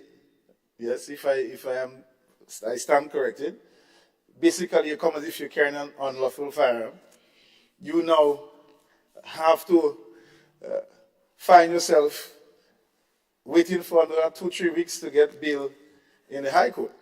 So I hope that that is my understanding of what is before us, because you're saying that you avoid the magistrate. The magistrate court will not be participating in any bail hearing as regards to that particular offense. And so I think that consideration should be given in those 3 cases for more appropriateness and more fairness to the bill. Because while you may want to target a particular group, I think it is unnecessary to create undue stress or undue uneasiness or difficulty for the rest of persons who may not find themselves in that position, but may, by way of just forgetting, may contravene the law, as against somebody who actually intend to cause harm or intend to sell firearm or so like that. So those are the things that I believe that should have been considered in this regard. But I go back to my original point. What is it that we stand to benefit? How, not including the magistrates, how is this going to benefit our drive or the objective that we're trying to achieve by reducing gun violence? I am not quite sold on that. I just think that it is, to me, it comes across, Madam President, as just to show that if you're just trying to do something tough, but I think if you want to do something tough, it must also make sense. It doesn't necessarily have to just be tough and then create unnecessary problems for most of our citizens. So I think those are the key things that I wanted to raise regarding this amendment, because I still think that there is a clear opportunity to treat with first-time offenders differently. Remember, as I say, there is a force, and you just never know who that force could be. It could be a force right in one of our homes. So please bear that in mind. Thank you, Madam President.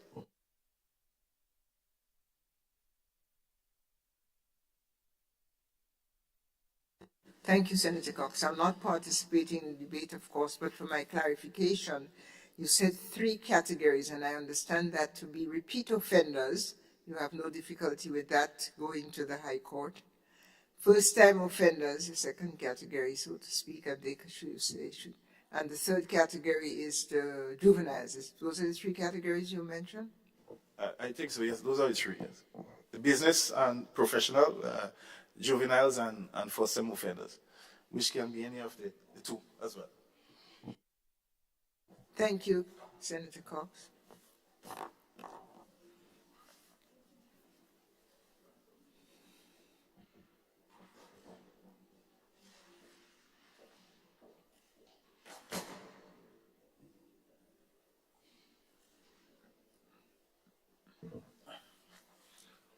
Senator Adrian Thomas. Thank you very much, Madam President. Madam President, I stand in support of the bill that has just been presented by Senator David Andrew, Criminal Procedure Code Amendment Bill 2024. Madam President, the whole objective of the guns, the firearm bill that we deliberated on this morning, our objective is to make sure that we keep the guns off the street. We want to make sure that our society ultimately we wish we could get it free. But we want to reduce the amount of guns surrounding our society. We want to avoid Grenada becoming developing into a gun culture state. Because we definitely made the point this morning where we highlighted many of our brothers and sisters in our neighboring countries. And so a lot of the concerns that have been raised this morning and just a while ago by Senator Cox, they're reasonable. Reasonable. But because the situation is important to us, to our society, because it poses such a threat, because the risk is so high, hence the reason why we have to take the measures that we are taking. Anything less at this point in time could cause serious problems in our society. Madam President,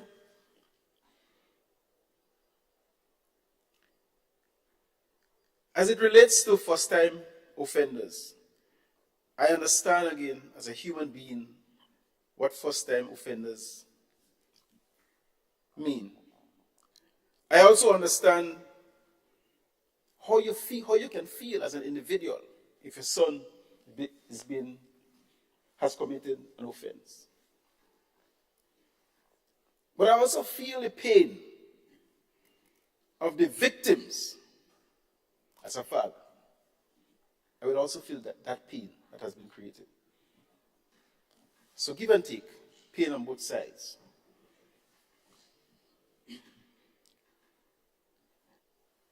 The examples, the samples. I walk the street every day. As a young man growing up in secondary school, I looked at some of my colleagues, how they got involved in drugs, where they are today.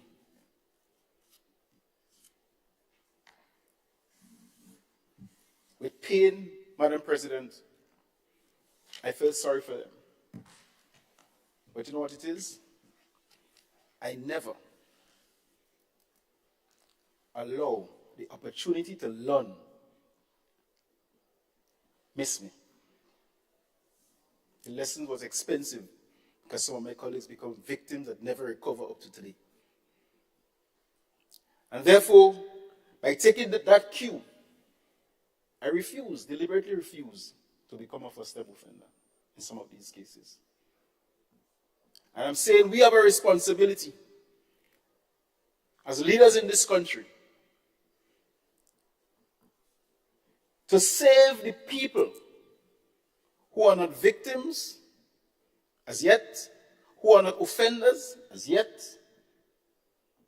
If we don't do anything about it, our society, the people who are innocent today, could become victims tomorrow and offenders tomorrow.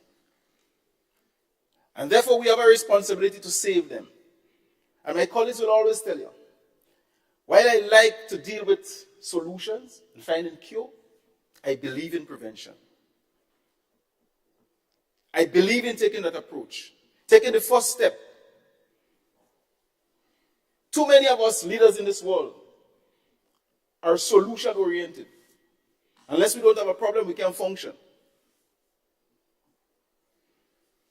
Well, I check in my vehicle regularly because I'm so fear.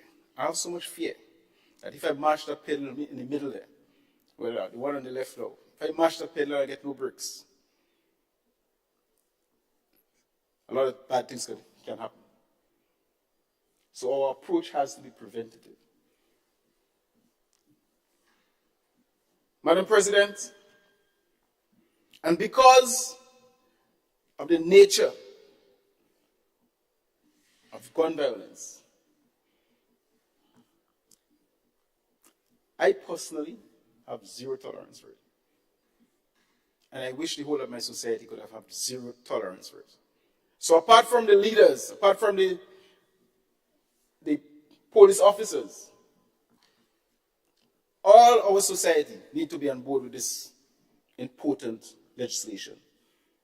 We need to come forward and say zero tolerance.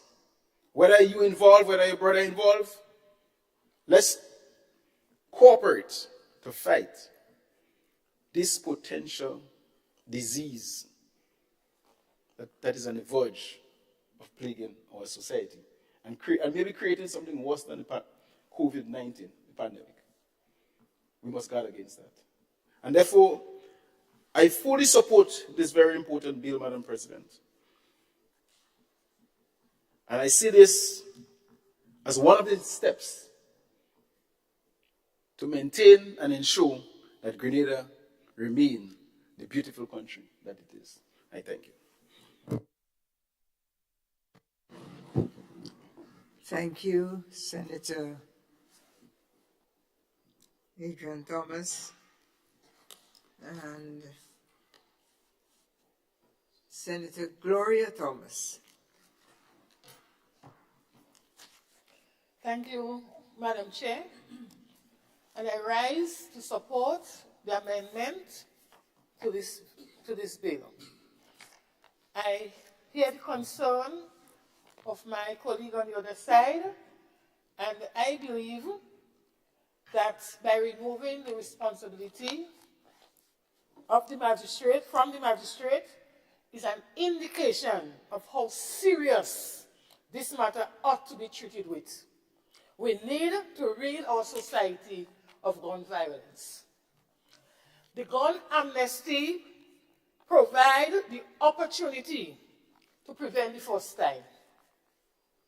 So we speak about first-time offenders and second-time offenders.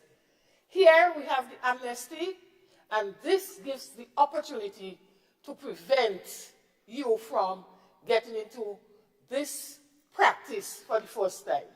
So put down your guns and come. And when you put down your guns, the police will not have to hold you so you could get into the magistrate court for a first-time trial.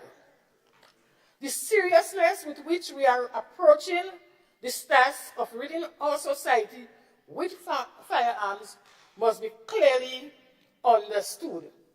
This must be seen as a matter that we are serious about.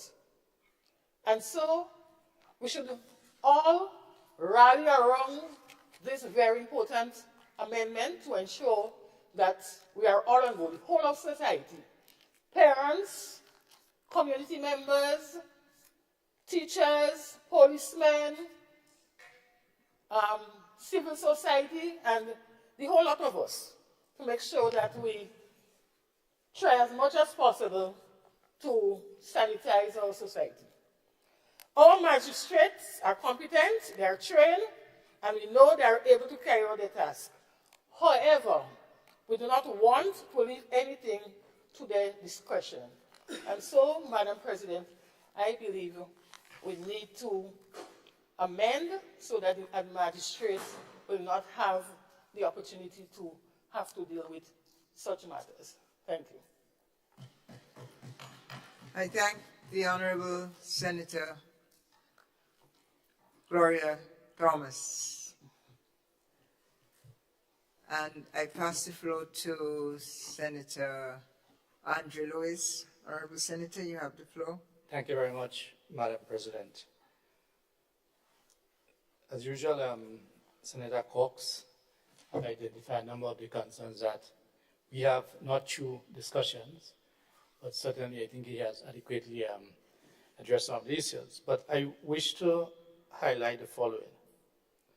From our end, or my end, I think that there is a difference between gun violence and a gun-related offense, meaning that you're in the possession of a legal firearm, but you may not have committed a violent act. Right? I think that we are good enough to make those subtle distinctions. And whereas we have no difficulty with addressing gun violence, the nature of which has occurred in a particular manner, but this that we are speaking about is addressing all gun-related issues. Right? So I hear my good colleagues on the other side, putting everything in the basket. And I wish to make that distinction because as Senator Rahman had indicated, he addressed the issue of the business community in terms of the lapsing, etc., of the license, etc. I broaden it beyond just the business community because I'm broadening it to anyone, yes, who were in possession of a firearm and have not committed, or had no intention of committed a violent act. So I want to specify violent act. I hear my colleague who last spoke, who is in charge of social development, made a broad, sweeping comment. If we have juveniles, we all know that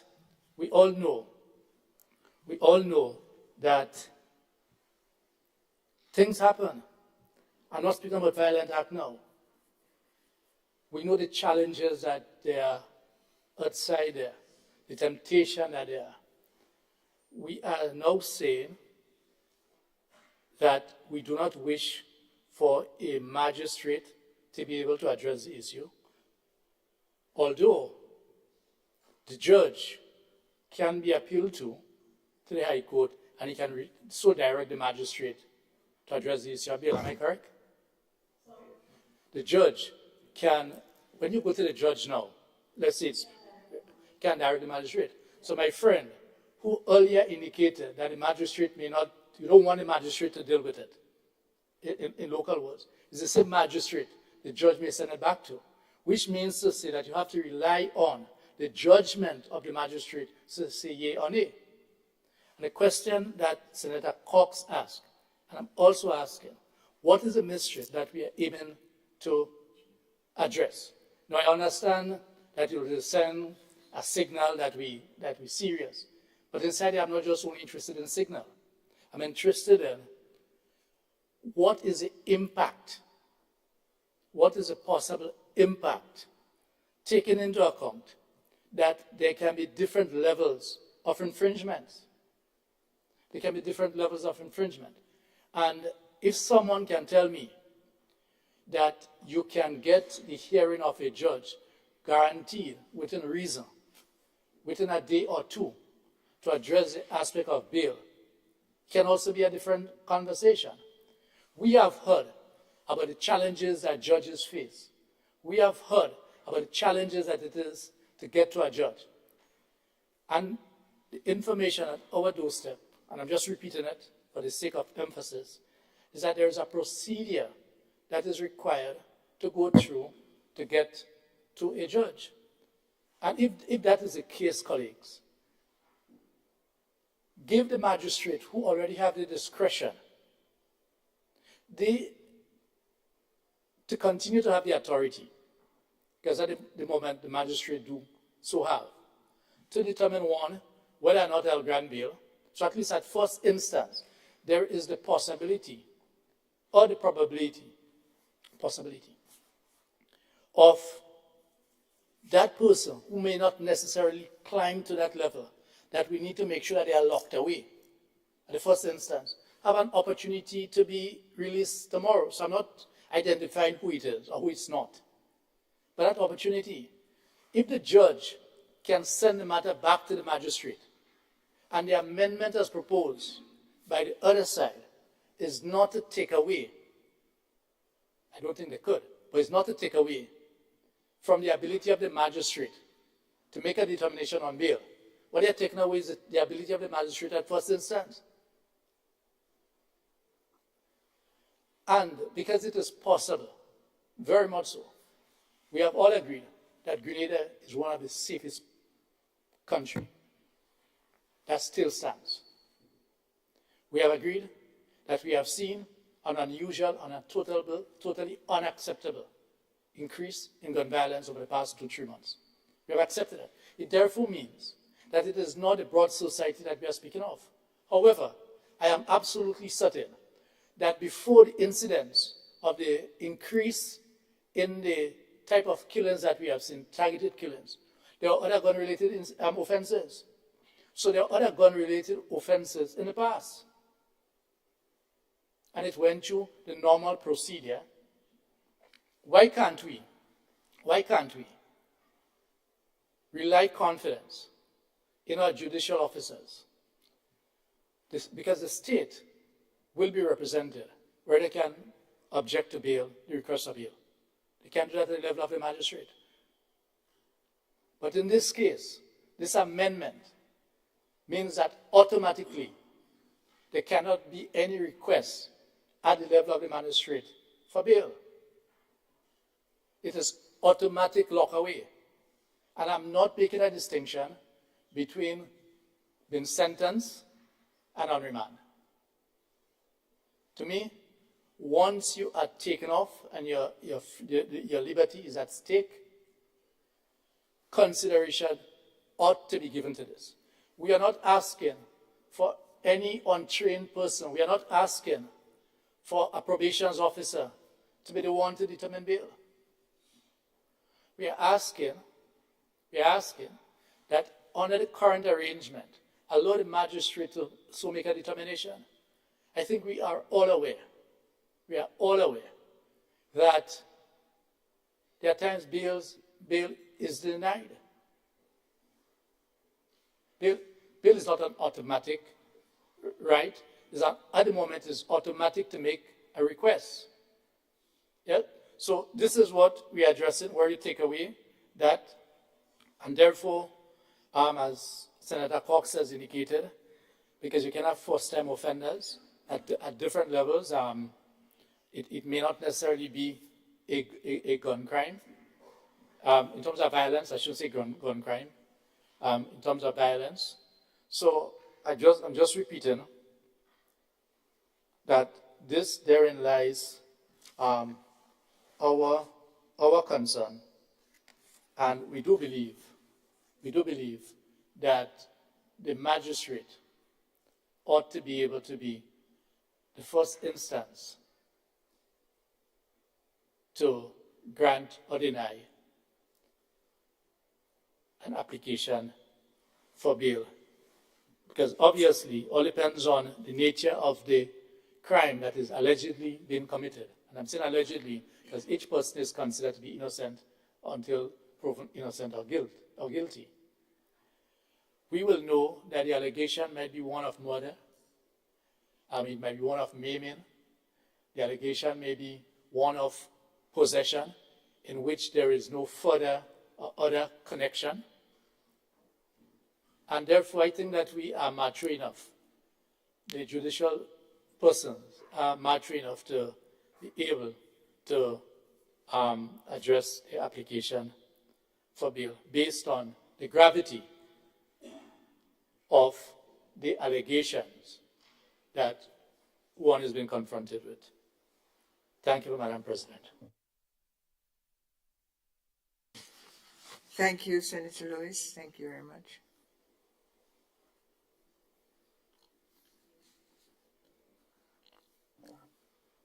Senator, the Honorable Salim Rahman. Thank you, Madam President. I think my two colleagues that spoke before me, Senator Andrew Lewis and Senator Cox, laid out the cases quite clearly, where it's not a one-size-fits-all scenario.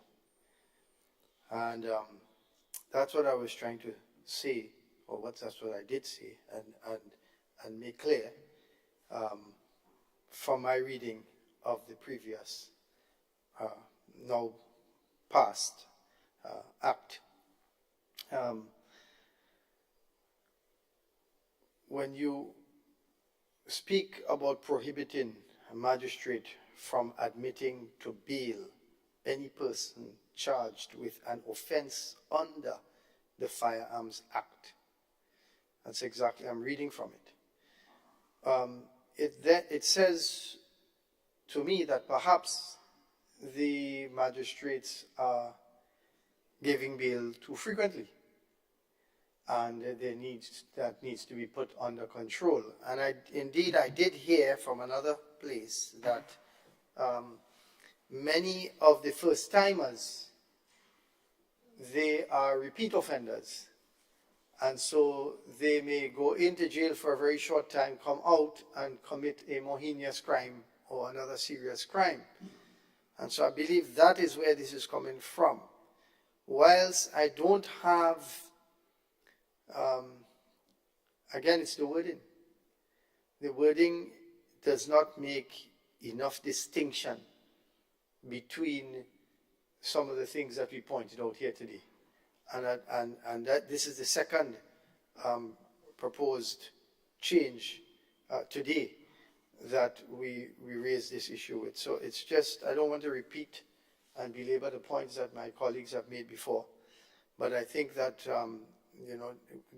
more consideration needs to go into the wording of it. While I understand the purpose and the principle behind it, and in a general sense, we have all accepted that we need to take a stronger look and a stance on these issues, and this is what this is intended to do and is doing. But there are issues that fall between the cracks that my colleagues have mentioned that are worthy of being considered, and so for future, I would like that the wording, those things be passed around perhaps a little earlier, so maybe the feedback can be more robust. Thank you. Thank you, Senator Rahman. Senator Claudette Joseph.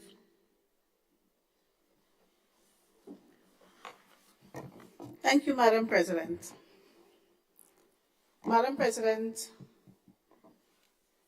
I'll start by making a general statement as it relates to criminal law and the jurisdiction exercised by the Magistrates Court and the High Court. Generally, criminal law is categorized in two categories. Summary, relating to the less serious offenses, and indictable, relating to the more serious offenses. And in the indictable category, there are some offenses that are considered even more serious. You call those high crime offenses, or like capital offenses. The court, as I said when we debated earlier, the Magistrates Court is a creature of statute, and that statute, the Magistrates Act, defines the categories or the nature of the offenses in relation to which the magistrate has jurisdiction. And the Criminal Code, Criminal Procedure Code, at section 47, defines the categories of offenses in relation to which a magistrate may admit an accused person to bail. And if I may read this section to this Honorable House, section 47, it is titled Provisions Relating to Bail. And it says, subject to subsection 2, so there are two sections to that, section 47, subject to subsection 2, where a person accused of having committed any offense that is punishable with a fine or with imprisonment for any period whatsoever, the magistrate may, in his or her discretion, admit the accused person to bail, so that in relation to any such offense, bail shall in every case be at the discretion of the magistrate. So that's section 47 of the Criminal Procedure Code.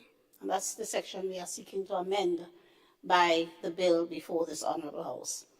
We are seeking to amend subsection 2 of the Criminal Procedure Code, which currently reads as follows: a magistrate shall not admit to bail any person charged with treason, misprision of treason, treason felony, or murder. So, as it stands now, Madam President, the magistrate may grant bail for any offense except the ones I just read out at subsection 2 of the Criminal Procedure Code, Section 47. And if we are to follow the offences in relation to which the magistrate cannot now grant bail, they are the most serious of offences in our criminal law. The offences which are generally punishable by long prison sentences, sometimes up to life, and in the case of murder and treason, even death. So those offenses, the law says the magistrate, which is usually the court that deals with the less serious offenses, cannot admit a person to bail. We are treating with the Firearms Act, and it can be clearly seen from the new offenses, or the new penalties, not offenses. The offenses remain the same generally. But the new penalties imposed by this amended legislation, we are elevating the offenses committed under the Firearms Act as very serious offenses, warranting an application to the judge to be admitted to bail in the same way as an application is required to be made to the judge when the offenses of murder or treason are committed. And that's a mischief. The offenses are now that serious as far as the state is concerned, so that you will not be able to get bail from the magistrate anymore because of the serious nature of the offense. And that's the mischief we are getting at. We see the offenses going up to 40 years, $100,000 fine. I think the minimum fine is about $3,000, but the average $50,000. So this is the seriousness with which this matter is now regarded by the state. And as I indicated,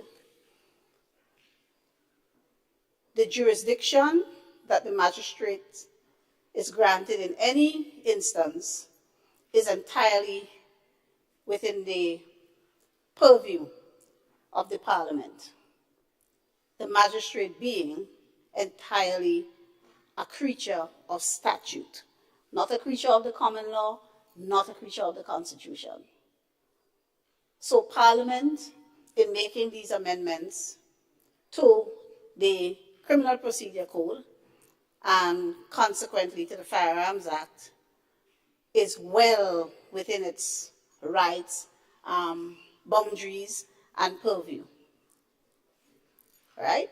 And so, Madam President, I would highly commend the amendment to the Criminal Procedure Code.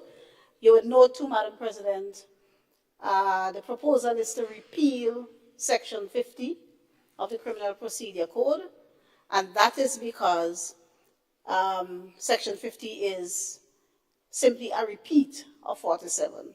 So it appears to be, it's an obvious error. So we are just correcting that error by not duplicating the section, it being identical to Section 47. And finally, Madam President, I would just want to say that I am sure that the parents and family members of the 3 men who recently lost their lives to gun violence would much rather be visiting them at Richmond Hill for the next 50 years than to be going to their gravesite on the 1st of November every year. As I said earlier, Madam President, we as a government are going to do everything in our power to ensure that we have no more grieving families, no more broken families, that our young men are steered in the right direction. That's one of the reasons why we are going to ensure that all our young people remain in school until 18, and when they come out, they have a skill so that they are ready for the job market or to start their own business or otherwise engage in productive lives as good and responsible citizens. We want to close the window through which young people are enticed to lives of crime or a life of crime.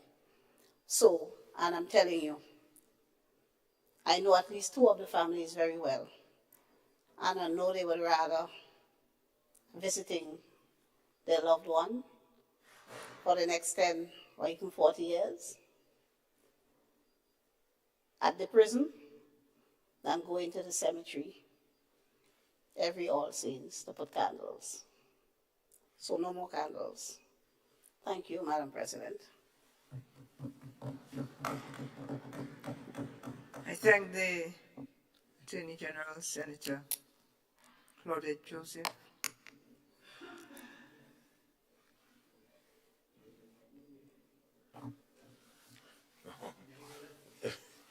No, God is good. God is good. God is good. No. Senator Sinclair, you Yes, have Madam President. Yeah, I just needed a little time out. A bit, a lot better now. Yeah, and I couldn't even follow. But my contribution to this. mumbling is Yeah, my contribution, Madam President, to this, notwithstanding that I didn't hear the proponent, but of course the details is present here. The issue at hand with this amendment, proposed amendment, Criminal Procedure Code Amendment Bill 2024, how I interpret it is essentially saying this crimes connected to the Firearms Act is so huge, so significant, that the values in terms of the charges and in terms of the time in prison and so on is such that it's sort of outside of the jurisdiction of the magistrate. In fact, I was in a court case only recently when one person said they wanted compensation for $50,000 and the magistrate said, well, are you sure? Because this has to go to the High Court. So the point is, Madam President, I'm trying to raise here, it's logical based on the parameters outlined for these offenses. It cannot sit in magistrate court unless maybe something changed about the magistrate court in terms of the reach that it can attend to. It's like going to Princess Alice Hospital versus going to General Hospital, depend on the severity of the matter. So I think we need to know that. That's my understanding and interpretation. Notwithstanding that, Clause 3 of the proposed amendment, interestingly, still says, well, notwithstanding all of that, the judge can tell the magistrate, go ahead and give bail. So while I was dozing off, maybe I was not fully asleep, I pondered on that because I have a note to self since yesterday to raise that. So what is the mischief? That is my question. If the magistrate is capable, then put it there. If it's because the gravity of the size of the penalties and so on is outside of that socket, if you want to say that, outside of that scope, then don't give the magistrate that opportunity. Because 3 years down the road, we may realize it's another era, we have a duplicate and we have to move on that piece. This, I think, can also confuse would-be offenders as well as even practicing lawyers. Because things happen differently in those courts. And I think this can be confusing at the end of the day. Madam President, whereas we do know that we need stronger penalties because of the nature of this, I call it Gun Violence Act. This is not no Firearms Act, it's a Gun Violence Act, reduction of gun violence. It can be argued that, well, to hire a lawyer and go to the High Court, compared to even the time and the charges, this 100 and something thousand, 50,000. How much a lawyer may charge? I don't know. I'm not a lawyer, but maybe $4,000, $5,000. That is minimal in the scheme, and sometimes all you do, you give the lawyer a down payment and you get through. It can be argued that. So, like, what are we fussing about? They're selling the guns, they can pay back for that. But the question is, Madam President, is it just? And that's the question. You see, not because sometimes someone do you wrong and you feel you could kill them and you have what you call a jack to hang. Sometimes you have to be smart. Because what is going to happen, Madam President, I could tell you, two things will happen. You will have increased rates to collect guns, and there will be increased bail being given. Trust me. Bail will be given because the magistrates or the judges would realize this thing is just not adding up. In fact, the question we have to ask ourselves, why do you give bail? Why? I mean, you say, oh, this man, he get bail, boy. Why you get bail?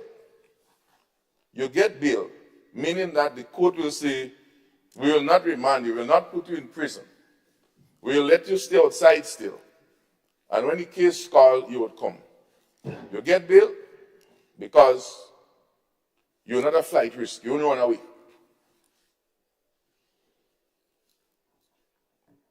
A lot of these guys who call it, they're not running away, they're right here. They're right in the compound.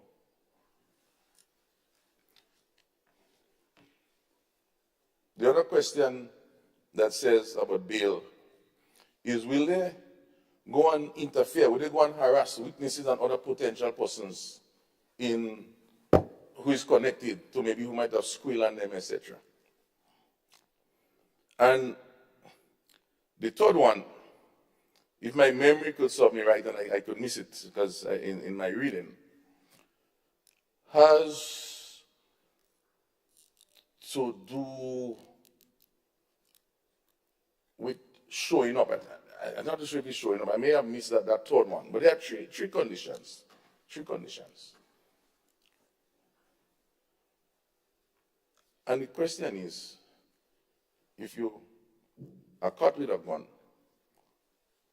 would this person do any of those? In fact, Madam President, if I have a legal gun, not illegal, a legal gun, remember, I'm also subjected to all these penalties connected to this bill. And that is the catch-22. So is one thing. So persons who have legal gun, to me, they are in a worse position than those who have illegal guns. Because we know where they are. We know who they are. So, a man going down the road, and he chop a man, he cut up a man, he stab a man, he dead. He would end up in the High Court in session, and bail, etc. And so the question is, Madam President, someone having a gun in a car, in the house, in a bag, moving around, maybe intent, maybe no intent. Are we saying that this level rise to the same as killing someone? we saying it rise to some triple murder accused? And so we have to be careful how we classify offenses in terms of the image that we connect with it. So now a murder accused, you say, wow, murder accused. You're kind of scared. No person held with guns also now can fall in that same issue. And then the psychosocialists and all of them will start, and the Dr. Chaitan and all of these people now going to start having a new challenge on the hand. I'm raising these things, Madam President, not that the intent is not good, but you have to look at the consequences and the implication of the actions that we take. If I go further in this matter, Madam President, it then begs another important question surrounding this. The gunsmith, he is exposed also and could pay a lot of money. So maybe you need to now stay away from this gunsmithing, because the question would arise: is he or she servicing a legal or an illegal gun? So I come with him and I say, look, I want you to service up my gun. If he service an illegal gun or he service a legal gun, this should be different. Now, we could say that the magistrate or the judge are going to use their discretion. And then the question would ask, where is the case precedence we're relying on? What this will do, Madam President, is create more burden in our already, what I would say, clogged up legal system. Right now, I'm involved in a court case that is going on almost 2 years now. 2 years. Of course, we speak about the recording and the digital, and we go say things put in place. But do we know the amount of backlog that exists? So the question would arise, how do we treat with that? Would we have a special gun court in the night or in the morning and Sundays to address those matters? And the response might be, yes, man, we know how to do it. And then I go into my pet peeve and I say, well, what happened to the pre-last we had to wait 1 month and 2 months. And everybody say, well, I strayed the topic. But it's the same system. And if we could do it in one way, it means that we know how to do it. Then we must do it all the time to have improvement in innovation and transformation. Now what it is. You can transform one way and don't know how to transform the other way. You mean that you don't have it right. Because it's a method of doing that. And the last part few parts I want to put to this, Madam President. I raised in the previous discussion on the Firearms Act the issue of school children. And I still take this thing very seriously. I think we oversight it and only looking at the outside folks. How do we treat with that? With the young people, the young offenders, who we know very well are tangled up through to family connections, friend connections, and other connections. How do we treat with that? $100,000 to $50,000, almost a life sentence equivalent in the jail. Persons who end up in the jail with 20 years is almost a life sentence. So best we say, you'll get life if you get rid of gun. So I'm concerned about how we intend to treat with the young persons, because we might be looking at one side, and then these folks end up becoming a challenge.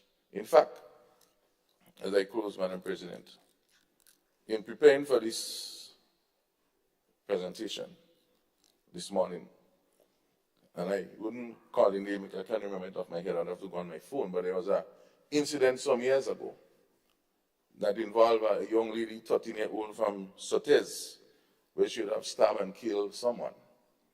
And it ended up to the High Court, it ended up to the Court of Appeal, Eastern Caribbean Court of Appeal. And the whole issue was she was supposed to be going to jail.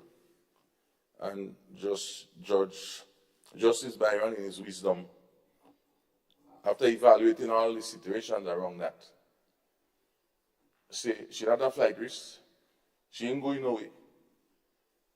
What you did? You put curfews. Madam President, where is curfew as a penalty? Where is in the US and those places? We have curfew. In your home, they put a ban on you, and you better pay this $125 or how much a day to keep that ban on you so at least you could stay in your home. And they have you there. Electronic, technology, ICT. Where is that in all of this? Because we know the situation in our prisons. Senator Lewis raised this morning a very important point, and I think Senator Rahman, the conglomeration and sharing of knowledge around export criminals yield more. You see, 1 + 1 = 3, because when they combine together.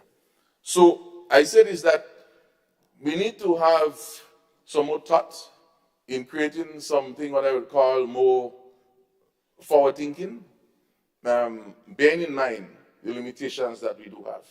Because could you imagine, and we have seen that, we have 1 or 2 of these, I don't want to call them criminal because they might be on remand waiting for bail, get away, which we have a good history of. And they go and get more guns where they have the guns stuck up. It means also, Madam President, that the prison system needs to be much improved to be able to handle this type of things. And the question is, what level of consideration is given by central government to ensure that the prison officers and the prison system is catered for, both in terms of accommodation, but also the whole issue of reform and those things like that. And then the last part, I would close. I'm not a constitutional lawyer, but the issue of our constitution and our first rights and all of those things will always come. But at the same time, you say, well, you want to kill people, you're gone, all rights you want to have. And then there is something called justice. And then we have to reflect and see what is the impact of this action. Notwithstanding, it might be good for our society on the different treaties and conventions that we have signed in the UN and internationally in how we administrate justice for someone like Gun, in this case. And so, notwithstanding the good intent, Madam President, I trust that these comments can help the government to do what I call a more smart bill that is forward thinking and not just for now. Because this seems very for now. You have to happen now. In fact, as I close, Senator Lewis raised it before I did, without consultation. The House met yesterday with no time for review. I meet today, as if we're in a state of emergency. State of emergency is what called for same day, day after. We might be capable people, we may have the university degrees and we may have different things, but you must study, you must review to be bright. You can't just be bright so, because it's based on the information presented to us. We cannot just concoct a debate. You have to be based on information presented to us. So I trust that we see some consideration in this regards from our colleagues on the other side to improve, again, justice. It's almost like the 100,000 go to jail kind of thing. Take it in your skin. So, Madam President, with these few words, I conclude my contribution on this matter. Thank you. Thank you, Senator Sinclair. Thank you very much. Senator David Andrew. Thank you, Madam President. Madam President, I rise to bring closure to the debate as presented. And I want to thank my colleagues, both on this side of the House and on the other side for your contribution to the bill at hand and the debate. But quickly, Madam President, I want to say guns are built with a distinct purpose of killing. It wasn't made for transportation. It wasn't made for camera effects. It wasn't made for any other thing. For killing. And so we might nice it up and put nice words around it as though it's for protection and for this and for all the other things, but primarily by its make and design, guns are for killing. And when brought into a general space, residential space, it ought to be regulated and regulated firmly. Now, in the police force and in the armies, where you have strict guidelines and strict codes for their use, I mean, that's a different consideration. But in a public residential setting, it ought to be strictly regulated because it was made for killing, shooting. Senator Sinclair asked, if it needs to happen now, yes. It needs to happen yesterday. The AG talked about the fact that it was since 1990 that the last amendments were made to these, to the Criminal Procedure Code. And we've had so many things happen since. The same guns that in some cases we have peddling in the streets to protect. Sometimes one little haul by the police will tell you a street value of, and they're into the millions. Sometimes you have that. I'm not saying it happens in all cases, but I'm saying you have that. And so we need to look at this. Can we wait till somebody else's child is gone down before we put some firm structures and regulations in place? I'm sure we could always do it review as we go along, because life is dynamic and things happen that require of us to revisit as we go along. In fact, that's what lifelong learning is about.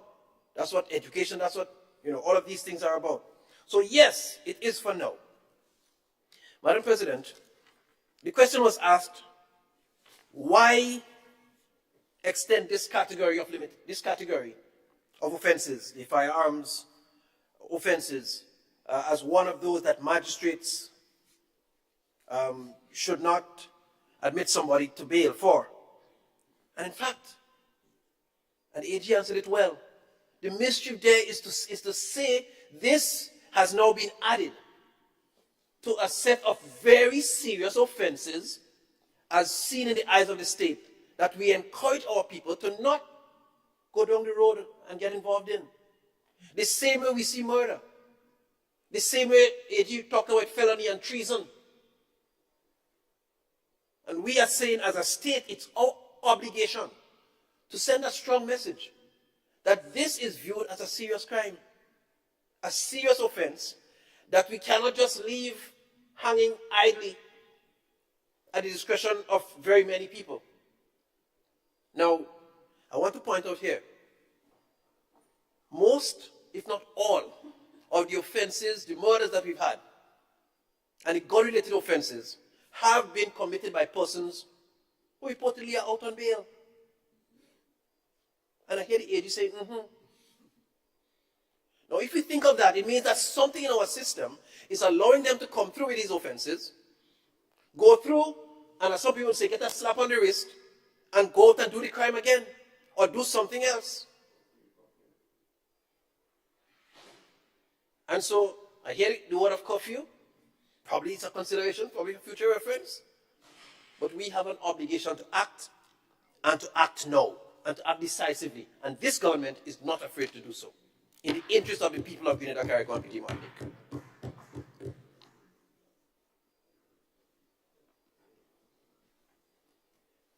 Madam President, we talk about first-time offenses.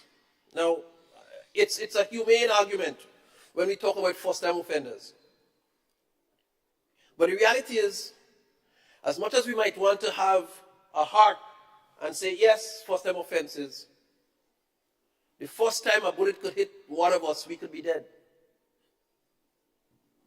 The first time my son could get hit by a bullet, God forbid, he could be a dead boy. And we don't want that.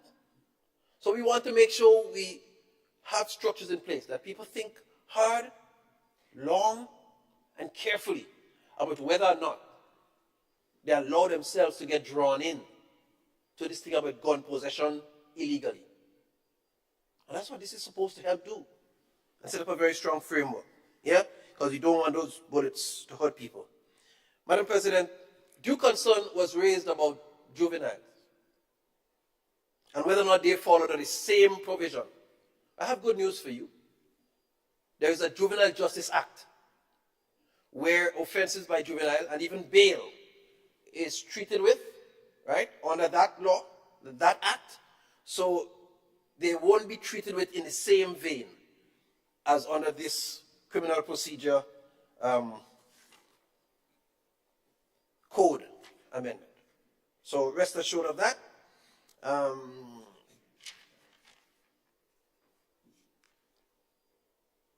You see, one of the benefits, Madam President, of allowing for the appeals to go to the level of the High Court and the judge, in addition to showing how serious an offense it is, as we see it as a state, is that it gives the opportunity for a more thorough investigation, for a deeper dive into the real details of the matter, to ensure that justice can be duly served.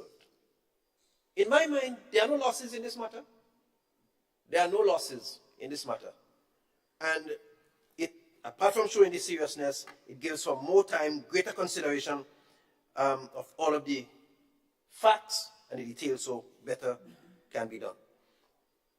Madam President, as I summarize, I want to say to us, we need to consider the greater good here. We need to consider the greater good for the people of Grenada, Carriacou, and Petite Martinique.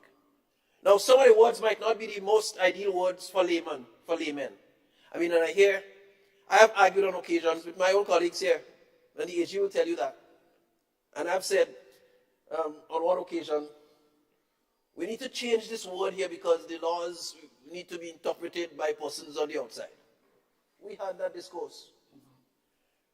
But of course, the laws are there to be interpreted, dissected by the lawyers. They're trained for that. And by the court. So, for me to try to, I back down after a while, because you know the age, how she could be, anyhow. But I did argue the same thing about the language of the legal jargon, the legal language. But it is what it is. Should I tell the doctor not to use the language of medicine? Should I tell the psychologist or the therapist not to use the language of psychology? I really can't. So, I mean, I had to back down and understand that if the legal jargon, when put in its perspective, has to be understood and interpreted by the person so trained, then so be it. So I have had to explain at the last sitting that 17 inclusive means 18. Legal language. And so, nothing's wrong with that. Nothing's wrong with that. So, Madam President, we need to look at the greater good. And I'm convinced that this Criminal Procedure Code amendment, together with the Firearms Amendment Bill, put together, they operate in a way that puts the interest of Grenada, Carriacou, and Petite Martinique up front. The greater good of the greater number of our people. And we just encourage our citizens to regard those laws, respect them, make use of the amnesty extended right now, and ensure that as we go forward, we avoid falling into those pitfalls. We reach out to people if we need support. We embrace the programs that are available, be it in youth, in social development, and other areas. Embrace the education programs, the community development programs, because at the end of the day, we have to protect the safety, the peace of mind, the good name, and all of these good things, the business climate in our country for the good, for the greater good of Grenada, Carriacou, and Petite Martinique. Having said this, Madam President, I rest my case and wait on your guidance. Thank you very much. I thank you, introducer of the bill, Senator David Andrew. And Honorable Senators, the question is that the bill be read a second time. All those who are of that opinion say aye. Of the contrary opinion say nay. The ayes have it. A bill for an act shortly entitled Criminal Procedure Code Amendment Bill 2024. Senator Andrew. Madam President, I beg to move that the Senate resolve itself into a committee of the whole Senate to consider the bill clause by clause. Honorable Senators, the question is that this Honorable House resolves itself into a committee of the whole Senate to consider the bill clause by clause. All those who are of that opinion say aye. Of the contrary opinion say nay. The ayes have it.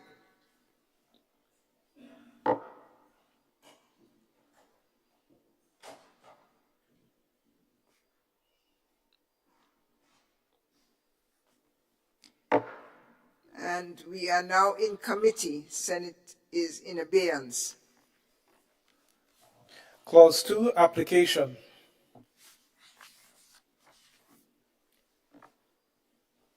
Honorable Senators, the question is that Clause 2, application, forms part of the bill. All those who are of that opinion say aye. Of the contrary view say nay. Ayes have it. Clause 3, amendment to Section 47 of the Principal Code. Honorable Senators, the question is that Clause 3, which focuses on the prohibition of a magistrate from admitting to bail, forms part of the bill. All those who are of that opinion say aye. Of the contrary say nay. Pass. Clause 4, repeal of Section 50 of the Principal Code. Honorable Senators, the question is that Clause 4, which seeks to repeal Section 30 of the Principal Code, be admitted as part of the bill. All those who are of that opinion say aye. And of the contrary opinion say nay. The ayes have it. Clause 1, short title and commencement. Honorable Senators, the question is that Clause 1, which manages the short title of the Act and its commencement date of the 1st of August 2024, would form part of the bill. All those who have that opinion say aye. And of the contrary opinion say nay. The ayes have it. Clause 1 is passed.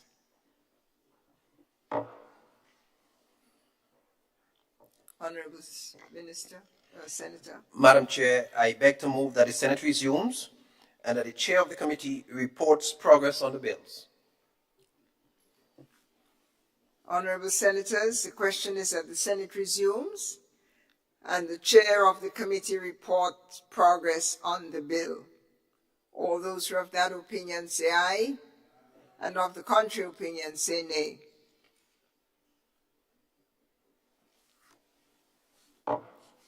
Agreed to. Committee has ended its work. The Senate has resumed. Honorable Senators, I have the honor to report that the bill was considered by a committee of the whole Senate and passed with discussion, no amendment. Honorable Senator David Andrew. Madam President, I beg to move that the chair's report be adopted. Honorable Senators, the question is that the chair's report be adopted. All those who are of that opinion say aye, and as many are of the contrary opinion say nay. The ayes have it. The chairman's report is adopted. Senator Andrew. Madam President, I beg to move the third reading of the bill. Honorable Senators, the question is that the bill be read a third time.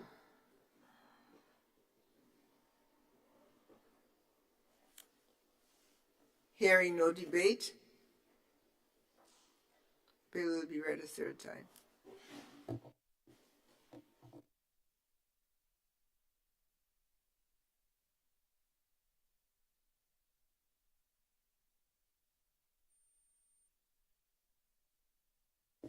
The question is that the bill be read a third time and passed.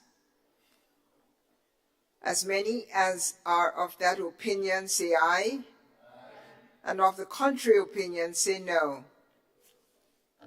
The ayes have it. Bill is passed. The bill for an act shortly entitled Criminal Procedure Code Amendment Bill 2024.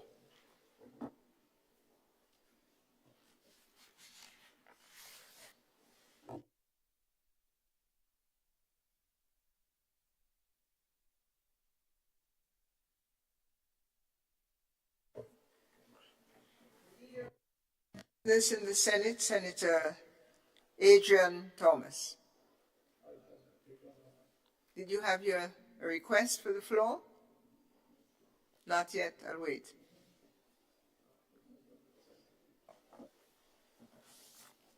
Item 17, adjournment.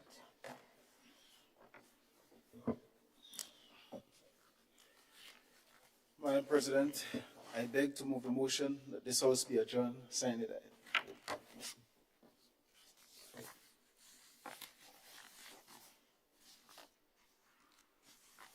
Honorable members, as we contemplate the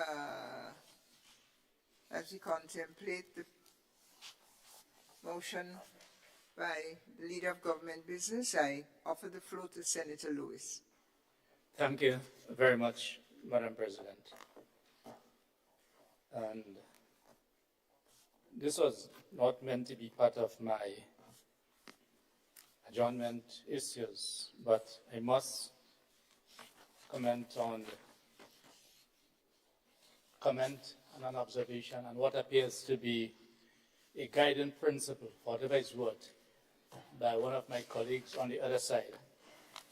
And for whatever it's worth, in which it appears as though, not appears, based on the comment, that this administration may be guided by the principles advanced by Sir Eric Matthew Geary in 73, 74, or whichever time, when he said that it takes steel to cut steel, and when a neighbor's house is on fire, wet tears. And that came in the context of how the government intend to approach this issue and probably others. I'm just putting it on the table because the texts were made. I couldn't help but addressing that. Yes, I'm just putting it there.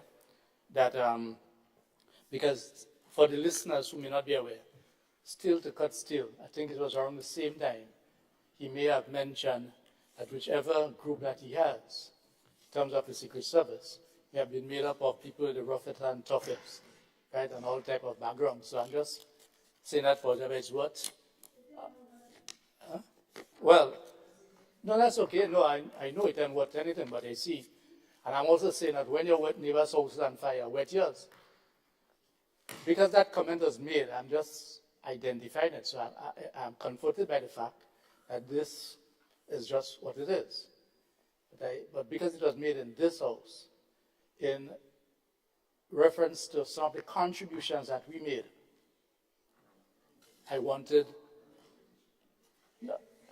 am entitled to my interpretation. What I'm stating is a fact. The comment was, what is a fact? A comment was made. And I'm saying that this is a possible interpretation. And I've just mentioned that. Secondly, under the adjournment, I just wish to also report that we are heading into the Carnival period. We are heading into the Carnival period. And I'm using this to make an appeal to all of us to conduct ourselves with responsibility, to watch our alcohol consumption. We are grappling with a high state of violence over the past 2 or so months, there's absolutely no doubt that alcohol consumption do contribute to a particular type of behavior that can lead to violence. I'm not speaking, yes, and therefore I'm making an appeal to conduct ourselves in a manner that will not lead to violence. Let us have a peaceful carnival. Let us continue to enjoy the accolades of Grenada being the most peaceful country. Let us demonstrate that we can have fun. We can have fun that is beyond the normal everyday fun while we enjoy ourselves. But it does not have to lead to violence. I'm making that appeal that there should be no reprisals coming out of the recent killings. And in this context also, I'm noting the position of the Grenada Bar Association Peace Initiative to call, now that a period has passed without any reprisals, let us continue like that and let us work together to try to resolve whatever differences that we may have. Do have an enjoyable carnival for those who participate, whether as a player or joining the largest band, which is the spectator band. Yes, let us do that with a high level of discipline and responsibility. Yes, it has been proven and been said that those type of entertainment and engagement can help relieve stress. Not everyone, different people have different things, because during the carnival period, those who, like some of the religious community, who may not be involved in carnival activity, but will use that opportunity to be involved in some kind of camping or some other engagement. So when I speak of that period, I'm speaking of that period where we can do things for the betterment of all of us. I wish all the members of the labor movement all the very best for the carnival season. I look forward to increased economic activities, especially during that period too, when different people can see some sort of increased activity. Because crime impacts workers. Crime impacts the workplace. Crime creates that atmosphere that can make it fearful for people to go to work. And therefore, members of the working class are impacted. And certainly, the vast majority of the crimes that have been committed are the people who are impacted at the lower level that we have seen is working class people. The impact that Senator Joseph spoke about in terms of the family, these are working class people. And as much as we may say that we didn't tell you to go and do anything, Grenada is so small that we are all impacted. Every one of us know someone who has been impacted. And in some way, we are impacted. So I'm making this appeal to all of us. It is not just a question of whether or not someone is killed or someone is maimed, but also the alcohol consumption can result in issues where people have difficulty in going to work the next day, which can lead to disciplinary action, which can give us an opportunity to fight for better benefits for you. Give us an opportunity to ensure that we get all public officers made permanent, as was the promise made. Give us an opportunity to ensure that we get the same pension for all public officers, and that we must not discriminate, rather than having to focus on being impacted by whatever activities that one gets involved in, and us having to go to beg for your job. Give us an opportunity, rather than having to go to the hospital to visit you, or to get counselors for you. We're asking, give us that opportunity for us to focus on the bigger issues, so that you yourself, as workers, can use whatever resources that you have to look after your children and the needy ones, the people that depend on you for educational purposes. Do not spend your money. My brother, I know in the business community, you'll have no difficulty in saying, don't spend it on, don't throw everything on alcohol, although some companies will benefit. Yes, I know you're responsible enough not to have an issue with me for saying this. Use your resources wisely. There will be a day after tomorrow. As Black Wizard said in one of his calypso, when the carnival over, we still need a brighter day. When the carnival over, there'll be work. When the carnival over, there'll be our children that we have going into the secondary schools from September. When the carnival over, there is those who will have to be preparing to pay for exams for the children, be it in January or June, July, May, June, July next year. Let us take a responsible approach. Let us take our destiny once again into our own hands. Let us be our brother's keeper. And as we debate in this hall here, our debate is meant to see that we have a better society. Our debate is meant for us to look after those who are not in a position to look after themselves, although we have a responsibility to ourselves. But our society is not equal. There are some people who have more reach. And that is why, and I will end here, in the court system, those who can afford to pay for certain lawyers, right, are able many times to have a better outcome from the court. Because law, and all of these, have to do with arguments. It is not just a flat surface where you throw it in and it goes through some system that puts out at the end what you call a fair result.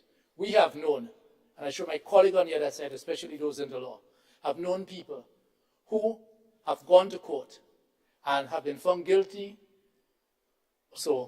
and one will say it is a choice of lawyer that you took. It is like the same thing that you'll go to a medical practitioner, that certain things that specialists are expected to deal with, a general practitioner may deal with it, and you may not lose a hand, a foot, or you may not die.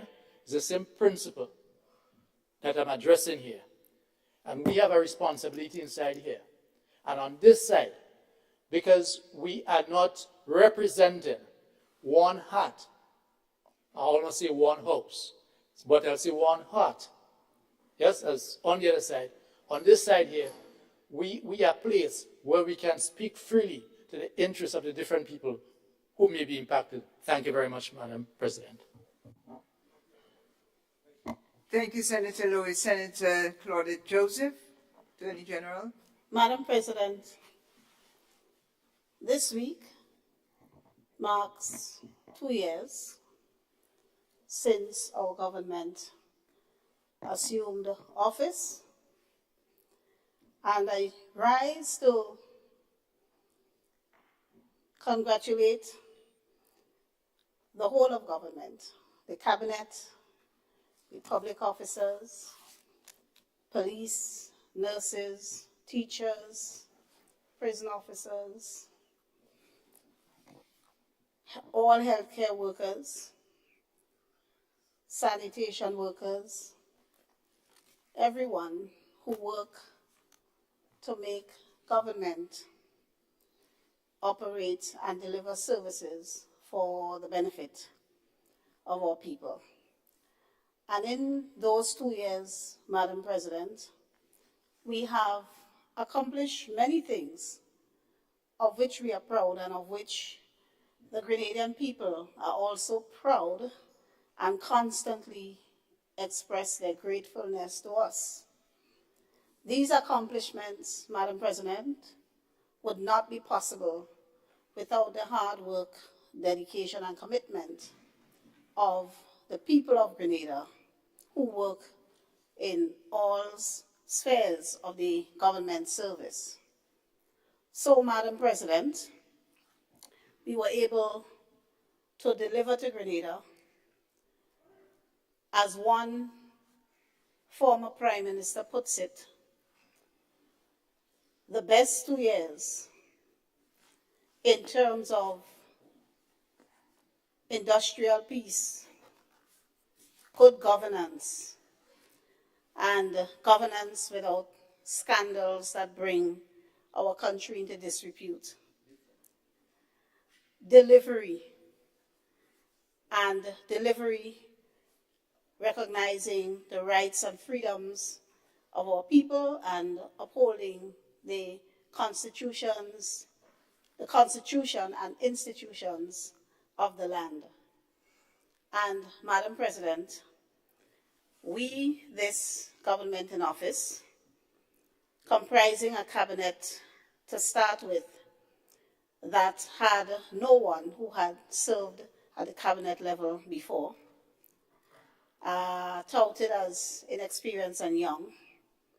We are very pleased with the energy, the vision, the new hope and goodwill that we brought to the people.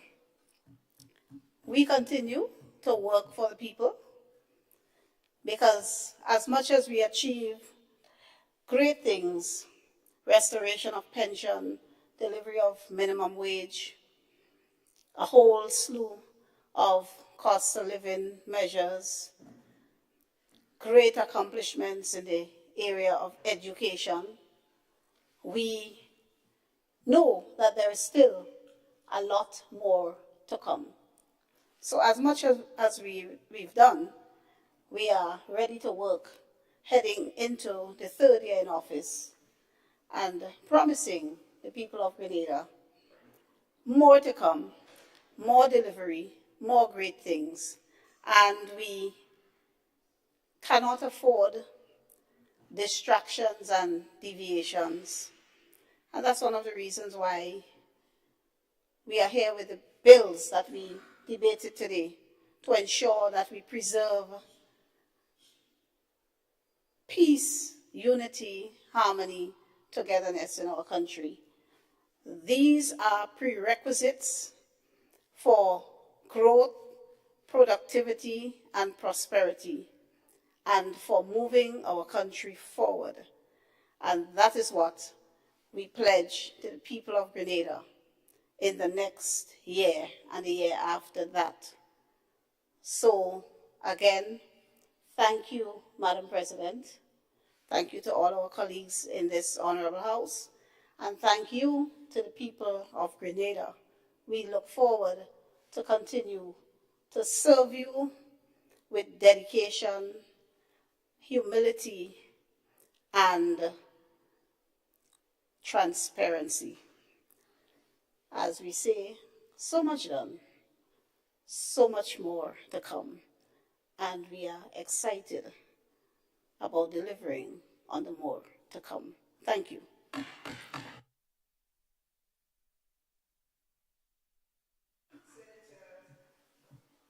Senator the Honorable Salim Rahman.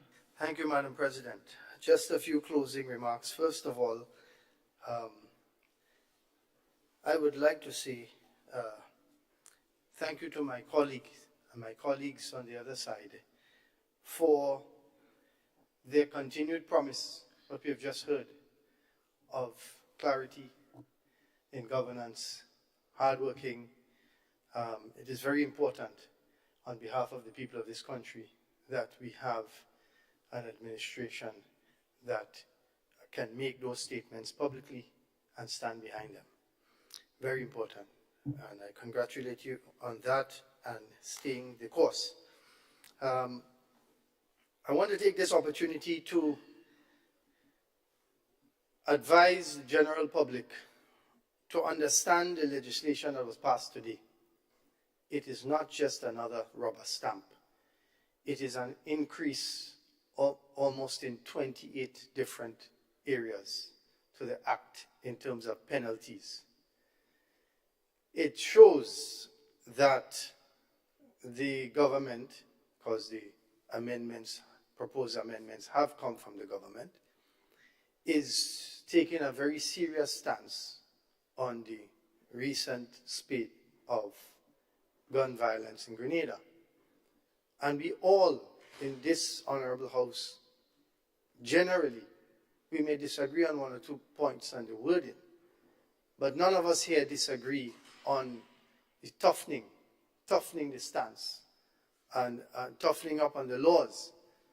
But it does have an impact, a significant impact, on all persons that carry firearms, whether by permit or without permit. So I advise all within the business community and outside, every Grenadian, to familiarize yourself with what has been passed today, because you have about a month and some to turn in, as I too joined that call, to turn in your firearms that you may have that are illegal. And even if you hold a firearm and you don't want to be responsible for the effects of missing and having it missing renewal, then perhaps you may even consider, if you're older, of returning it in. In my faith tradition, it says that we are taught that if you take one life unjustly, it is as if you've taken the whole of mankind. And if you can save one life, it is as if you have saved the whole of mankind. When one life is snuffed out, it is too late to say I'm sorry or to take it back. And so we understand why these stringent laws are now being put into place. So I advise people again to take advantage of the amnesty. And one last thing, whilst our Attorney General spoke about, doing the hard work that needs to be done, I want to remind her and this honorable house. I came in this weekend, this Sunday, and the forms, immigration forms, were not given out on the flight. And we had quite a lot of people, the entire flight, that came into that immigration hall and had to stand up and to find something to write on the wall, because the area is only about 3 or 4 people can fill out these forms. And I asked the question to one of the officers, can we, if we use the kiosk, do we still have to fill out the forms? And he said, yes. And then he said to me, well, you know who had to change it? You had to do something about that. And I promised them that I would mention it. And so I don't believe that this is something very hard to do. So I would like to challenge the administration to get that changed as soon as possible, so that it becomes a lot easier when people come to Grenada. They can fill it out online if you don't have the kiosks as yet, and you could promote it in that way. But definitely first impressions do matter, and it is something we need to get done, and get it done soon. I thank you. Thank you, Senator Hammond. Senator David Andrew. Yes. Is there another group, another request for the floor down here? No.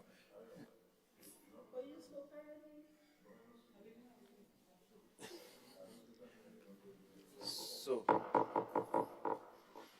thank you, Madam President. I really wasn't going to speak, but I think it would be remiss of me if I don't. We have just had the latest batch of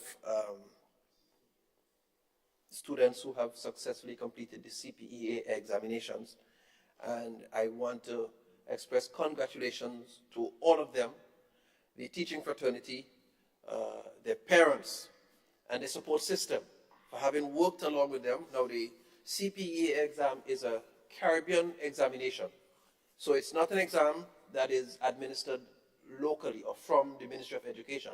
And in fact, some people have called the ministry when it was a little delayed. Why is the ministry not sending out the reports? Why is the ministry not releasing the exam? But the truth is, it's a Caribbean Examination Council administered assessment, region-wide, and it's only when we get the scores from them that we are able to process it into a format in keeping with our regulations, our placement policy, and all of that, and then we can send it out to schools in a format that makes sense. Nonetheless, I want to congratulate the students because all of them who attempted, in keeping with our policy, are going on to secondary school as part of our universal secondary education policy. I'm happy to reiterate that, and so we want to congratulate them. The Ministry of Education commits to giving all the support possible. We have put forward with the help of the curriculum department, volunteers, retired teachers, in some cases policemen, who have been able to help and work along with the groups of persons who might be on the lower end. We continue to support them, and we wish them well, but congratulations to all of them as they continue their educational journey. I just wanted to say that. Thank you. Thank you very much, Senator David Andrew, and congratulations to you and the Ministry of Education for all that you've done to prepare these students to meet the standard required of them to complete primary school education and go on to secondary school. Congratulations to the team of educators in Grenada. Senator Roderick St. Clair. Thank you, Madam President. I rise to make one key statement. Now, from the farming community, we know that the rains are here, and that will be a big challenge for our farmers, particularly in what I call the farm roads. I guess in the dry season, not much was done.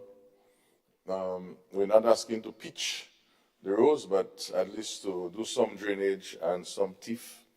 And this is a special call to the Ministry of Agriculture to address this matter, particularly as the planting season is right here. Persons need to get into the farms and able to produce. Otherwise, in the next 3-4 months, we say, well, farmers wasting time, they can't produce nothing, and then we have not addressed their concerns, and it's slided on the side by other priorities. So this is a special call to the government to prioritize some of these access roads.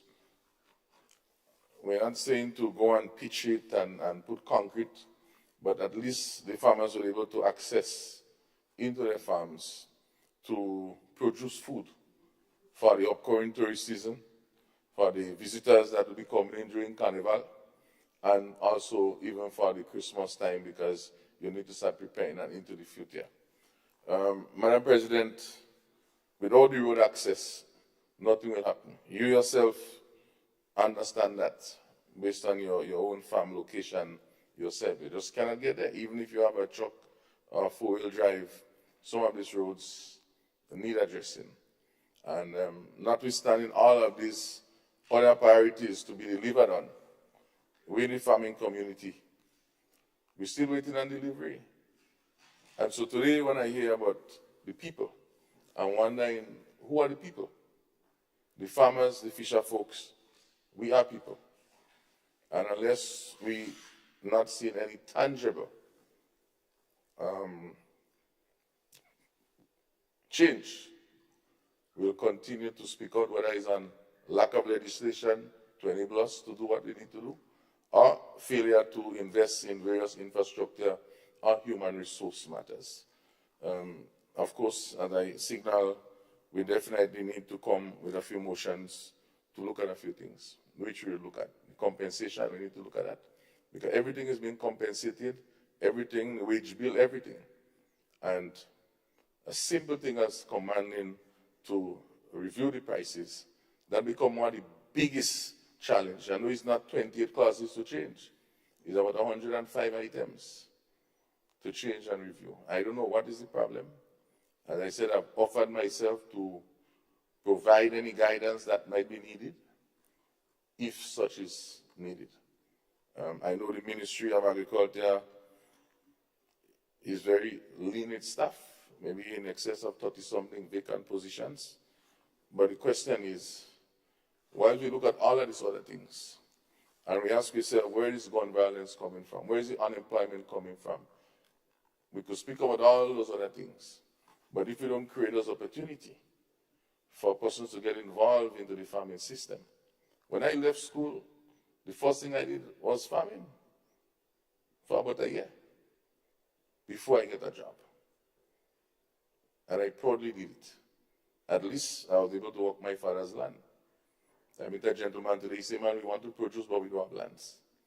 So I say this to say, for those who may have a start, the road will help to make some movement in that regards. We have a situation with a World Bank project, $27 million, EC. I don't think $5 million is spent out of that up to today. And we need roads to produce food. You know, so there's a lot more to be said, but in the other session, we would address those in some specific motions and thought. But I thought I wanted to share this, such that this major legislative agenda has been accomplished after 2 years with the government, that it can reset itself and say, well, let's put the farmers and the fisher folks as some of the people in the third year.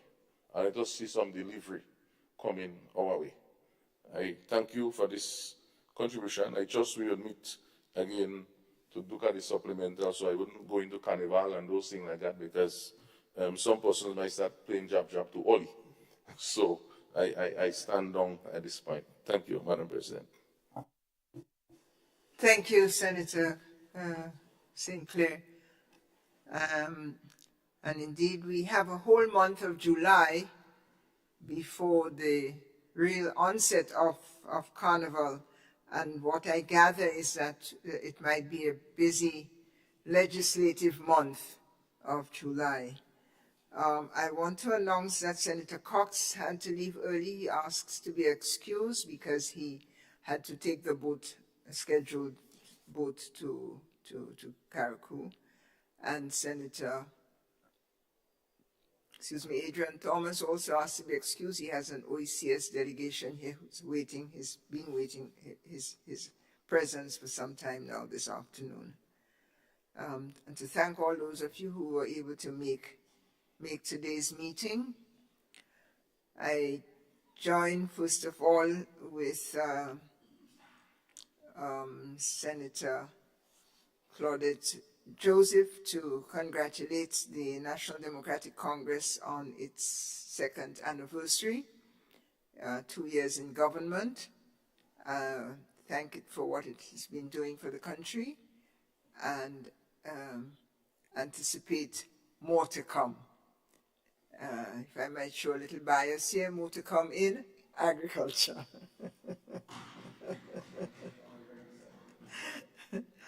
I also joined Senator David Andrews in congratulating all the graduates in this season of examination and graduation. We probably have an average of about 1,700 graduates going through the graduation process now. Congratulations to all of them and to their families and principals, teachers, the cooks in the school kitchens, a lot of women, the bus drivers who take the children to school. It has been an exciting academic year because you could see the bubble that has remained with all the children. They're I think the Grenadian school children are a special breed. They give pure joy to the community on the street, in the school. Their sound is a sound of learning and a sound of happiness, and we will miss them when the holiday season begins. But we wish all the students in secondary school, primary school, nurseries, and of course at TAMCC, happy graduation.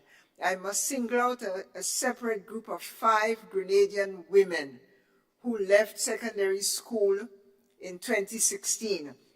And a few days ago, the 5 of them together graduated as 5 newly minted Grenadian doctors. And the country is really proud of them, to all the young women and men from Grenada who are becoming young professionals, lifting their own potential and that of their families. Thank you and congratulations. I want to remind you again that we have training ongoing for young Grenadian leaders. Get involved. I won't bore you with the details that will be sent to you, but encourage the formation of leadership. I remember one year in 1996, I was abroad teaching, and I came home to Grenville town, and I couldn't recognize the town. It was chaotic with, I don't know, it just wasn't the same. It seemed like it was adrift. And that year, the statistics showed Grenada imported 247 mid-management leaders in the tourism sector. And I was shocked. Just mid-level. All the mid-level managers for the tourism sector at the time, so many of them, 247, were imported or expatriates or came. And I think we can develop leadership across the economy in the country. So let us encourage young people to aim for leadership. And that's where a lot of the wealth is, at the higher level. We want our students, our families to be wealthy. I want to just remind us that Grenada will be taking on the leadership of CARICOM starting the 3rd of July. And the nation and the Senate, the House, we all have to play our part to help Grenada provide some leadership to CARICOM and to assist our Prime Minister in ways that he would call upon the country to do. He will be managing the affairs of the region for 6 months. And there are many items on the agenda, including solving the issue of Haiti. So remember that Grenada will be centerfold in hosting, first of all, CARICOM leaders from the 3rd to the 5th, and thereafter for the next 6 months. We take the opportunity here in the Senate, in the practice of parliamentary diplomacy, to extend happy independence to the diplomatic mission and the government of the United States of America. They will be celebrating 248 years of independence on the 4th of July. And so they are 200 years older than us, but there's a common bond there of anti-colonialism. So we send congratulations for the independence of the United States. And while we are sending congratulations, we are also sending congratulations to Mexico, which has now elected its first woman president of Mexico. Congratulations to her.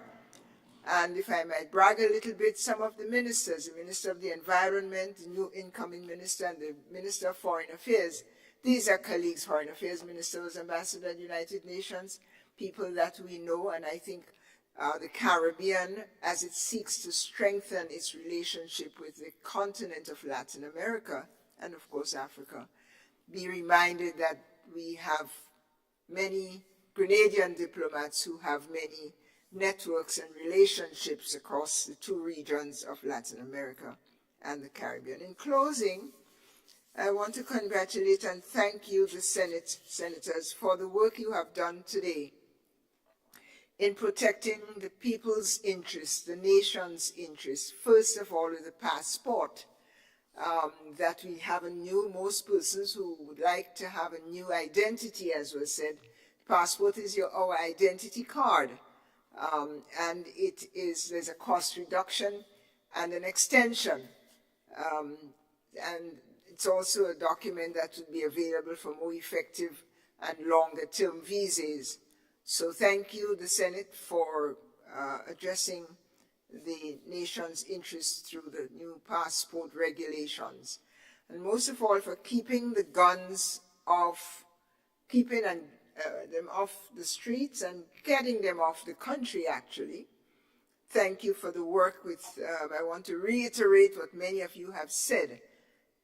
Let the nation act with speed and haste, deliberation and thoroughness on the gun amnesty. My ears to the ground, people have been saying, well, you have to do more than that. You have to give them an incentive. The first incentive is that you will be avoiding a prison term. That's a big incentive. Bring it in and avoid a prison term. The stiffer penalties we passed today, as was said by Senator Rahman, is a real slew of areas in which the law will be will be tightened or updated. And of course, the Criminal Procedures Code will also change the manner in which this matter is dealt with in the court system. We hope that it will be taken on board by all political, legal, and civil leaders in the country, and that we will see a reduction in crime again as we head into the festive season. On that, we will speak in July. Thank you all for your time, your courtesy to each other. The Senate, despite its differences which come out, I think the other thing that bubbles all the time to the surface is a certain level of camaraderie and solidarity and respect for one another. And I'm proud of the Senate that it displays that, and I do encourage us to continue to be conversant, to be in solidarity with the perspectives and the roles of one another. And we are not perfect, but I think we are together as a legislating group, and we thank God and thank the Prime Minister for the opportunity to be of service. Please be safe, and we'll see you in July. Lastly, remember that Sunday is World Parliament Day.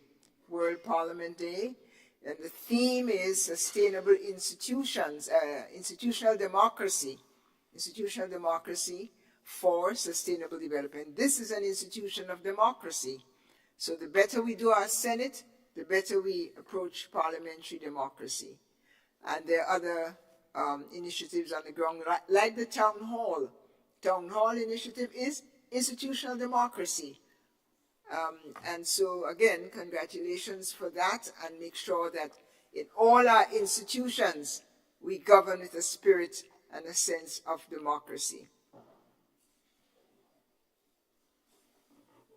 Honorable Senators, the question is that we be adjourned. Sine die. All those who are of that opinion, say aye. Of the contrary opinion, say nay. The Senate is adjourned. Thank you.